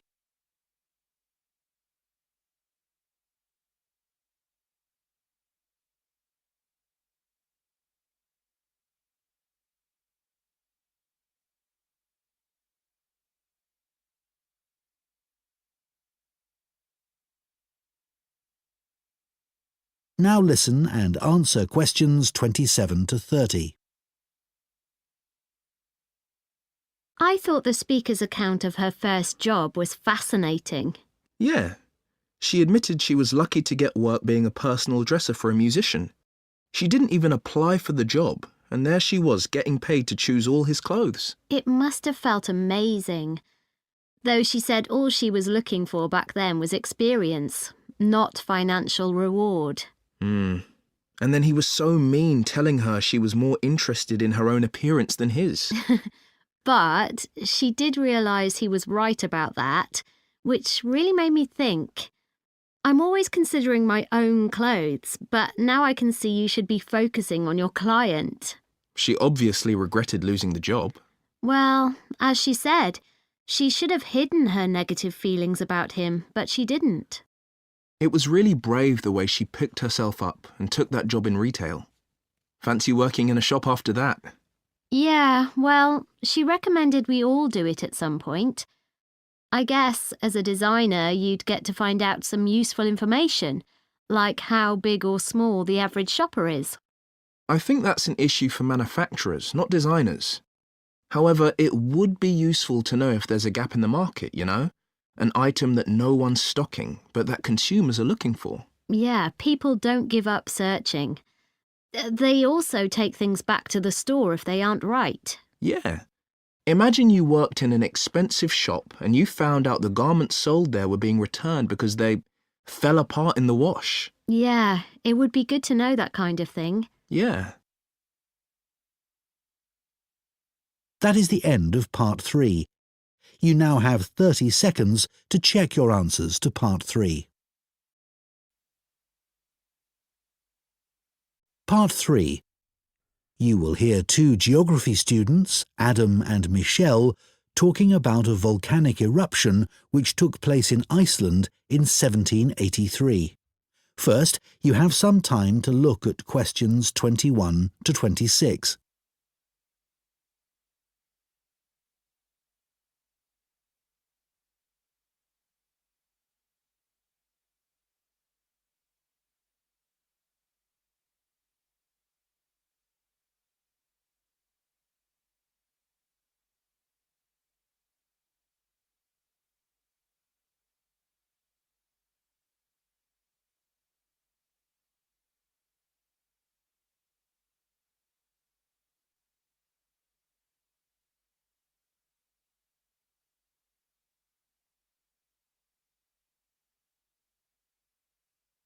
Now listen carefully and answer questions 21 to 26.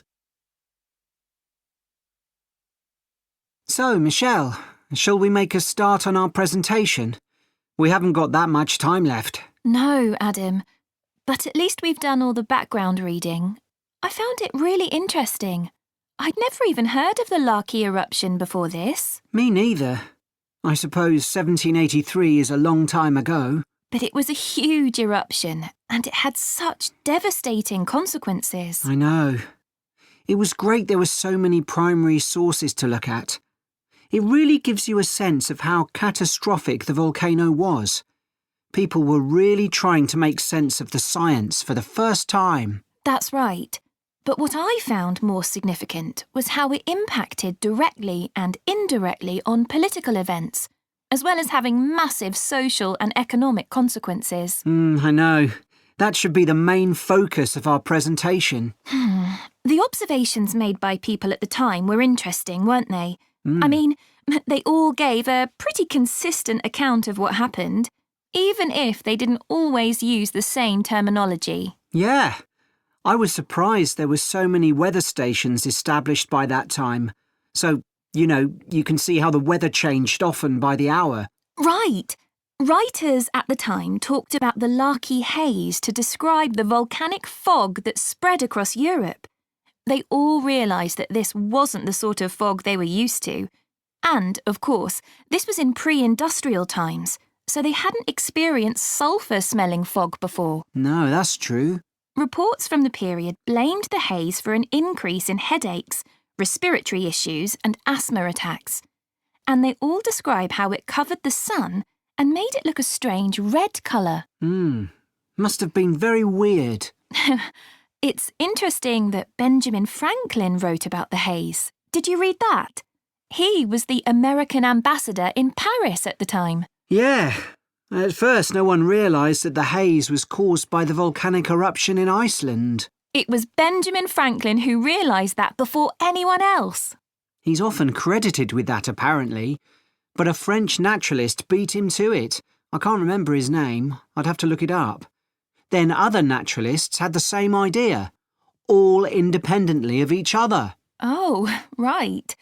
We should talk about the immediate impact of the eruption, which was obviously enormous, especially in Iceland, where so many people died. You'd expect that, and the fact that the volcanic ash drifted so swiftly, but not that the effects would go on for so long, or that 2 years after the eruption, strange weather events were being reported as far away as North America and North Africa. No, I found all that hard to believe too. It must have been terrible, and there was nothing anyone could do about it, even if they knew the ash cloud was coming in their direction.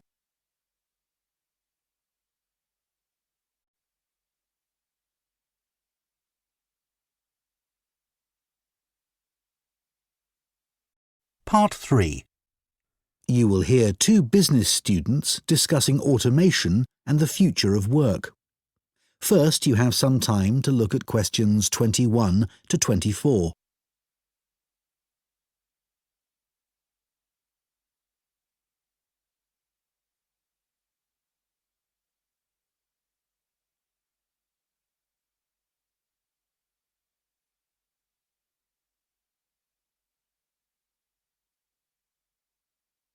Now listen carefully and answer questions 21 to 24.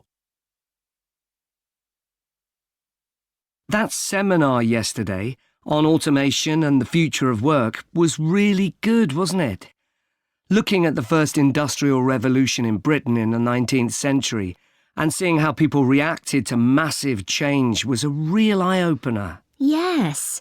It was interesting to hear how people felt about automation then and what challenges they faced.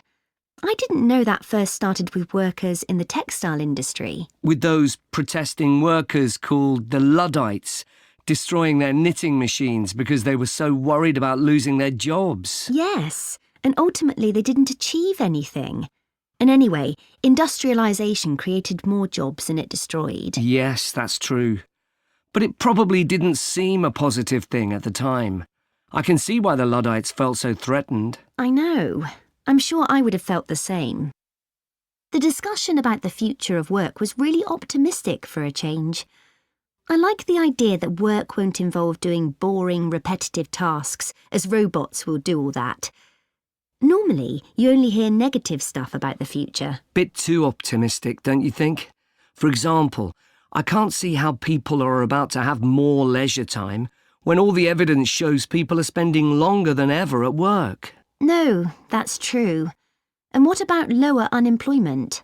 I'm not so sure about that. Perhaps in the long term, but not in the foreseeable future. And I expect most people will be expected to work until they're much older, as everyone's living much longer. That's already happening.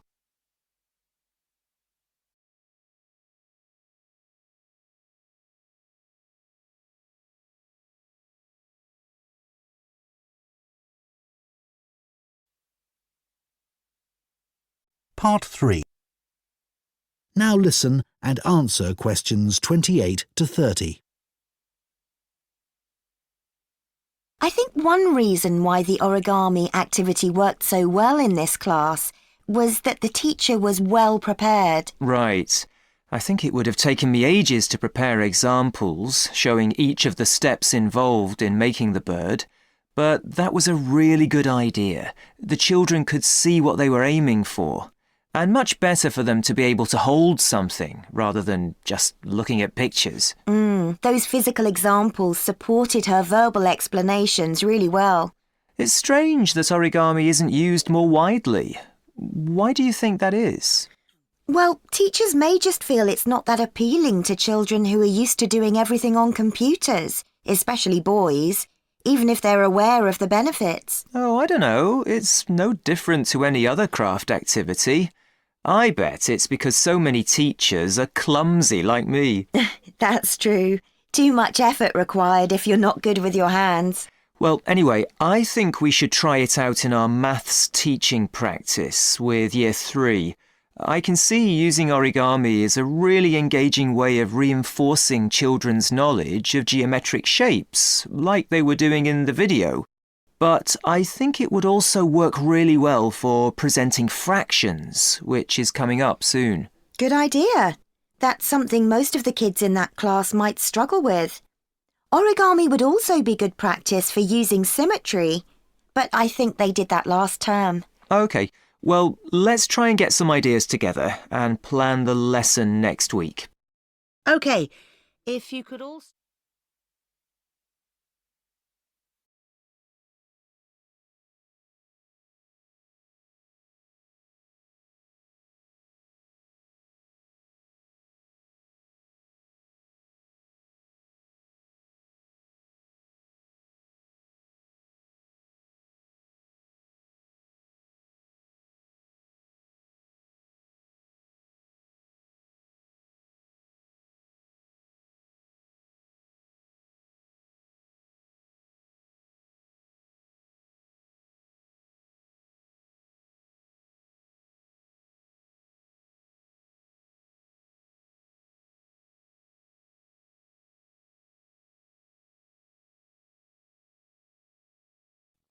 You will hear two food science students called Marie and Colin discussing their final year projects. First, you have some time to look at questions 21 to 24.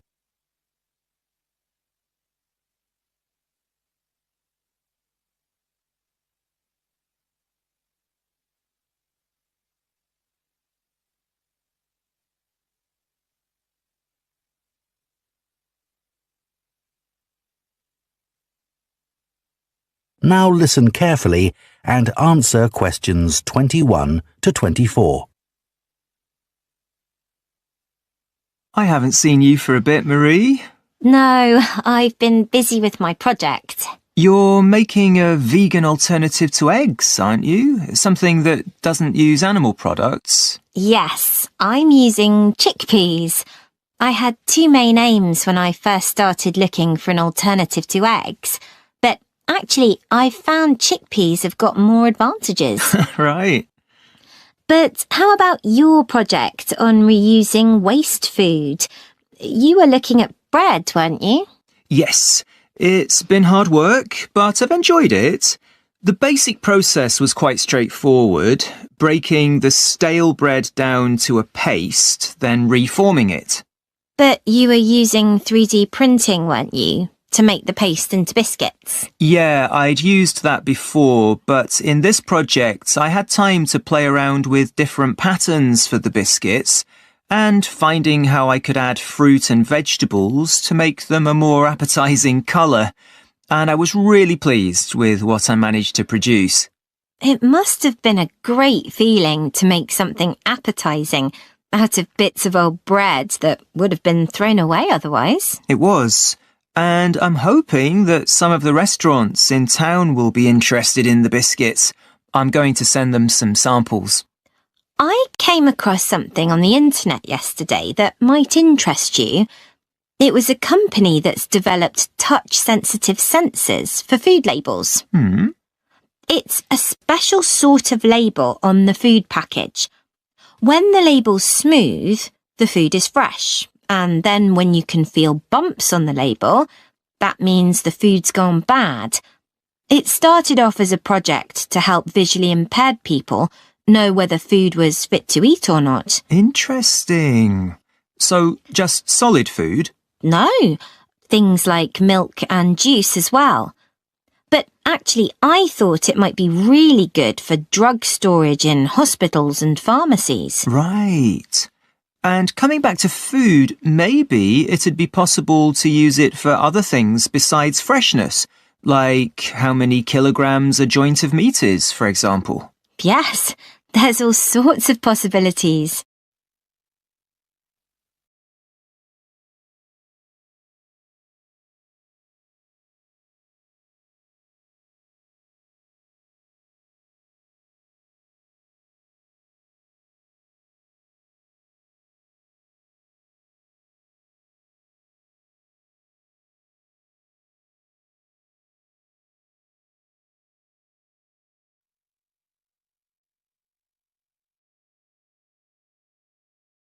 Part 3. You will hear two students called Bella and Don discussing a presentation they plan to do on recycling footwear. First, you have some time to look at questions 21 to 24.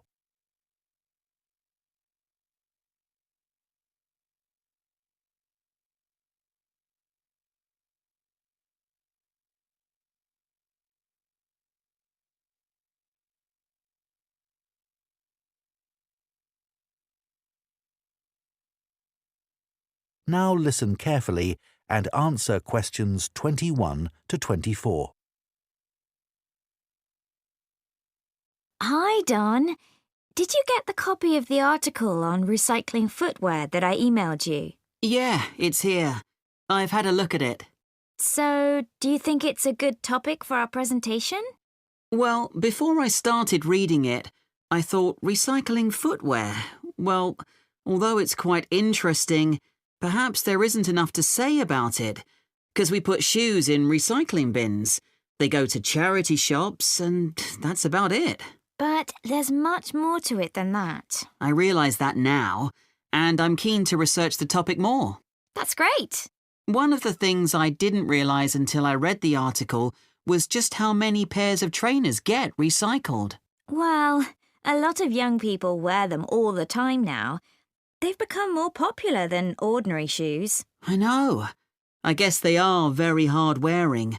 But don't they look a bit casual for school uniform? I don't think they're right for that. Actually, I think some of them look quite smart on pupils. Better than a scruffy old pair of shoes. So, do you keep shoes a long time? Yes, though I do tend to wear my old pairs for doing dirty jobs like cleaning my bike. I must admit, I've recycled some perfectly good shoes that haven't gone out of fashion and still fit, just because they don't look great on me anymore. That's awful, isn't it? I think it's common because there's so much choice. The article did say that recent sales of footwear have increased enormously. That didn't surprise me. No, but then it said that the amount of recycled footwear has fallen. It's 6% now, compared to a previous level of 11%. That doesn't seem to make sense. That's because not everything goes through the recycling process. Some footwear just isn't good enough to resell for one reason or another and gets rejected.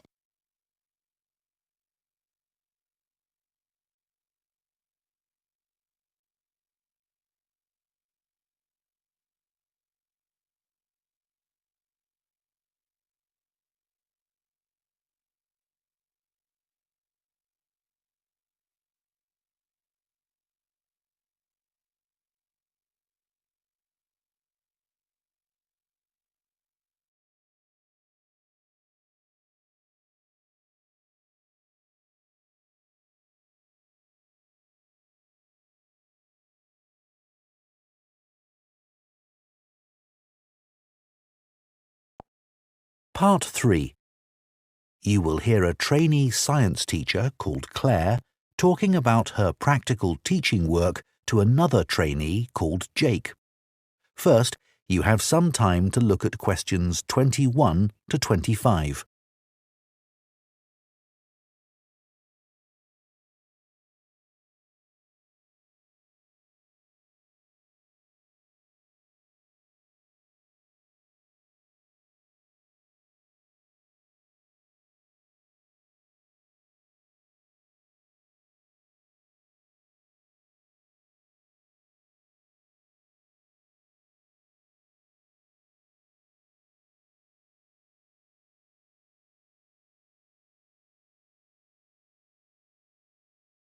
Now listen carefully and answer questions 21 to 25. Hi, Jake. How are you getting on with the practical teaching? Oh, it's harder than I expected, but I've got some great classes. How about you? Not brilliant. I'm really struggling with my Year 12 science class. Are they hard to control? Well, I don't have discipline problems as such. It's just that they don't seem to think that science has anything to do with their lives. It's depressing. They listen to what I say, and I gave them a test last week, and the results weren't too bad. But there's no real engagement. Right. And as part of my teaching practice, I have to design an experiment for them to do. I was wondering about something on the children's diets, asking them to record what they eat and maybe linking it to their state of health. Let's think. So your methodology would involve the children recording what they eat, okay, but you'd also need to have access to the children's medical records, and I don't think people would be happy about that. Confidentiality would be an issue. If you could get the right data, the conclusions might be significant, but I suspect it's not going to be easy. Right. Have you thought about doing an experiment using animals? Wouldn't that be upsetting for the children? Well, the animals don't have to be harmed in any way. It could just be an experiment where they're given a certain diet and the effects are observed. Would I have to get permission to use animals? Yes, you'd have to submit an outline of the experiment and fill in a form, but it's quite straightforward. But if we found out that, say, a particular diet affects the health of animals, the same thing wouldn't necessarily be true for people, would it? No, that's true. But the findings for any experiment are going to be limited. It's inevitable. I suppose so. So, what animals could I use to investigate the effects of diet? Mice? Yes, you'd need experimental mice, ones that have been specially bred for experiments. OK, so what will your experiment be investigating exactly? Well, something to do with nutrition. So maybe we could look at food supplements, things like extra iron and extra protein, and their impact on health. That might be rather broad. Maybe just look at the effects of one supplement, like sugar, on the health of the mice. In fact, maybe the focus could be on whether mice can control their own diet. So what happens when they have access to more sugar that they don't really need? Exactly. Do they eat it, or do they decide to leave it? Great. Then later on you could do a follow-up experiment adding another variable. Like you could give some of the mice the chance to be more active, running on a wheel or something, and the others just sit around and don't do much. Or I could repeat the experiment but change the type of food I provided, or use mice with a different genetic structure. But I think your idea would be more interesting. I might think about that some more. 3. You will hear 2 students called Jane and Kieran talking about books. First, you have some time to look at questions 21 to 25.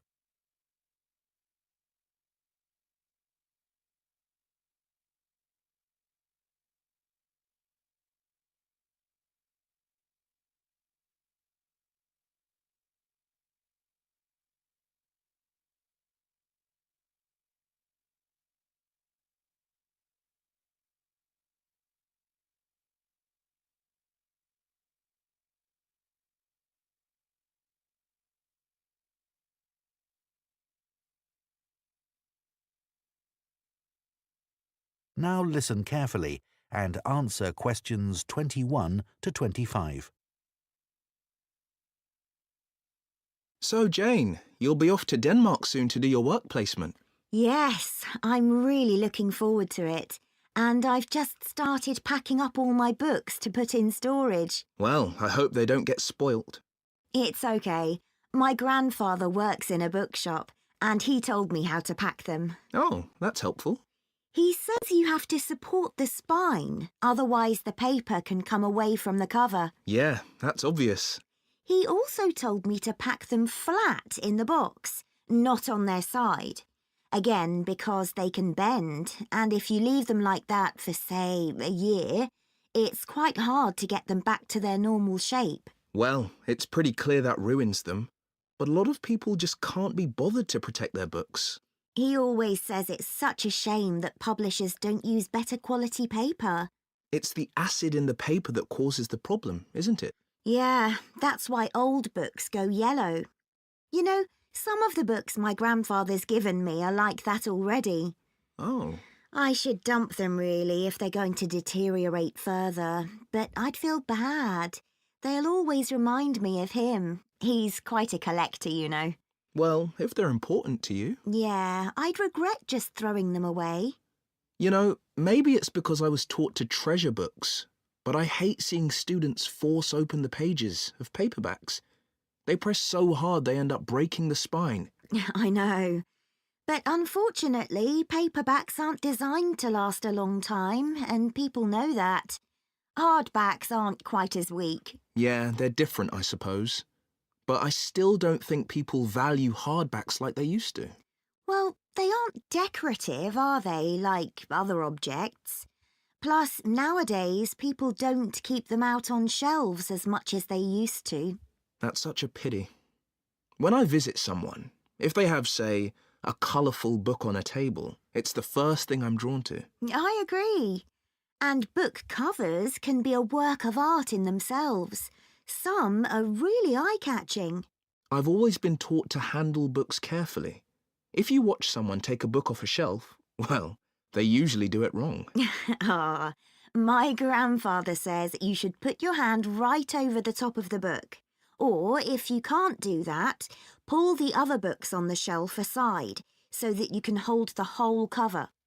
When did you learn all this?